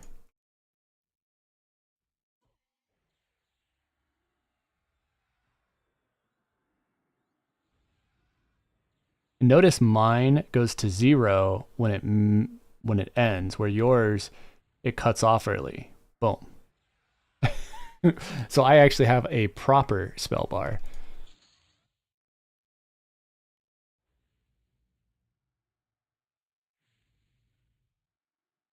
I should put a counter in there. That'd be kind of nice. So you can see how many seconds the spell cast is actually doing. Oh, that looks so much better. I'm so happy.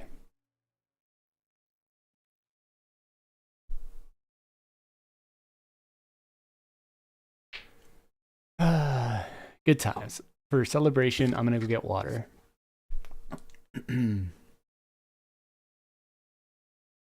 I'll be back.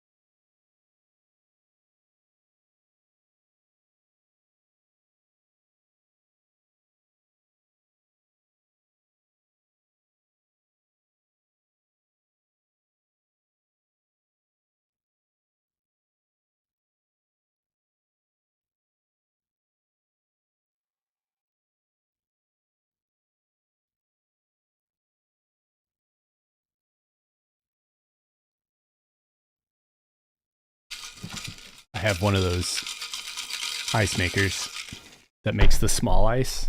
It's amazing.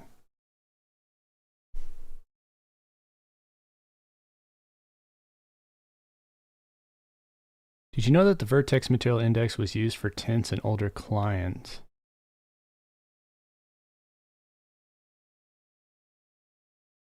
Interesting.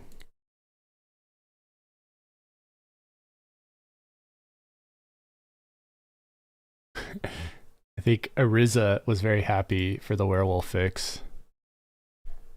Okay. So now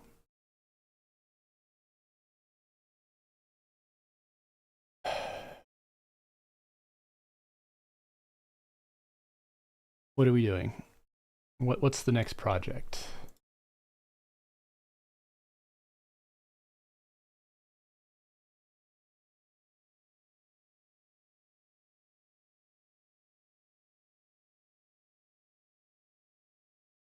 What is this window? Again, I'm getting this like conflict of apps. And it always drives me nuts because I'm not sure what it is. Don't know. Oh well. That aside, let's go ahead and commit this change.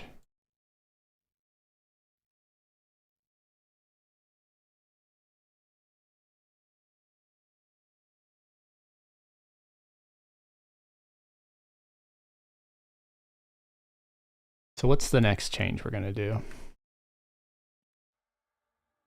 Pet stats could be good. I'll have to think about that. How do I do pet stats better? Because people want pet health bars, right? I think that's one of the best requested things to add.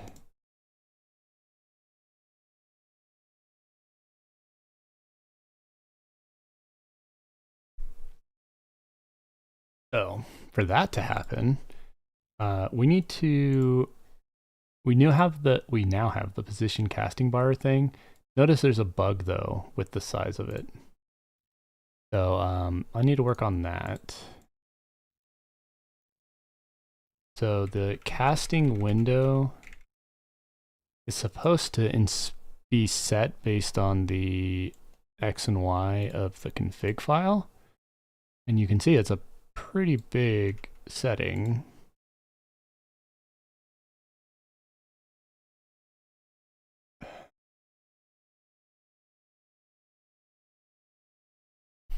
I almost feel like let's remove the title bar altogether, make it just a little rendered window, maybe even give it like 50% transparency and just let you drag drop it and resize it. I've been looking for something to make my cursor bigger. Yeah, I'm not sure how well the EQ client supports that. That would kind of, it's a little out of scope, but it is a good ask. I don't know how I could make that work, so. Let's first, better just do it in Windows. Yeah, isn't there an option in display to show cursor, hardware cursor versus client cursor?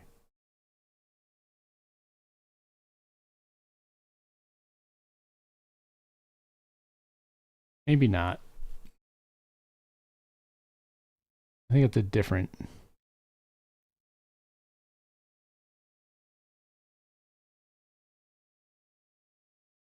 No.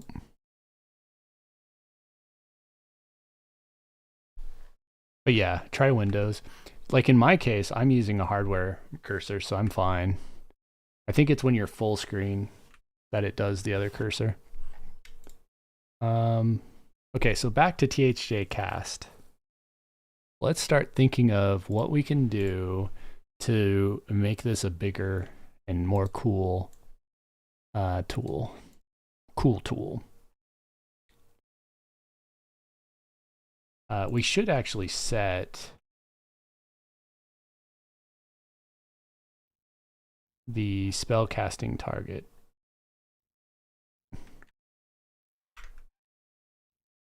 And in order to do that, spell target.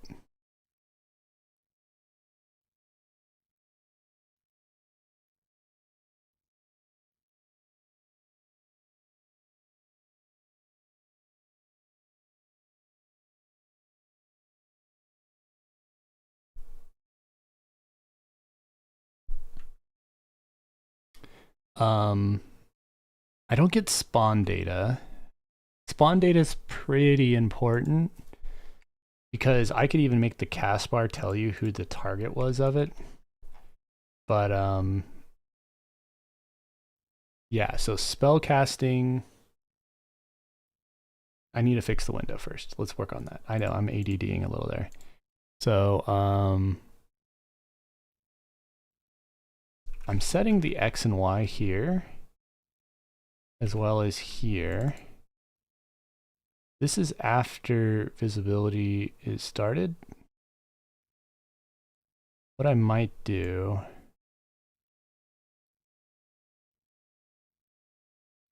is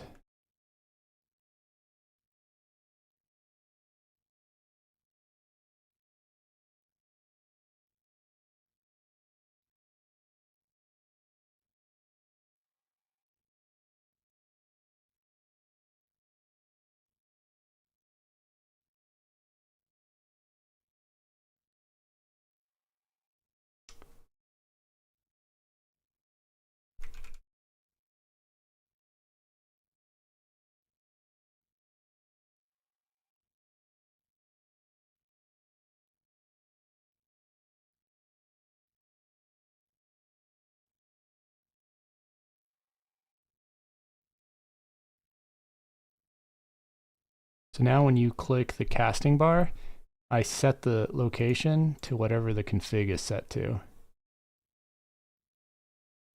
See, it's just not working. It's just a little X. Like the size has been broken.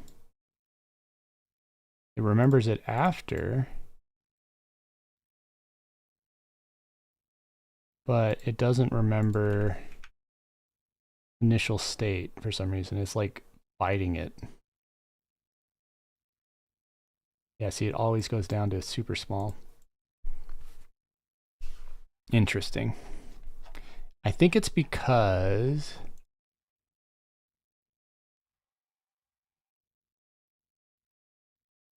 when I set the caption window, this might do it.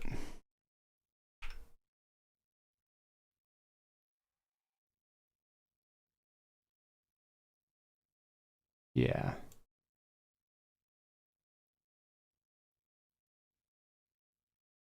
I think that's what we were fighting.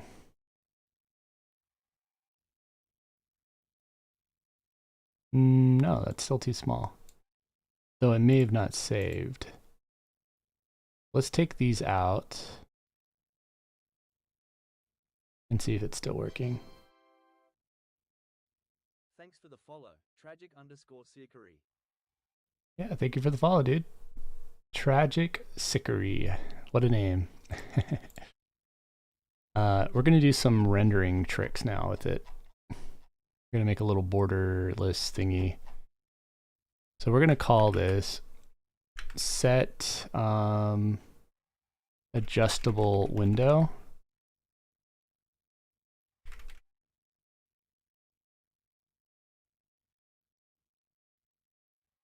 Let's see how Copilot does with this.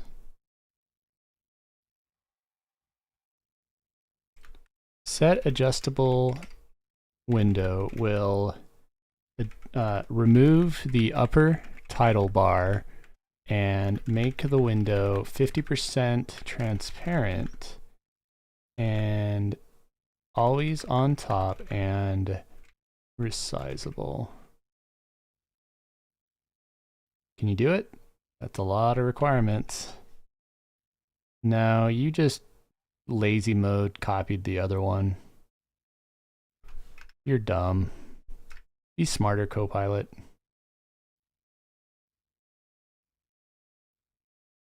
Yeah, you're useless. Set caption window.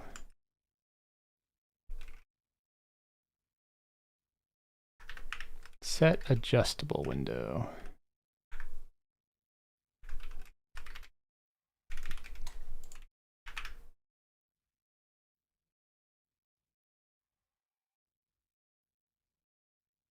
Yeah, so that so far does not work.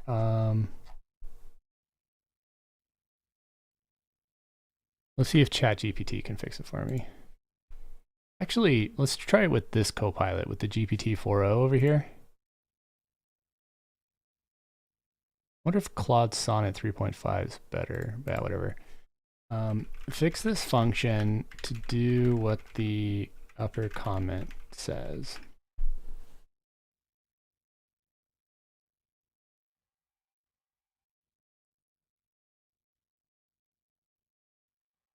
Okay, so layer topmost looks closer. I don't know. We'll find out. It did a whole bunch of jack and shit because it didn't compile. Why didn't it compile? Why are you erroring?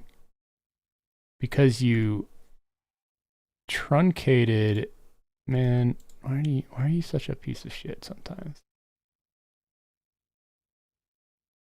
You literally truncated this function. You're also calling impossible function names. Set layered windowed attributes, which is not even a function it knows.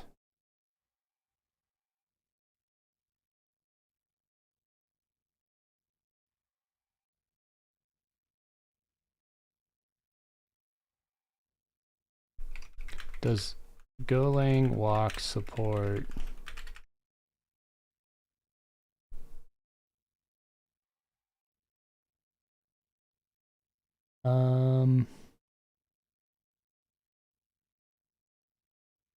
Yeah, I could do this. I should put it into walk though, because I own that repository. But apparently I haven't cloned it.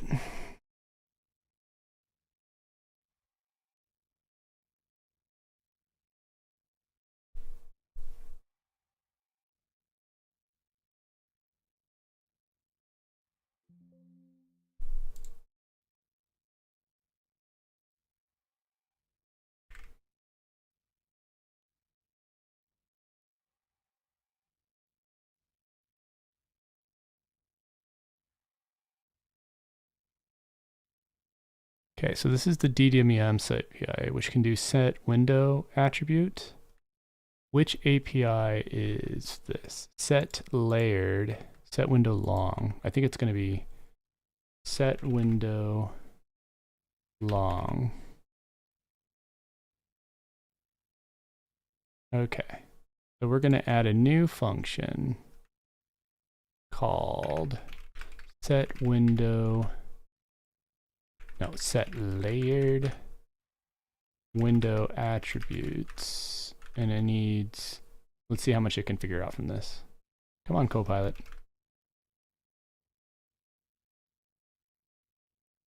Are you not going to finish the function? You're just going to think and then give up because it's too much for your little AI?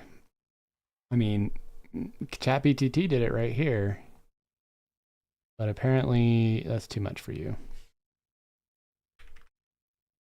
So let's do a syscall. All right, we're getting better. So I think you're still hallucinating.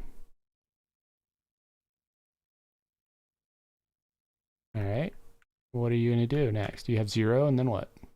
You're just going to give up? Okay. And then, yeah, there you go. Good job. Good job. And then set layered windowed attributes is just going to be this call. Ooh.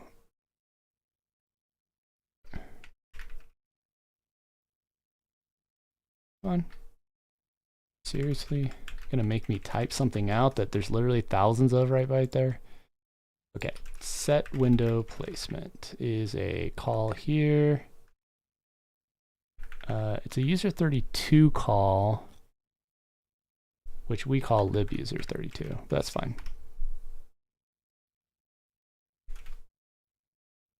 Okay, so now we have the win32 call. How many attributes are actually on this function call? 1, 2, 3, 4.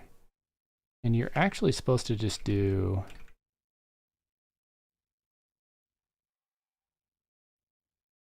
this.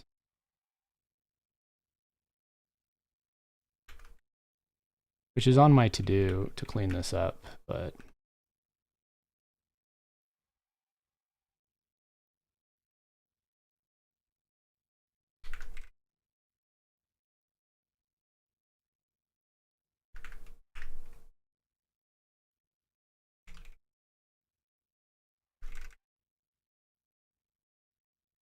okay.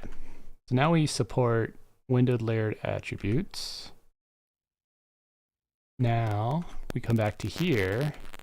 Well, we got to commit this. Add window layered window attributes call. Now we go to walk, and we got to cut a new tag. I think I can just do it on here though. I usually get tag, but I can also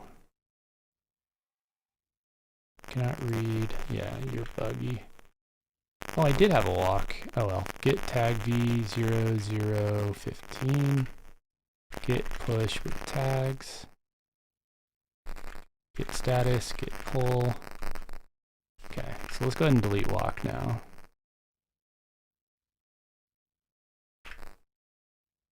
Because we have 2 of them. Close. Try again because you're Windows and you suck. And the new tag is up. 115005. So now we do a get pull.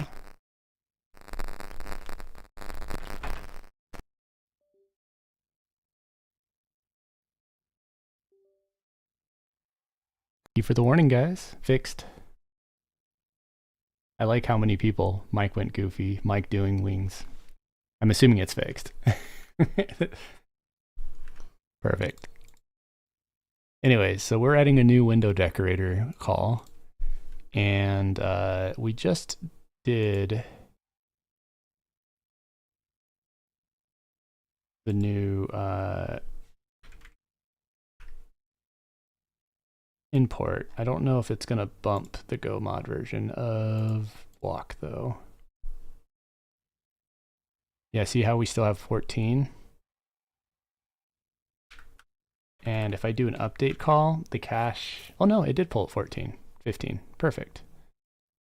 Now I have this.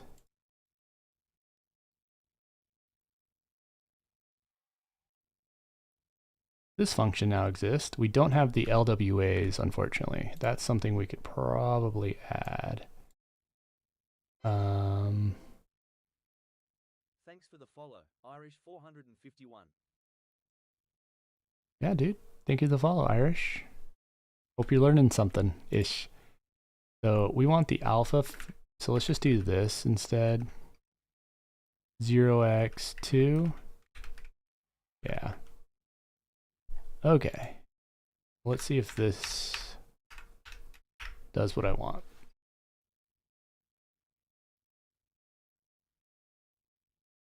Nope. Why not?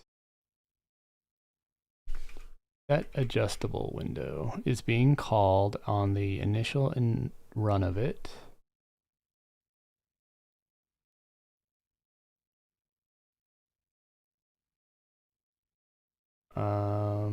Let's double check the code.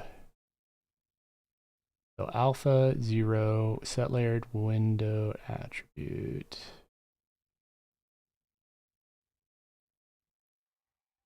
That looks fine. We didn't get an error, but we actually should check that.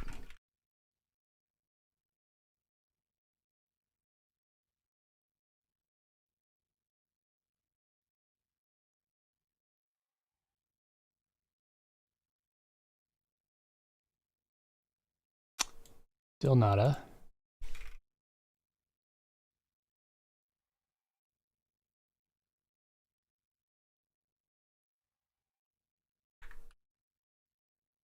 Just try setting it on Viz call. There we go. Look at that. It's perfect. So now we get this transparent window with no close box. What I'll probably do is I need to flag it for click through, and I probably also just paint it black.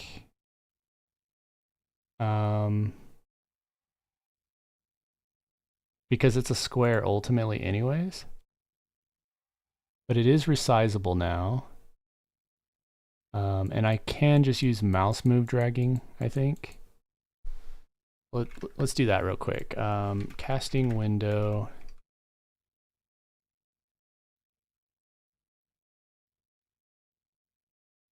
We need to do...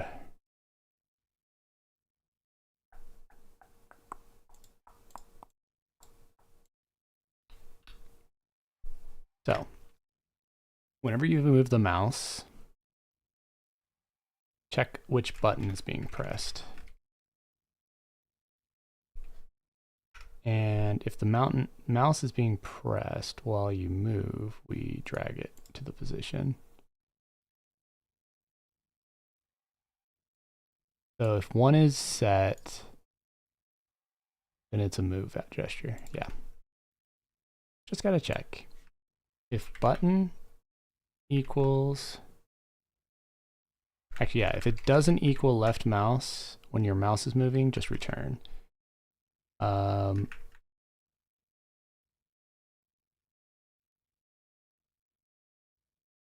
Move the window based on the dragging position.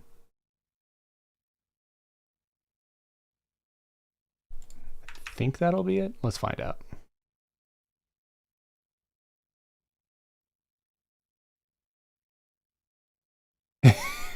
What?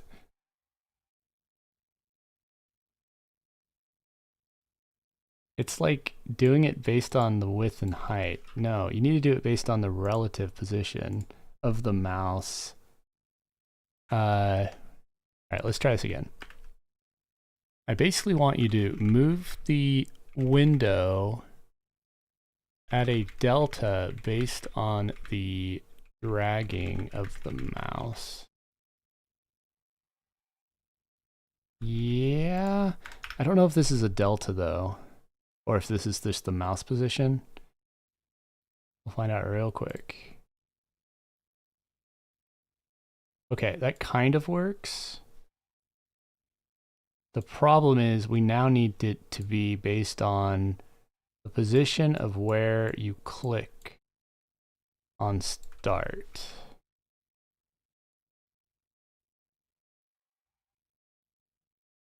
So for that,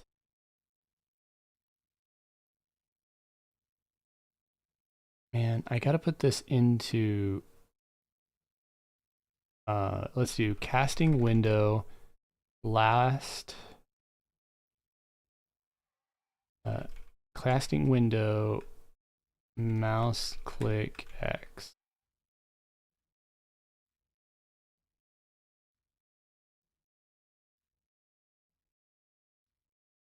So,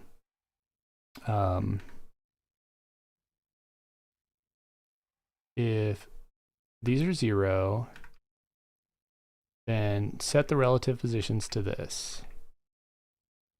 Now you're going to start dragging, and I want it to be X. I think we can add this to it. Let's see.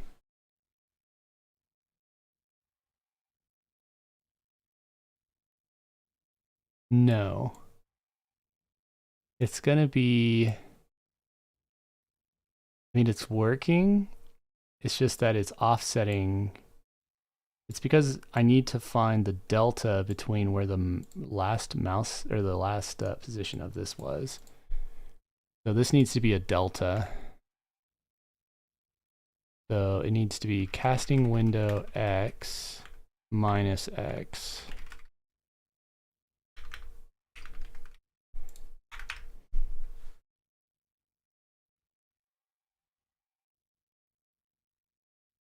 Nope. It just disappeared altogether.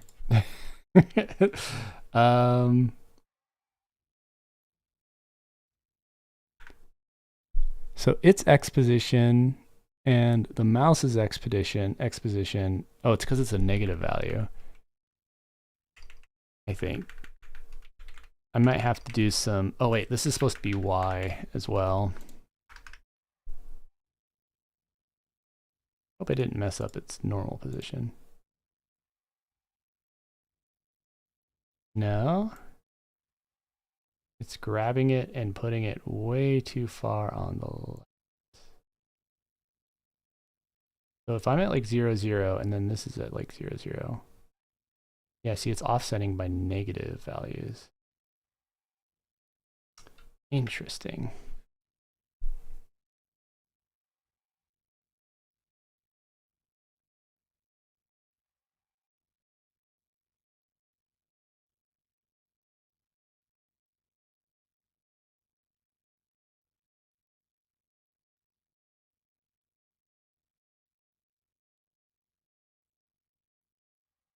So the mouse is currently at X. The casting window, XY is on the very top left. So X to X, there's going to be a delta where X is likely going to be greater. Let's see if Copilot can help me with this. Casting window, mouse, hold X delta. Casting window, mouse, hold Y delta.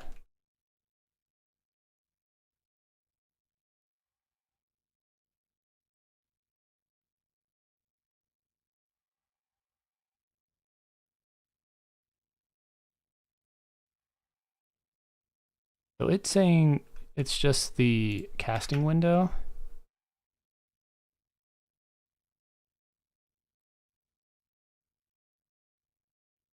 Yeah, see, it's still messing it up.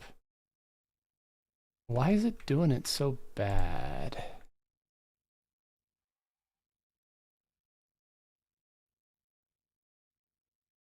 If we just snapshot the position of X and Y on start of drag,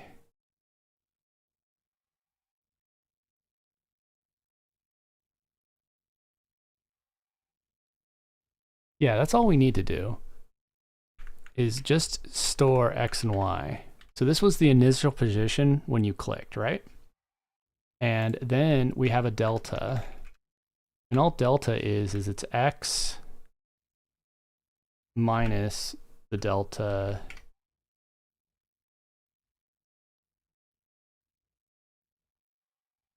and then we take the position of the window and we add the delta to it. I think that's it. So this means when you click, the delta is going to be 0 the first time you move. And the difference of that movement is what matters. Let's see if that's right. Yeah, see, I was making that a lot more complicated than it needed to be. X or Y seems a little off. It seems to like snap to the center of your drag. That's not a huge deal. A bit annoying though. Why is it? What did I mess up with my math? So I'm snapshotting XY of wherever you start the click. Boom.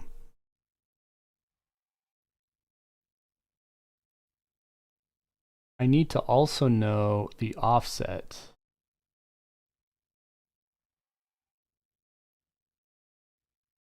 of this to the Windows position.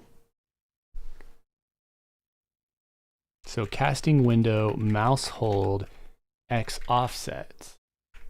and Y offset.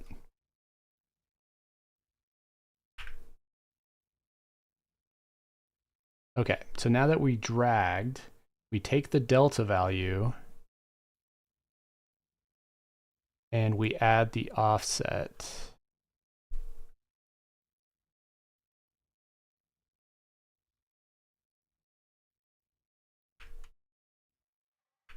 I think that'll fix that.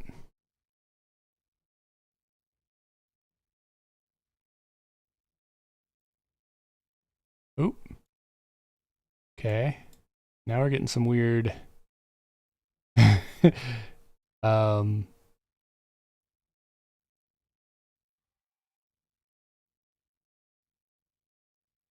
oh yeah, we don't need to keep X offset on everything.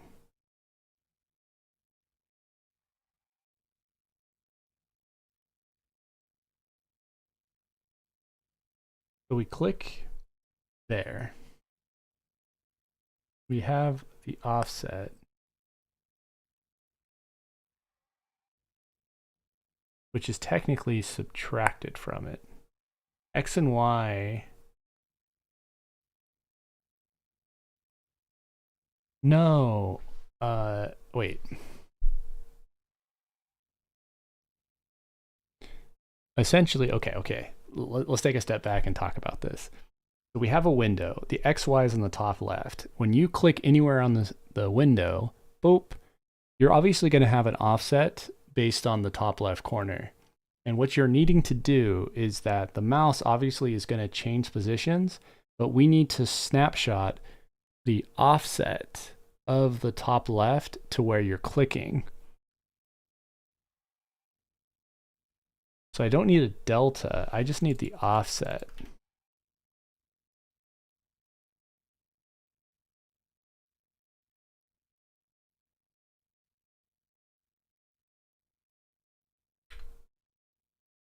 Okay, so now that I have this position, we're going to be setting it to the offset being added to it or subtracted to it. I don't know. We'll see how off it is. If it's too far a little bit to the right, we got to change that to minus. Okay, that feels better. It's still doing this junk though. Why?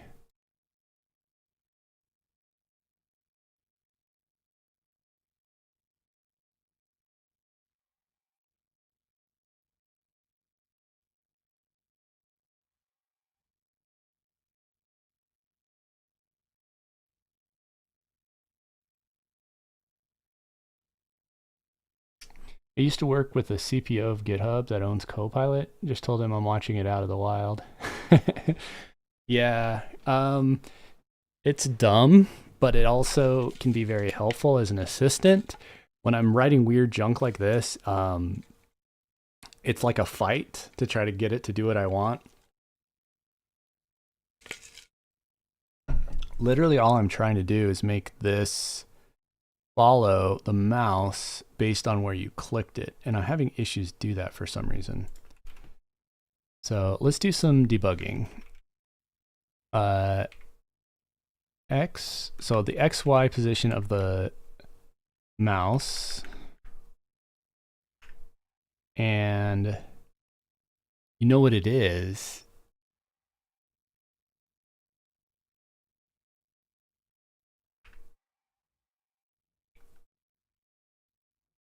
Is that the mouse press? Yeah, okay. That alone might actually help by resetting the position.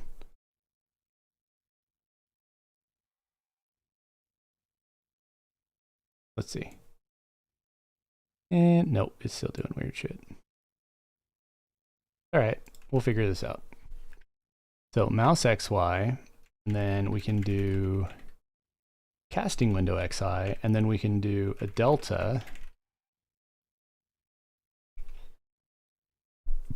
And let's do some math. Or not math, but just deduction here. So when we click and move a hair, so the mouse was at 178 and the casting window was at 1000. So the delta was 838.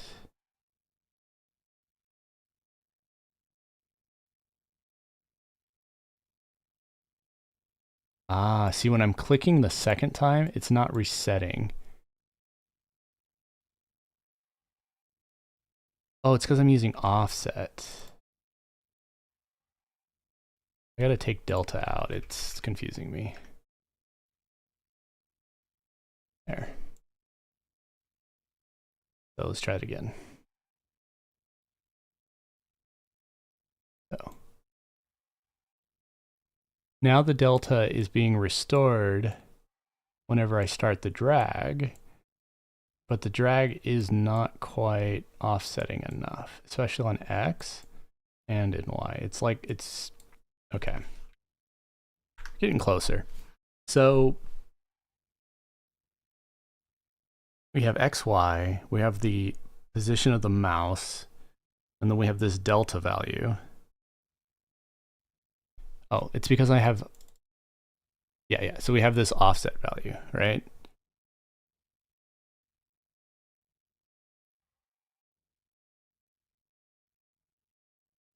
It's because mouse's position is not global position. That's the reason.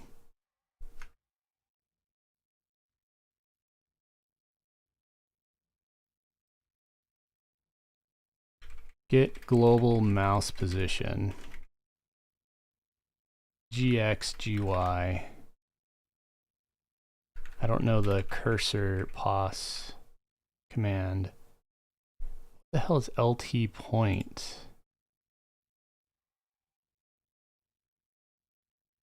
Ew.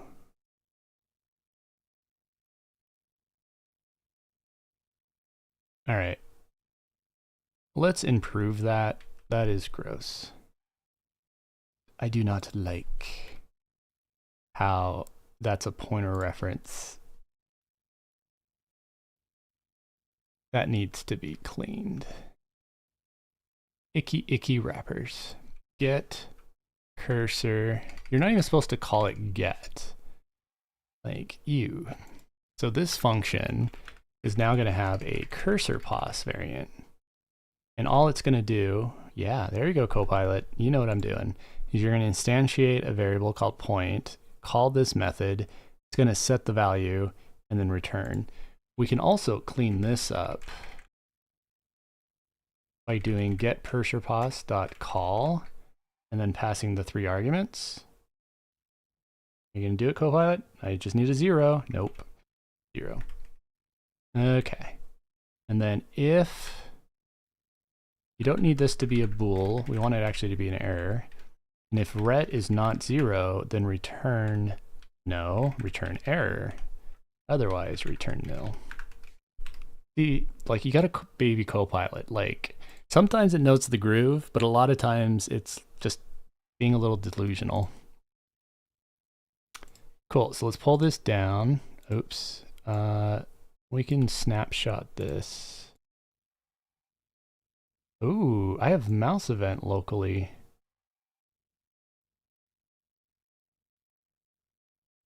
Did I ever add this or did I just start it? Looks like I just started it. So we're going to discard this, pull it down. Get cursor pos.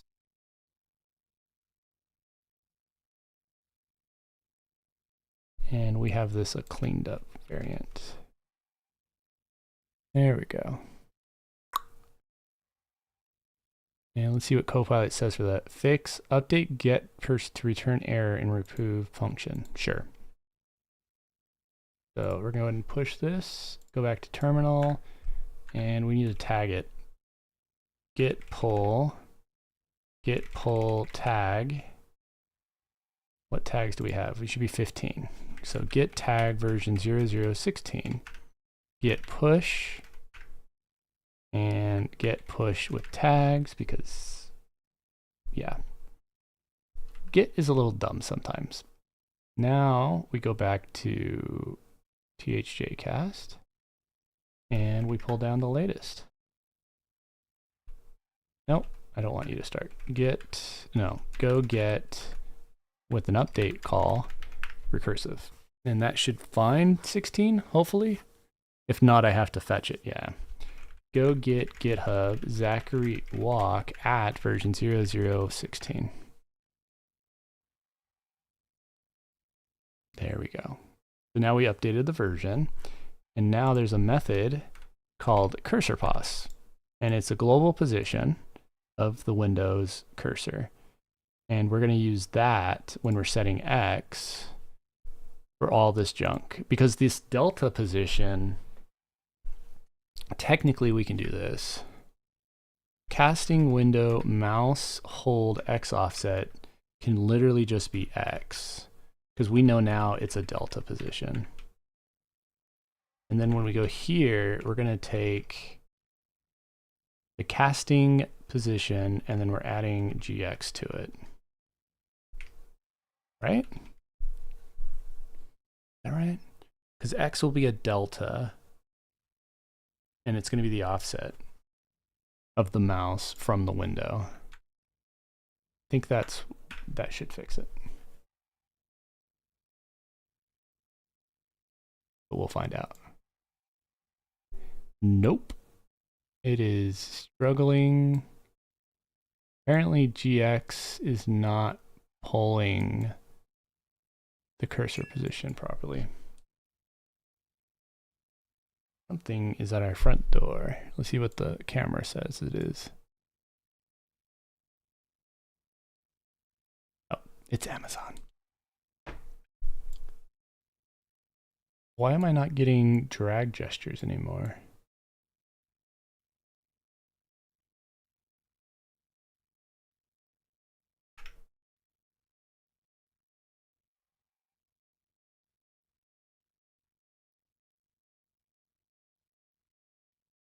Apparently, Windows cursor pos is always returning 00.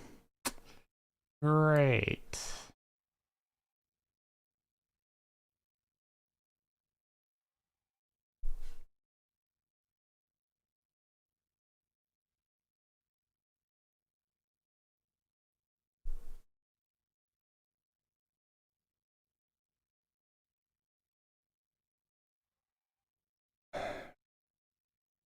I think I'm returning the value wrong. I don't know. Let's see. So get cursor pos is passing a pointer ref. We're going get cursor par. Oh, this method's wrong. How did that happen? How did I turn it to get caret pos? Must have auto-completed that. That'll do it.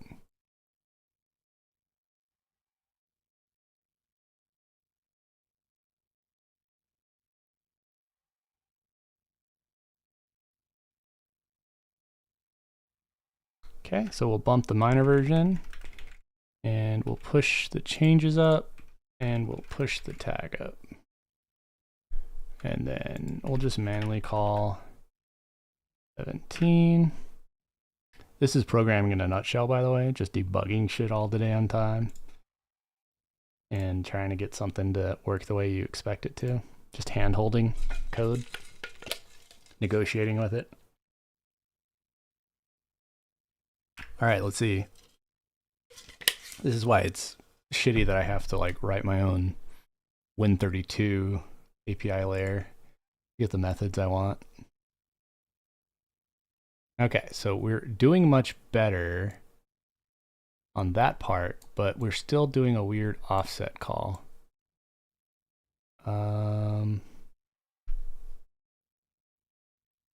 So it's probably the casting window position. Let's just not use X and use instead GX minus the Windows possession. And then let's take out the moving, because that works now. Because X I think is relative, and I don't want relative, I want global.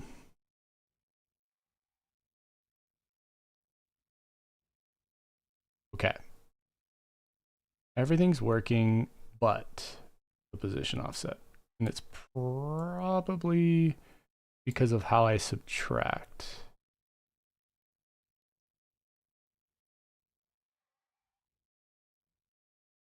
Feels wrong though. This GX should always be greater than.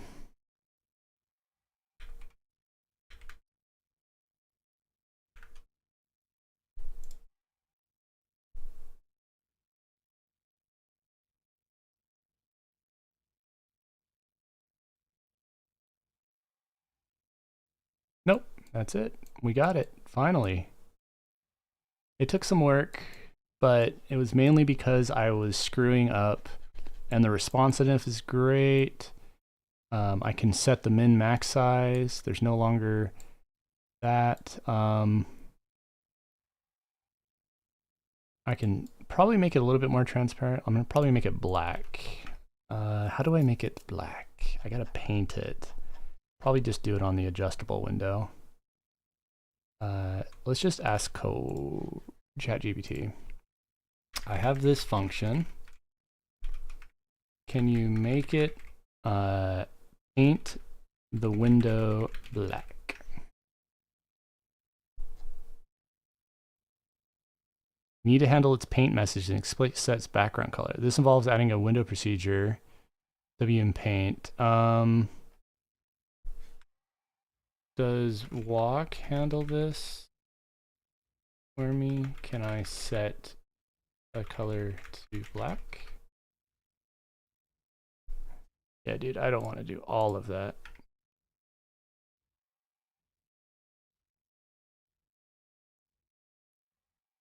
Okay, so there's just a set background color. That's easier. Thank you. I don't want to have to do paint management. That's why walk is there in the whole Win system. So we're going to go to casting window dot. There's an instantiation here. And we just set the color.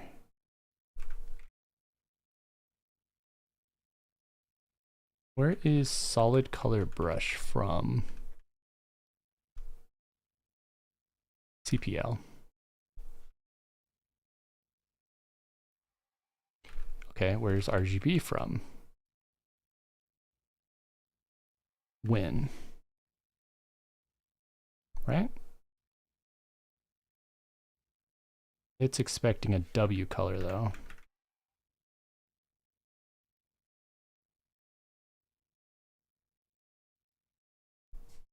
Okay.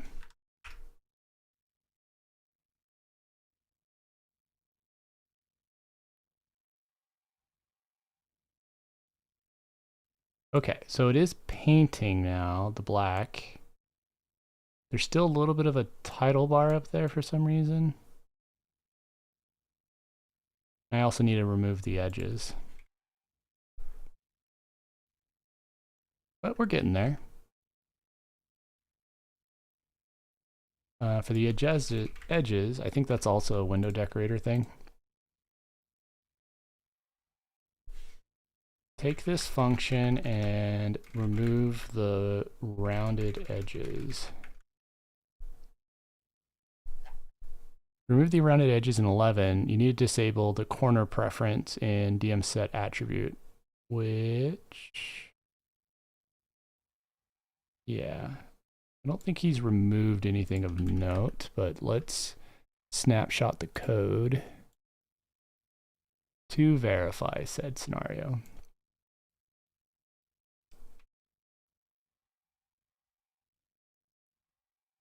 Okay, you fucked up a lot of shit actually. Good job. What did he do in reality? So he broke the name references and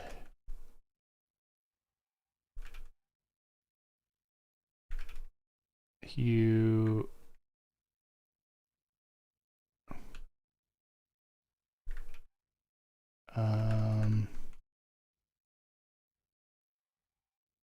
you put in alpha, which I do not want. I don't know if this round shit works. You're also literally calling set window attribute instead of using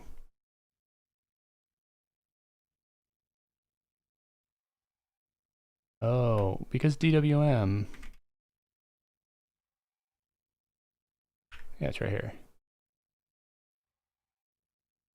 Set window attribute, attribute value, simple, straightforward. Is this a valid reference type?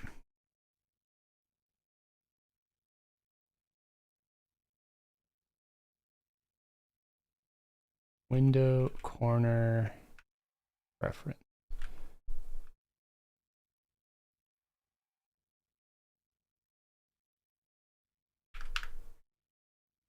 Okay.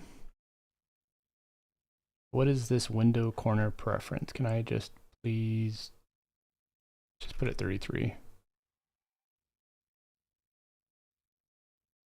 I don't really care about using the consts. And the value is do not round. I can take all of this out just by making it use this. And this does have an error call. Nice.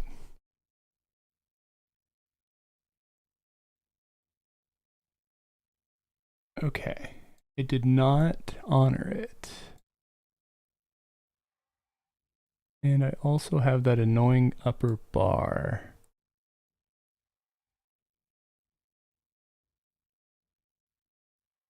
Oh, this didn't compile. That's why. It didn't compile because of these.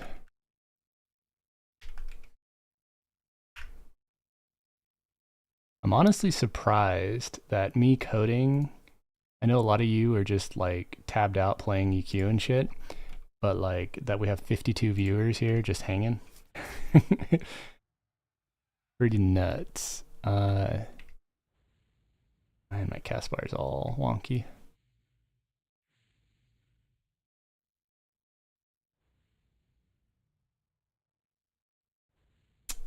Was doing a few armor glamour stones and they're pretty underwhelming. Plate isn't even plate. Jeez. Yeah. Hopefully they improve it over time.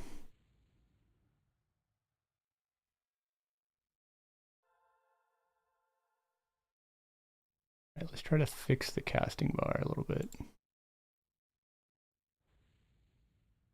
What's up, Crenny? How you doing, dude?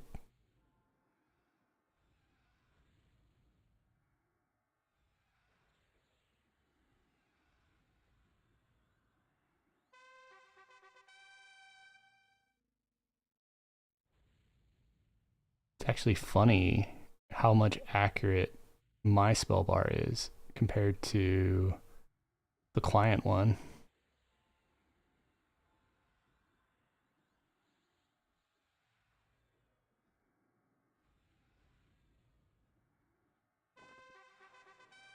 I got pants. My pants have finished evolving.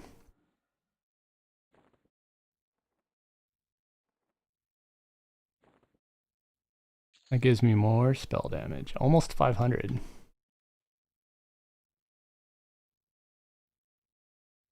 So back to this. The edges are gone. Awesome. So that's a good improvement. You see what I mean? I just got this nice little bar, and when you hit test casting, ooh, there's still a little bit of an edge problem, but I can fix that so that it renders exactly where the X is. Yeah, dude. So what mine is doing is, like, if you watch, oh wait, of course, it didn't work when I said that. I think my runes are jacked up, or my item casts. I might need to clean that up. So you'll notice mine is like a split second shorter. You see that? And the reason is that the client's cheating, because before the packet is actually ACKed from the server, it actually starts your cast bar early. But in my case, I am doing it the moment the server ACKs it. So then it's going to be exactly when the spell lands. So like we can watch it here. So now. I mean, both of them ended pretty much the same moment there. So let's try it again. And now. And now. They're pretty close. But the fact that you have extra casting on your bar on the bottom is super annoying.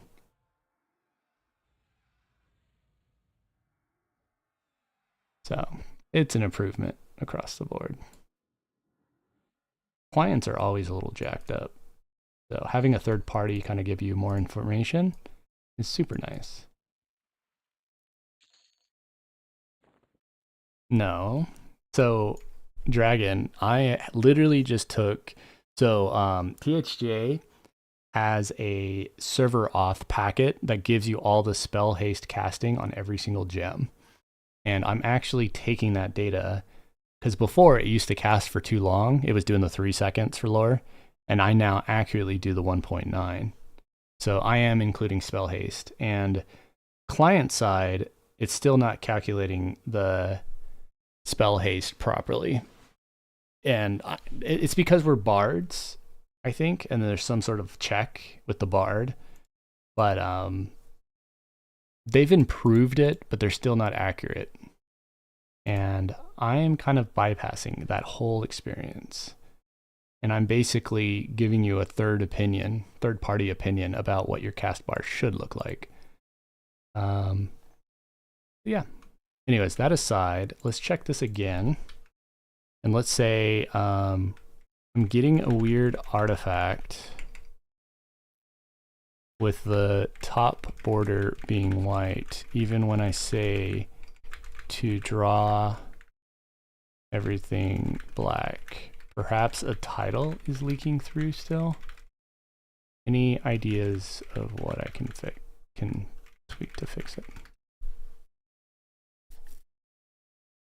White border after the top may result from residual elements of the Windows title bar default rendering behavior and layered and borderless Windows. To address this, we can tweak the Windows style further and explicitly disable any drawing of the title bar.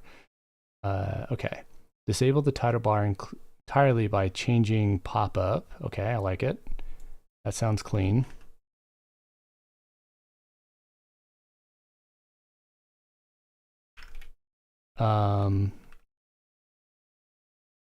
What else did you do? Force a redraw.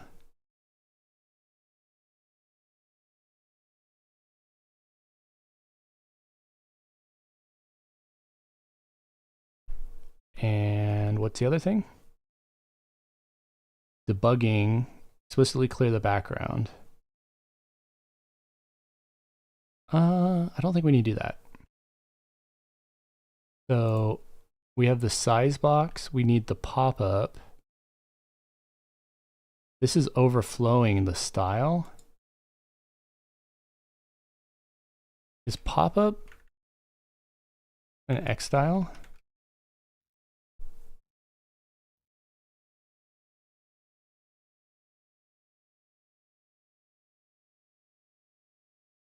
How is X style overflowing?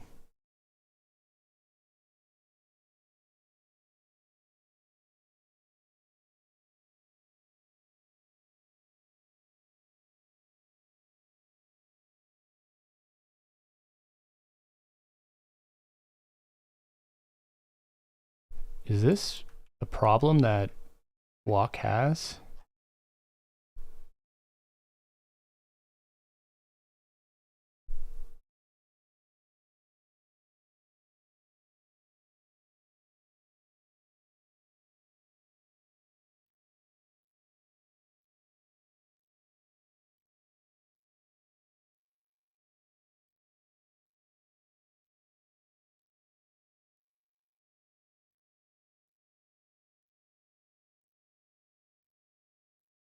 So in other words, user 32 doesn't support this because we're casting it incorrectly. Okay. So get window long, you can tweak the value, but then when you go to style, it's returning back to int32. But this means there's missed data. We're truncating data. So let's do get window long. And let's refactor this.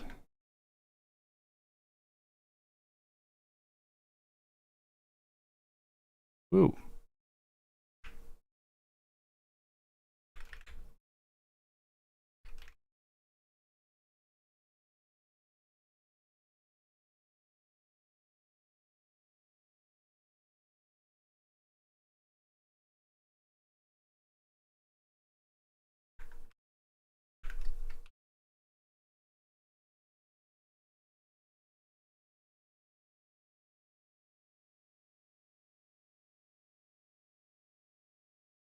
So this call returns a uint pointer.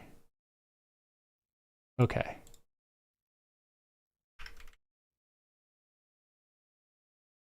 This is going to cause a lot of errors on get window long.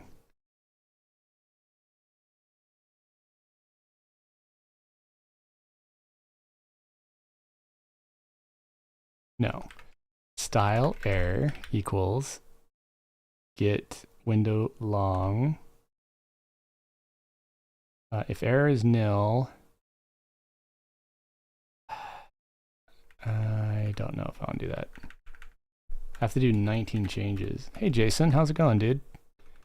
I'm working on a couple things. I'm farming Ogs in Vishan's Peak, and I'm working on a new cast thing. How you doing? Anything up with what you're up to? Okay. Style air equals this. What the hell is L window base? Just do get window long. Jesus. Don't even know what it's doing. If error is nil,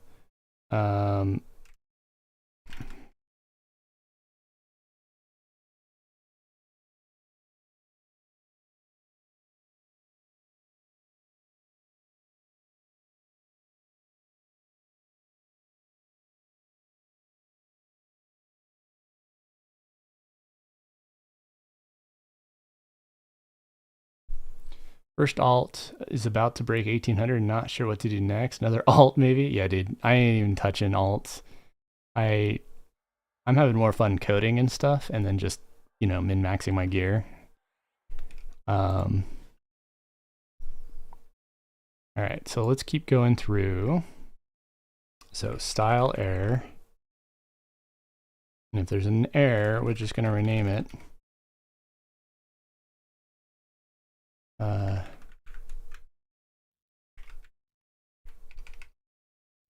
Eventually, I'm going to have to refactor this entire fucking project because there's so many like bad habits in the code. But it's close enough for now. Yeah, see here, he's doing the typecasting. But you shouldn't do that. You should actually handle the error. And you should also already flip it.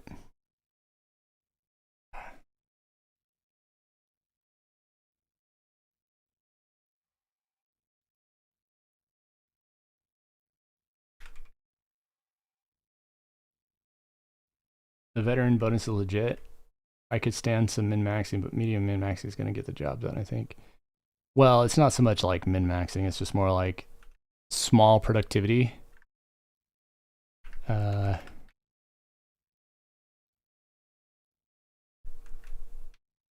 It's just something to do in the background while I'm working on other junk, basically.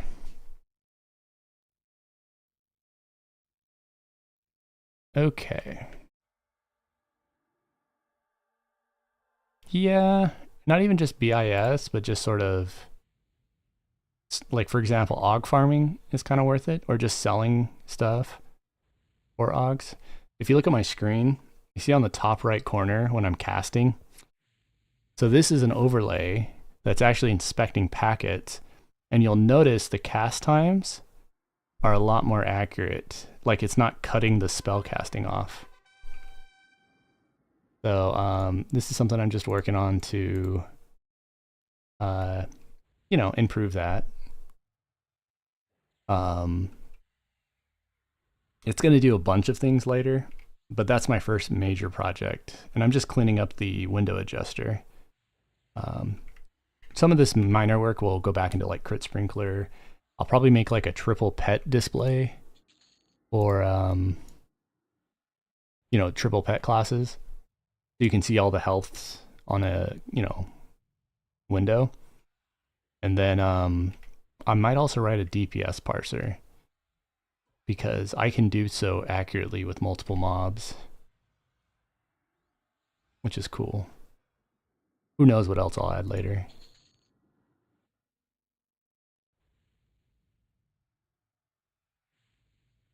So that's what I'm really working on. I'm streaming, hanging out with people, answering questions, if any, working on the code project, and then farming Augs,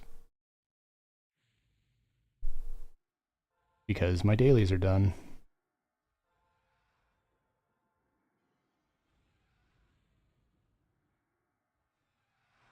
But yeah, it's so much more accurate. One issue I have though is that when you item click, it doesn't cast begin cast. Interestingly.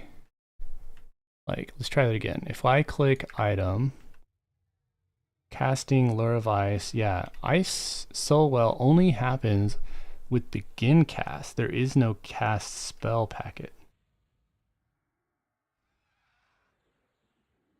Dude, you know how a lot of item clicks never show your spell bar? Which I fucking hate, because I have a lot of clickies. That's the key thing I'm fixing. But of course I broke it just recently, but yeah, dude, it's yeah. So this is a packet in a packet event system. It's no longer using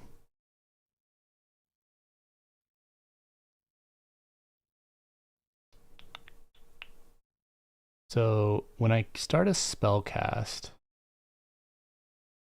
it's based, okay, so I only do a cast event if this cast spell is an inventory, non-inventory slot, because I can use the spell accuracy. See, when that, it's an item cast, I have no way to differentiate.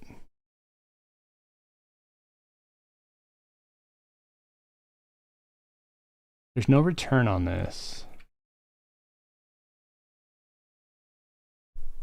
Huh. Let's disable that for a moment. I just want to test this. So if we come back and we start casting normal spells, it doesn't work. However, if I cast gem, it works. So that's cast spell 0. This cast spell gem 0, spell ID 179069, and target is 227, which is me. If I click an item, cast spell never triggers.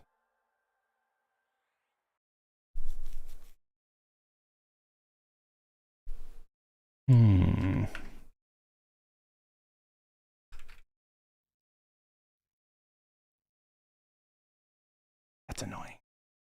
So like, if I do this, begin cast, item click works great.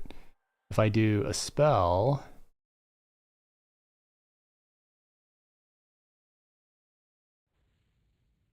it does begin cast and cast spell.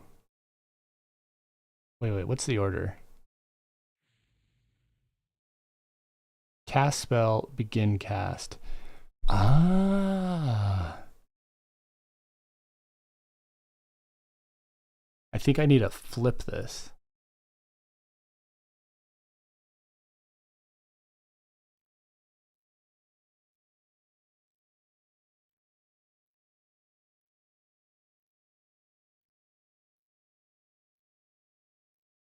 Okay.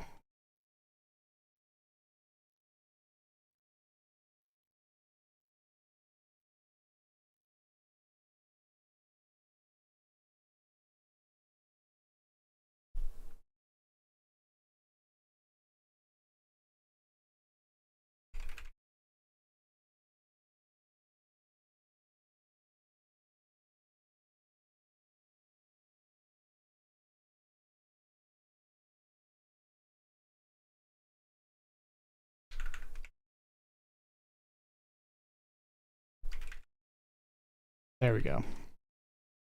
I think that fixes it. Let's see. Now when I cast this, perfect. And then when I cast this, ooh, it's a little late. I think it's not doing the lookup properly.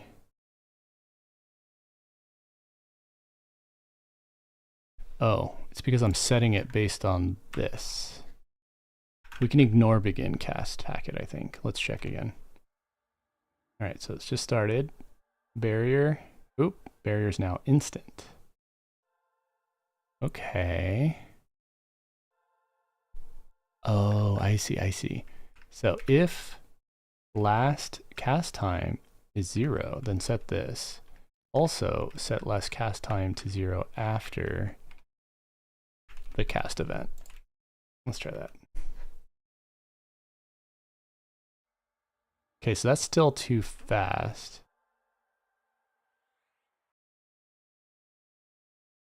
Why?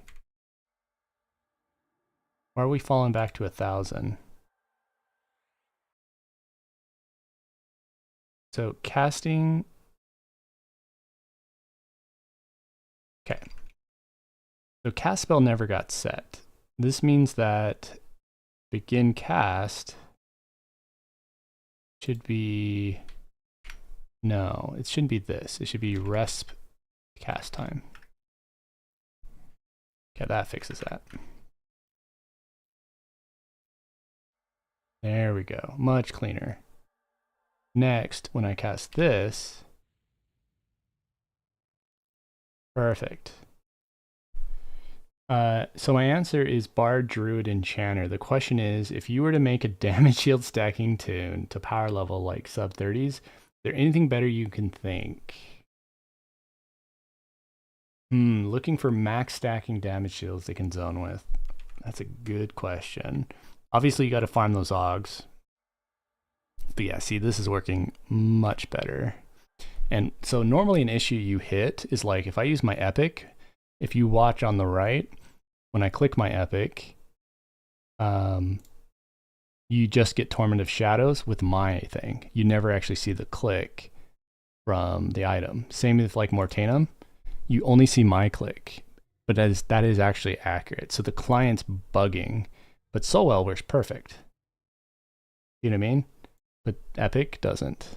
Same thing with Elder Spiritus fonts. I see the Drones of Doom, but I never see a spell bar.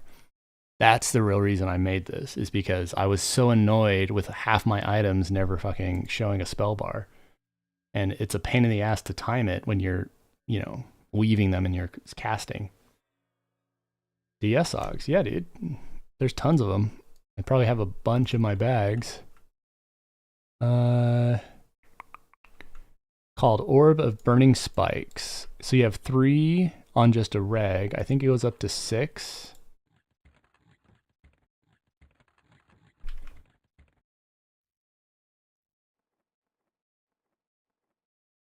That's an armor protection. Yeah, I don't think I have any others. But anyways, yeah. So, okay, if you're going to max DS, first of all, double check the classes that they stack on, the DS Augs.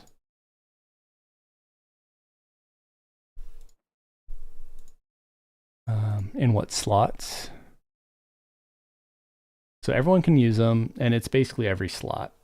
So you need to have gear that has 2 slots, ideally, obviously. And if I have DS Augs and cast them on a noob, what do you mean cast them?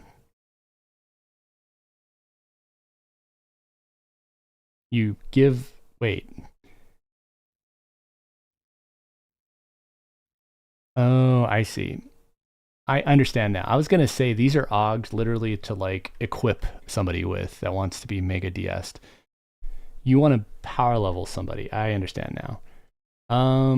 Your best target DSs, I think you're missing mage because there's no way to get the mage DSs with the triple class you just mentioned. So mage DS plus, I don't think druid DS stacks with mage DS. It actually, no, it would.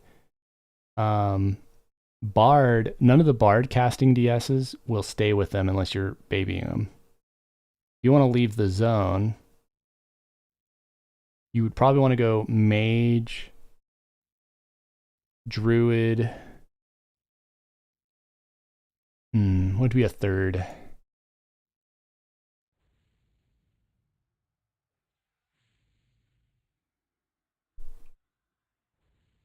Are you saying enchanter for feedback?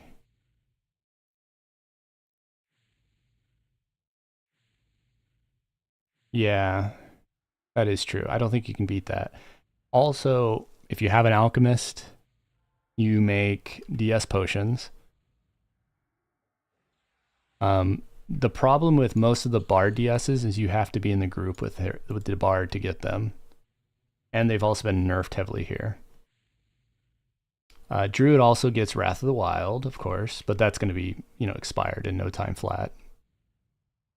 But honestly, Druid has to be there because of Wrath of the Wild. But yeah, if I was going to power level somebody and I wanted to focus on that, Druid Mage,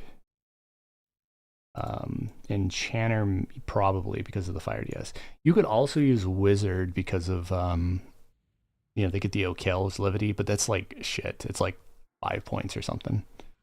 Trying to think whether classes have a castable DS click or spell. Yeah, Bard is, Bards do usually have some of the best DSs if they're in the group, but it's also been nerfed here. I made a Shaman Cleric Enchanter for that, but just because general buffing, yeah.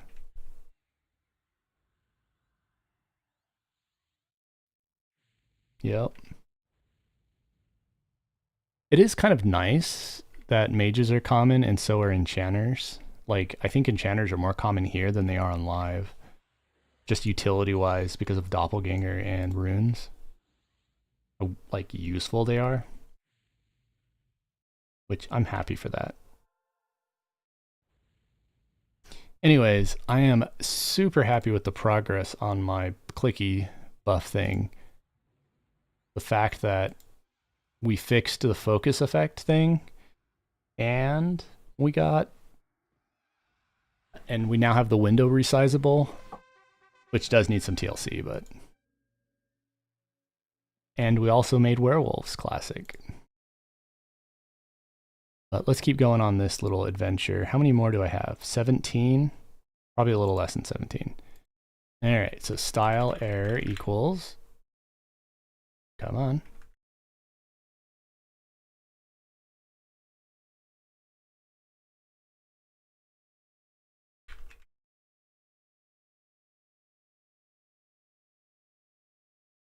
I'll just put to-dos from now on.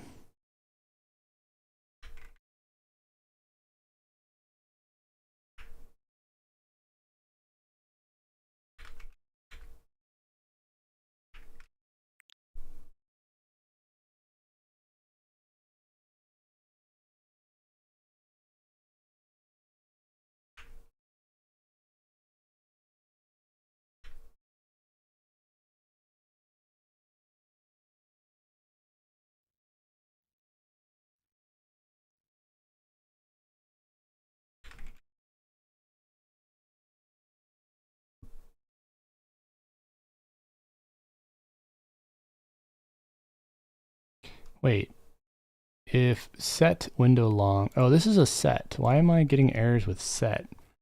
Because of style? Oh, it's because style is now a uint32. This is an underflow, but we'll just go with it for now. We'll change the other one later.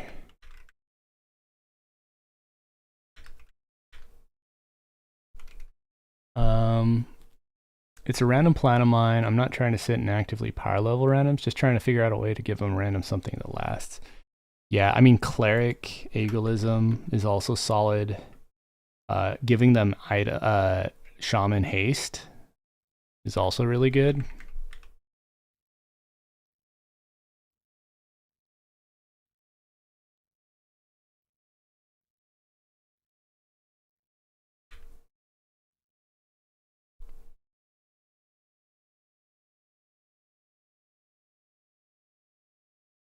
Why was this converting it to a uint? That is ugly as hell.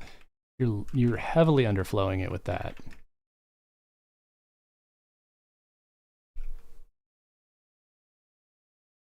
This one's overflowing it, like not overflowing it. It's just giving it too much air. Okay, return.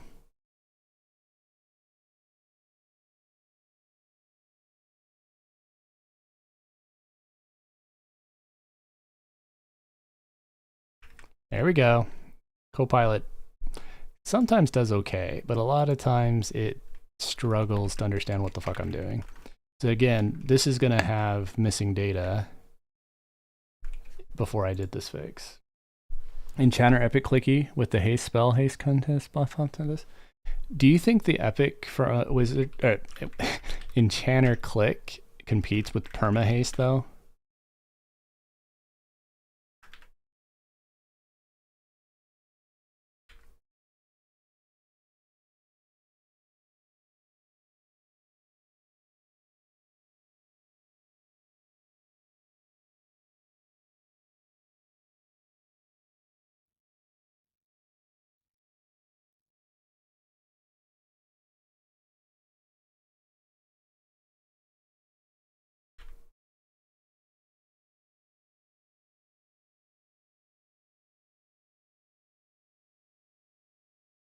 I guess if you're actively buffing them.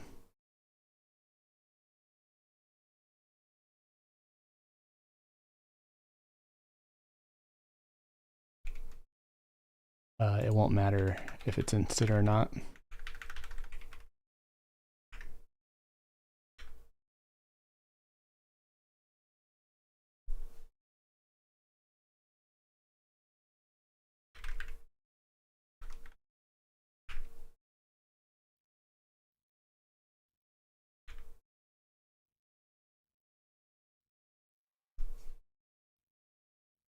It's not a to-do, it's a literal, man.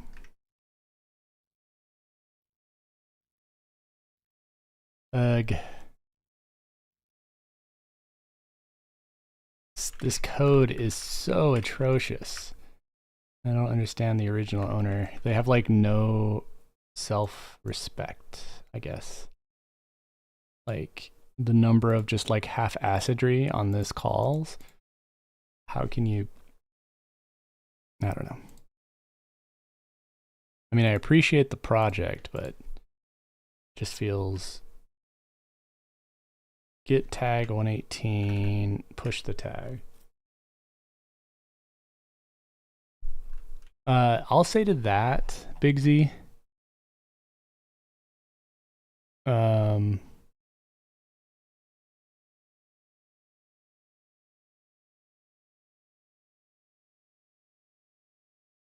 Oh, I did end up getting it. I was going to say, it was one of the last things I spent on. So Dauntless Preservation, technically, because of the inclusive ore, actually gives you like a 1% chance to be stunned, even with with the 100% chance from Stalwart, technically. And when you get Dauntless, that 1% goes away. And I say technically because I've actually never seen it in fact when I've had a bazillion mobs beating on me that I've ever had that 1% happen. So it could be a, coder error that I saw that in the numbers. So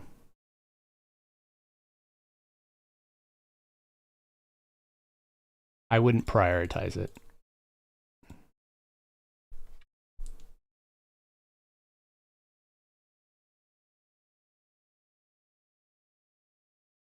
I'm gonna go get that Cool. So we added in the style with UNT32 support, which means now we can do the exclusive OR. But before I do that, let me go grab the Amazon delivery. Be right back.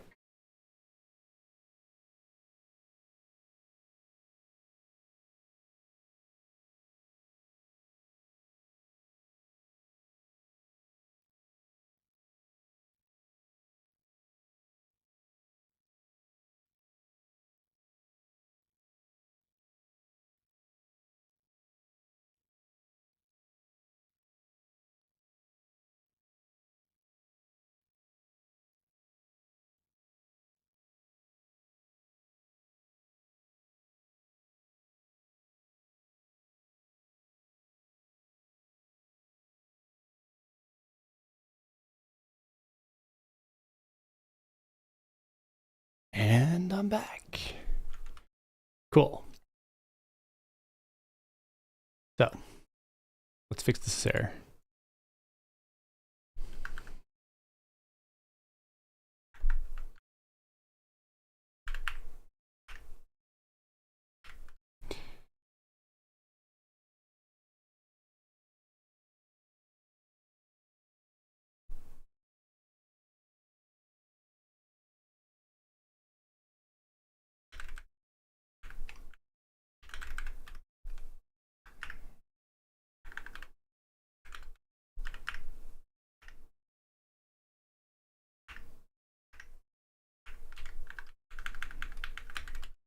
So we're adding some return handling.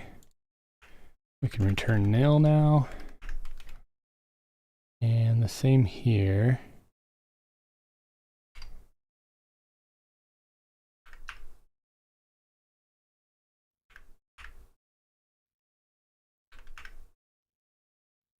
Don't. Thank you. Okay, next we have the styles being set. We may need to fix the set window long as well. I'm hoping not, because that was a lot of work.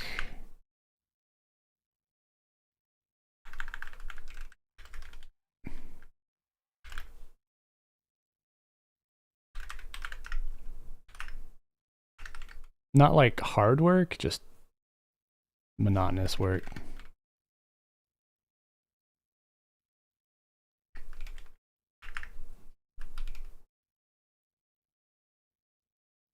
All because Walk doesn't understand value types.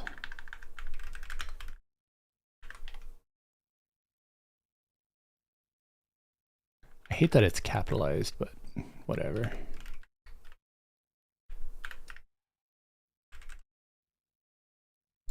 Okay, I think we're done. Time to see. Create main window is failing with the get window long. Interesting. During create,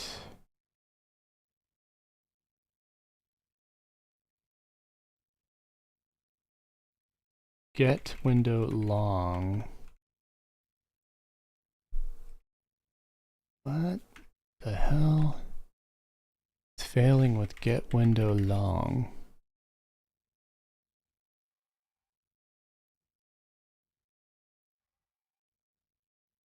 Oh, this has probably been erroring forever, and we've just never known it.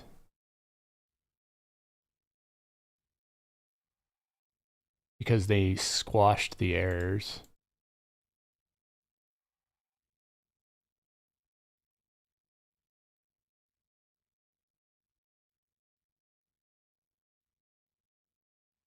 They also don't properly return errors.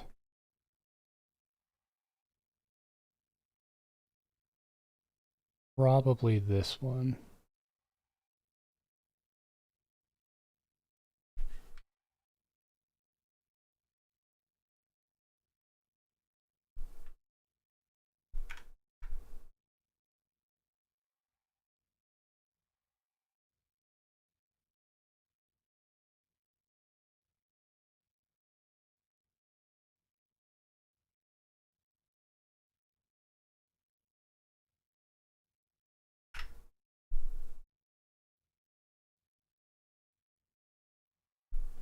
Did I do that right? 19? Yeah.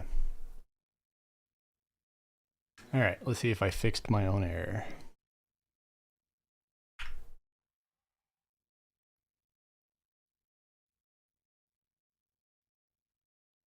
Nope. Create main window, get window long is still failing, and it's a generic error, so I can't even fucking tell where it's at.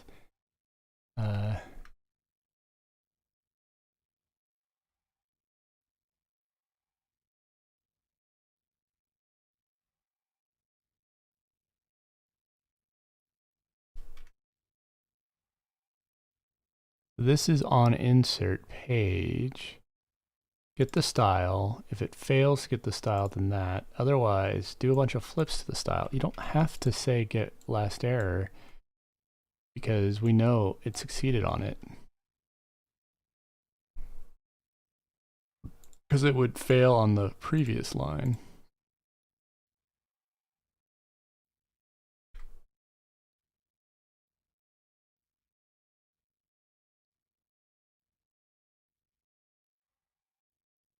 All right, get tag version 20. While that's going, who's messaging me? I can go back to not always hiding the illusion. Dude, apparently that was a big ask, or like a lot of people wanted the werewolf gone. Okay, now I got a crit error. Oh, this is crit sprinkler. Where is the one I care about?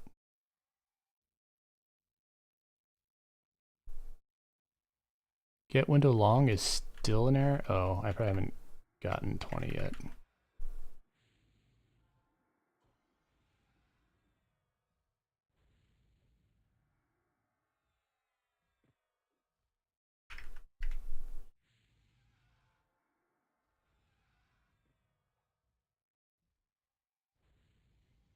There we go.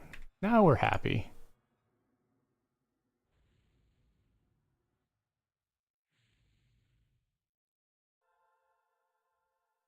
Yeah, I got pyromatic ignition on it, and it's just being like, ooh, pyromatic ignition is not causing floating text.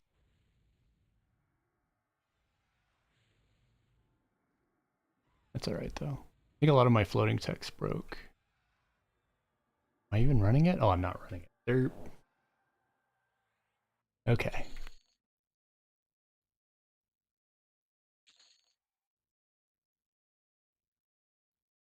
So back to this.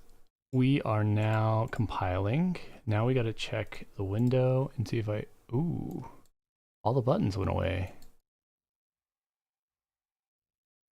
Shit. Apparently I broke the window renderer. Let's run some of the examples apparently.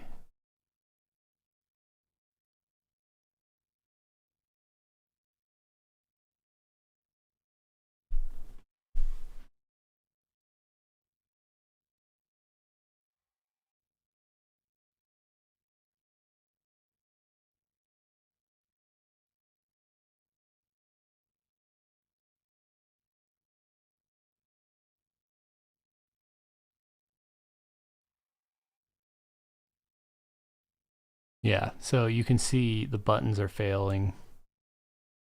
So that last commit,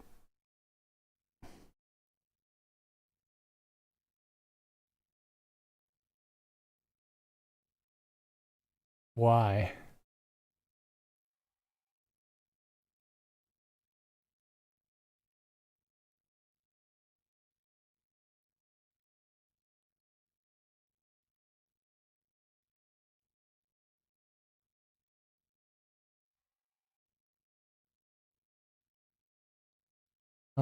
Window walk, I think, is returning incorrectly.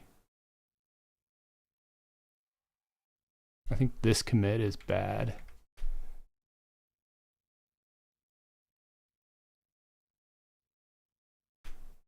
Which is on line 797.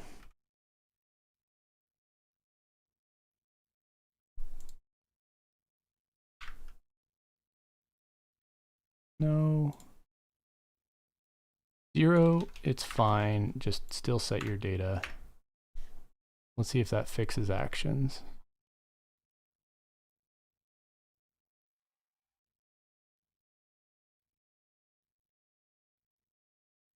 Nope. Actions is still unhappy. Interesting. What else did I break? Man, I did all this work, and apparently I need to go back to an older version. Let's test reverting to an old version.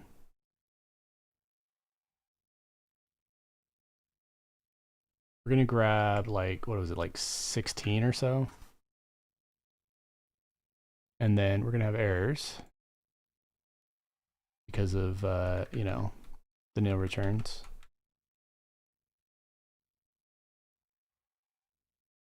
Fix those.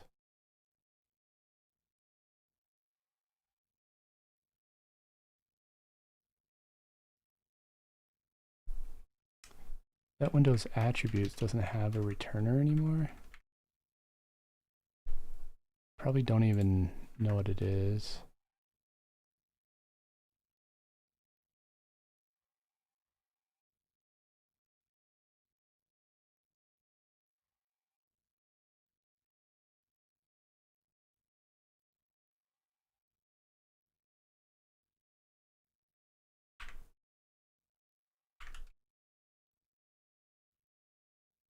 Okay.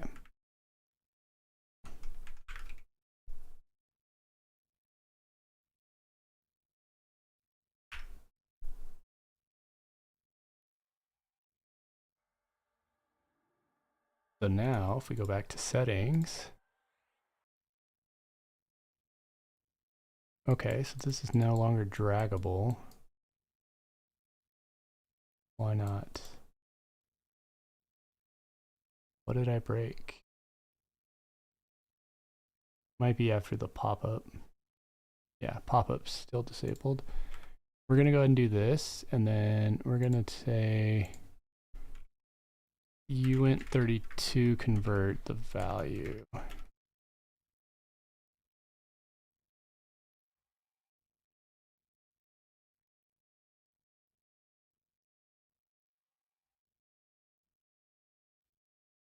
So the dragging doesn't work. It's no longer doing, it's supposed to be setting the pop-up. Might be because I have captions still enabled. And let's see.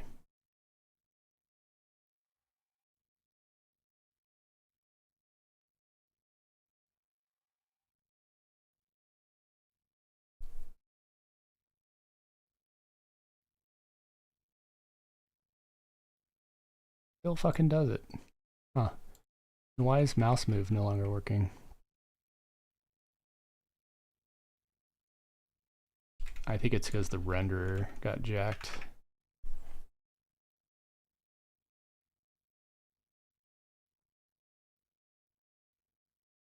Like, it's seeing move.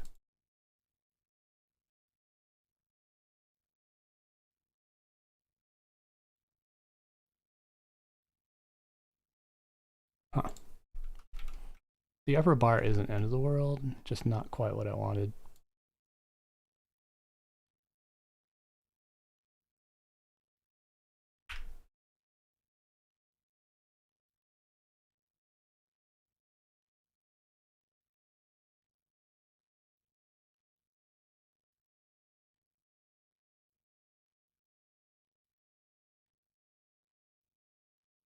Did I like mess up the set button or something? Yeah. Jesus, what did I do to set? Because of the pop-up styling.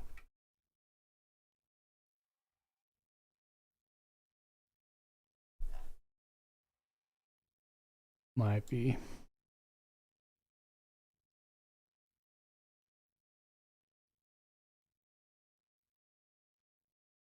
Let's take these out and see if it works.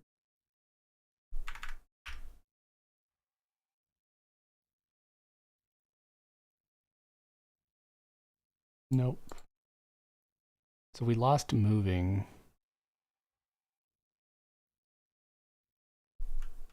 Because the invalidated rec. I don't know.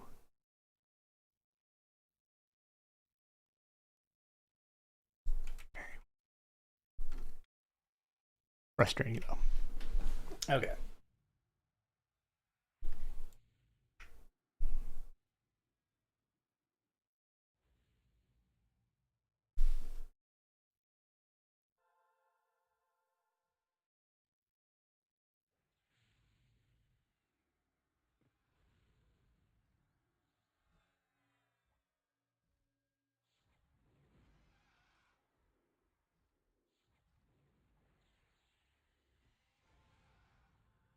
That one was off. Interesting.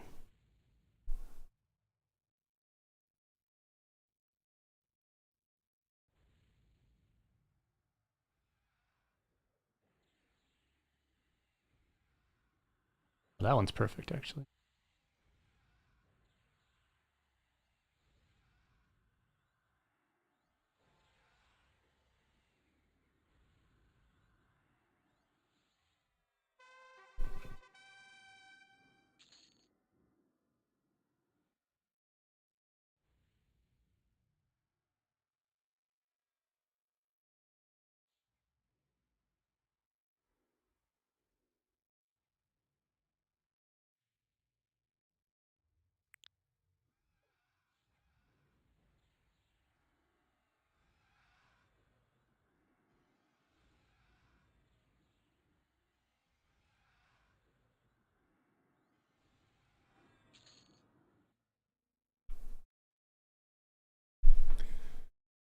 Okay, well, minus losing the ability to drag drop, which is super annoying. I'm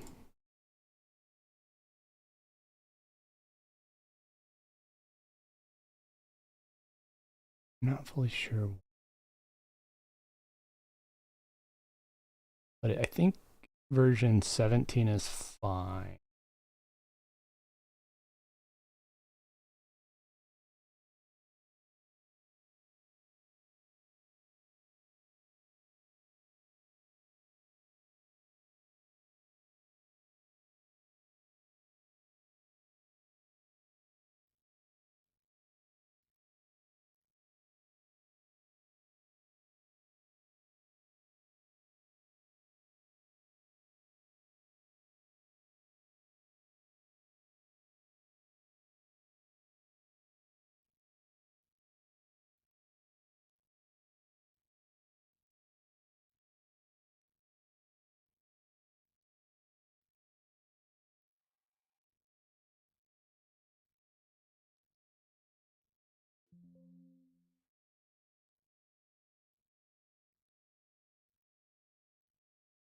Okay. So what I'm going to do is create a branch. And we're going to call this revert. Okay. Then we're going to publish this branch. Then we're going to go back to main branch. And we're going to go to branches. And we're going to merge branch into current branch.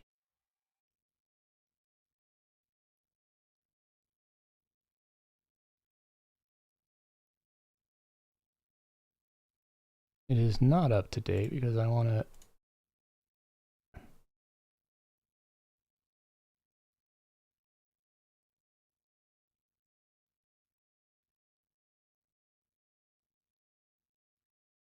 all right, fine. Let's go back to revert. And then for main, merge branch. That's going to merge out in. No, I want main to merge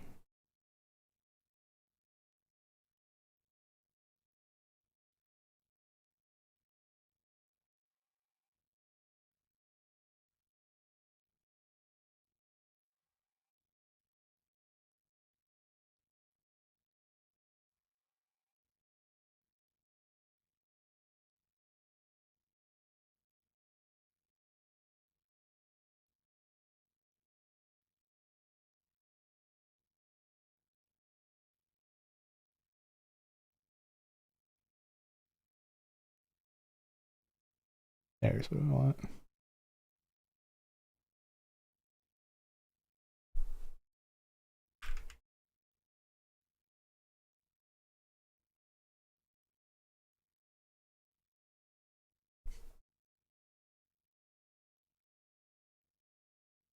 Wait, this isn't right.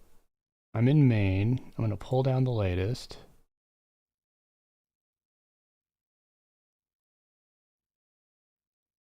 Okay. So main, I want to now merge branch into current branch. Can't because it's up to date. Now if we go to tags and we say revert commit, reset current branch to commit.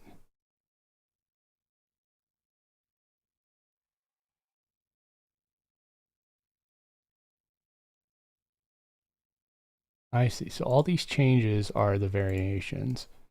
So if we discard all of them, then we, oh.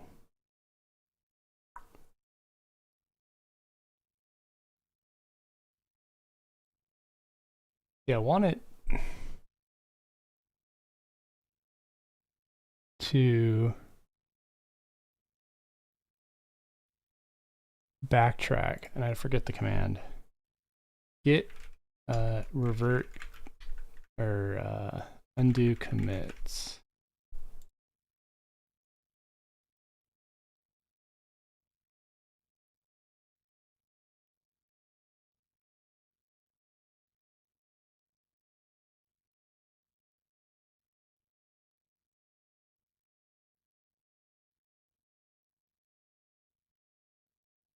Okay.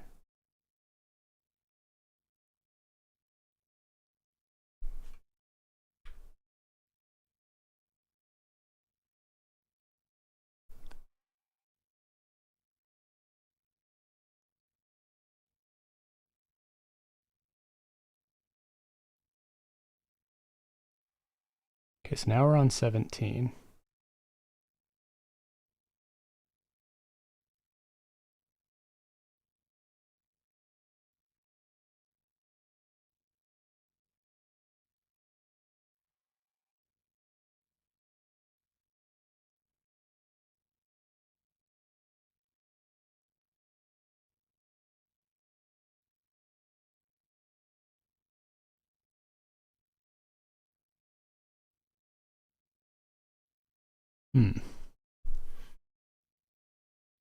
Unfortunate. No, it's fine. I mean, arguably I could go through and just undo these, but it's weird. Like, it's such a pain to do what I want, because if I hit discard, it's going to revert back. But what I need it to do is just copy the changed line and essentially put it back like that. And then just do that with every edit.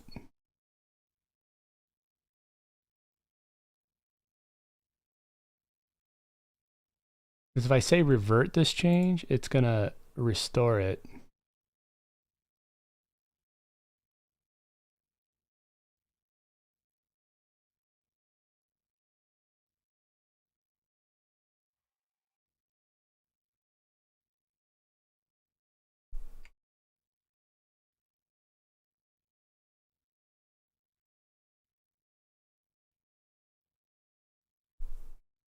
We got to close this out because we can't see what the hell's going on.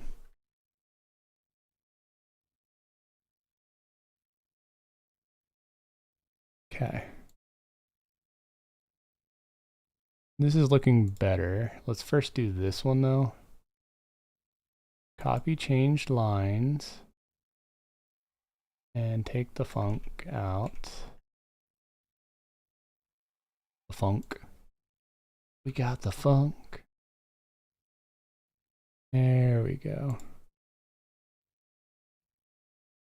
Whoa. Random. I think that's the freaking spellcasting window.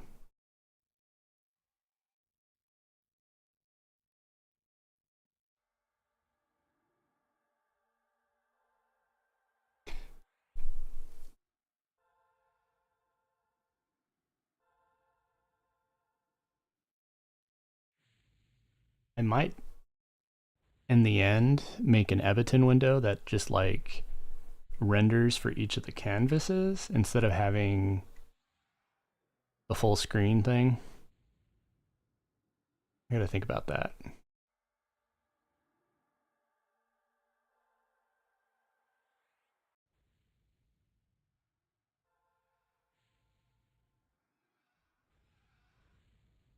I think I can do that. I gotta test that actually. It'd be fun to test.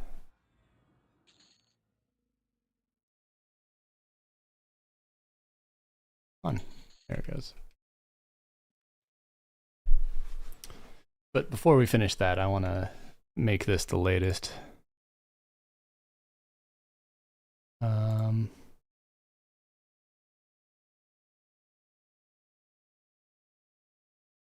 Not a ton of changes.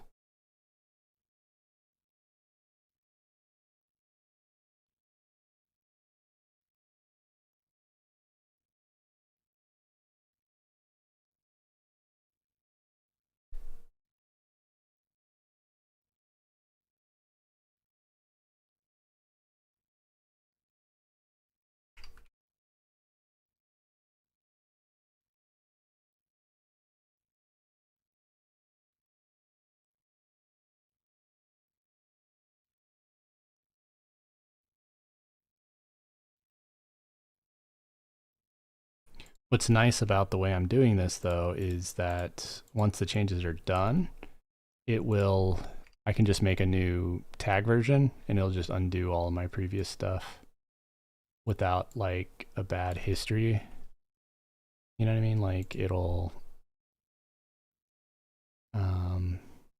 yeah, it'll be happy.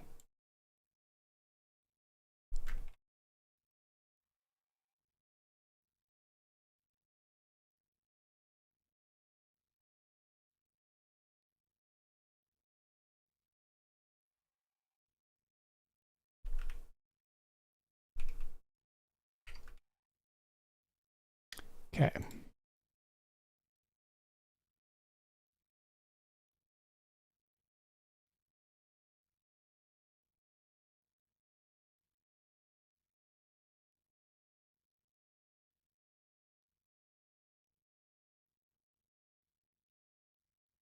Next, what's other errors?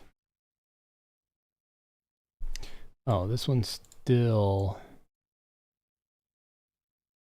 wrong.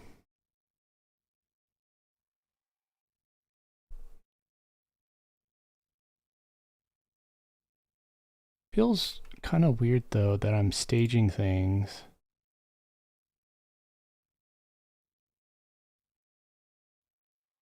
Am I not actually gonna get a version? No, because watch, the moment I pull, all of my changes will get discarded. Yeah, there's a bug with my app. It'll focus it and then splash my screen on occasion. Interesting. I might have to fix that later.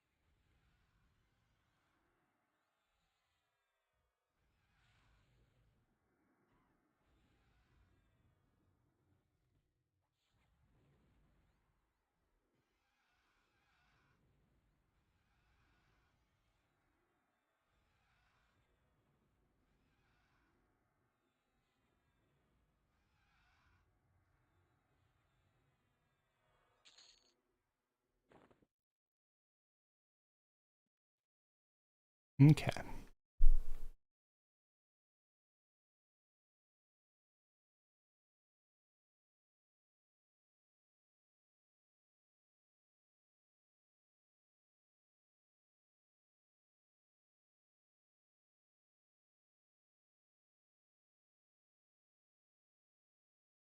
I do a rebase.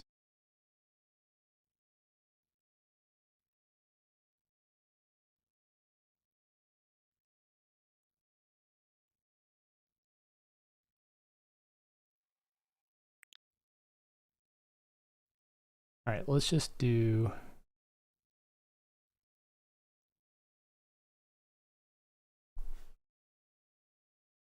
Oh man.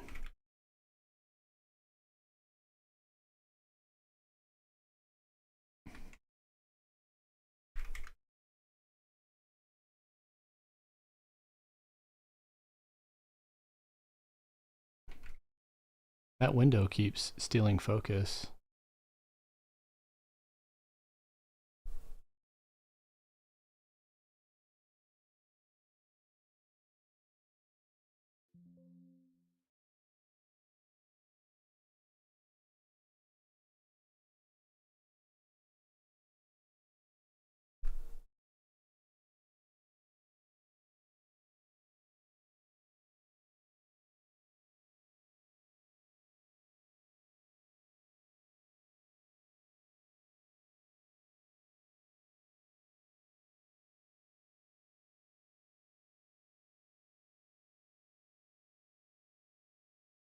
Not working. Weird.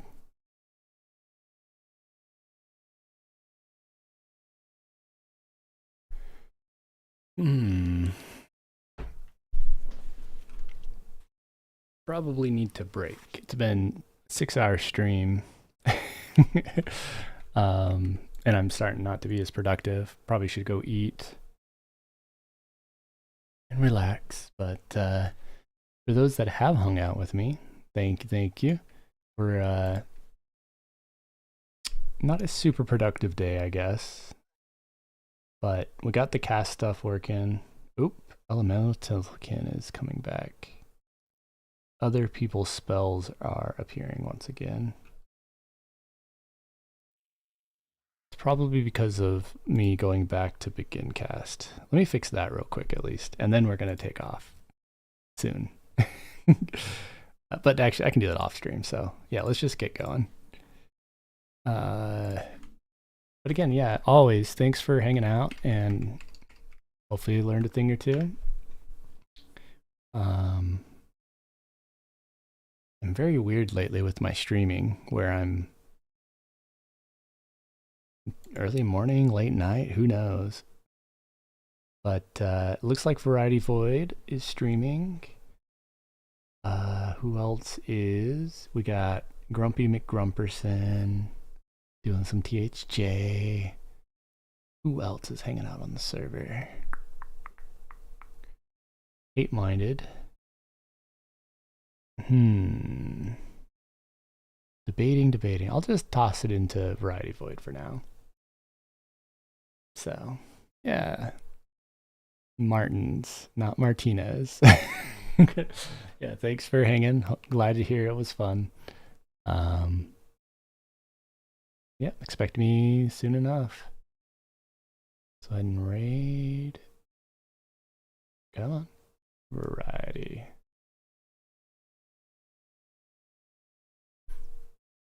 Boom. Alrighty, guys. There we go.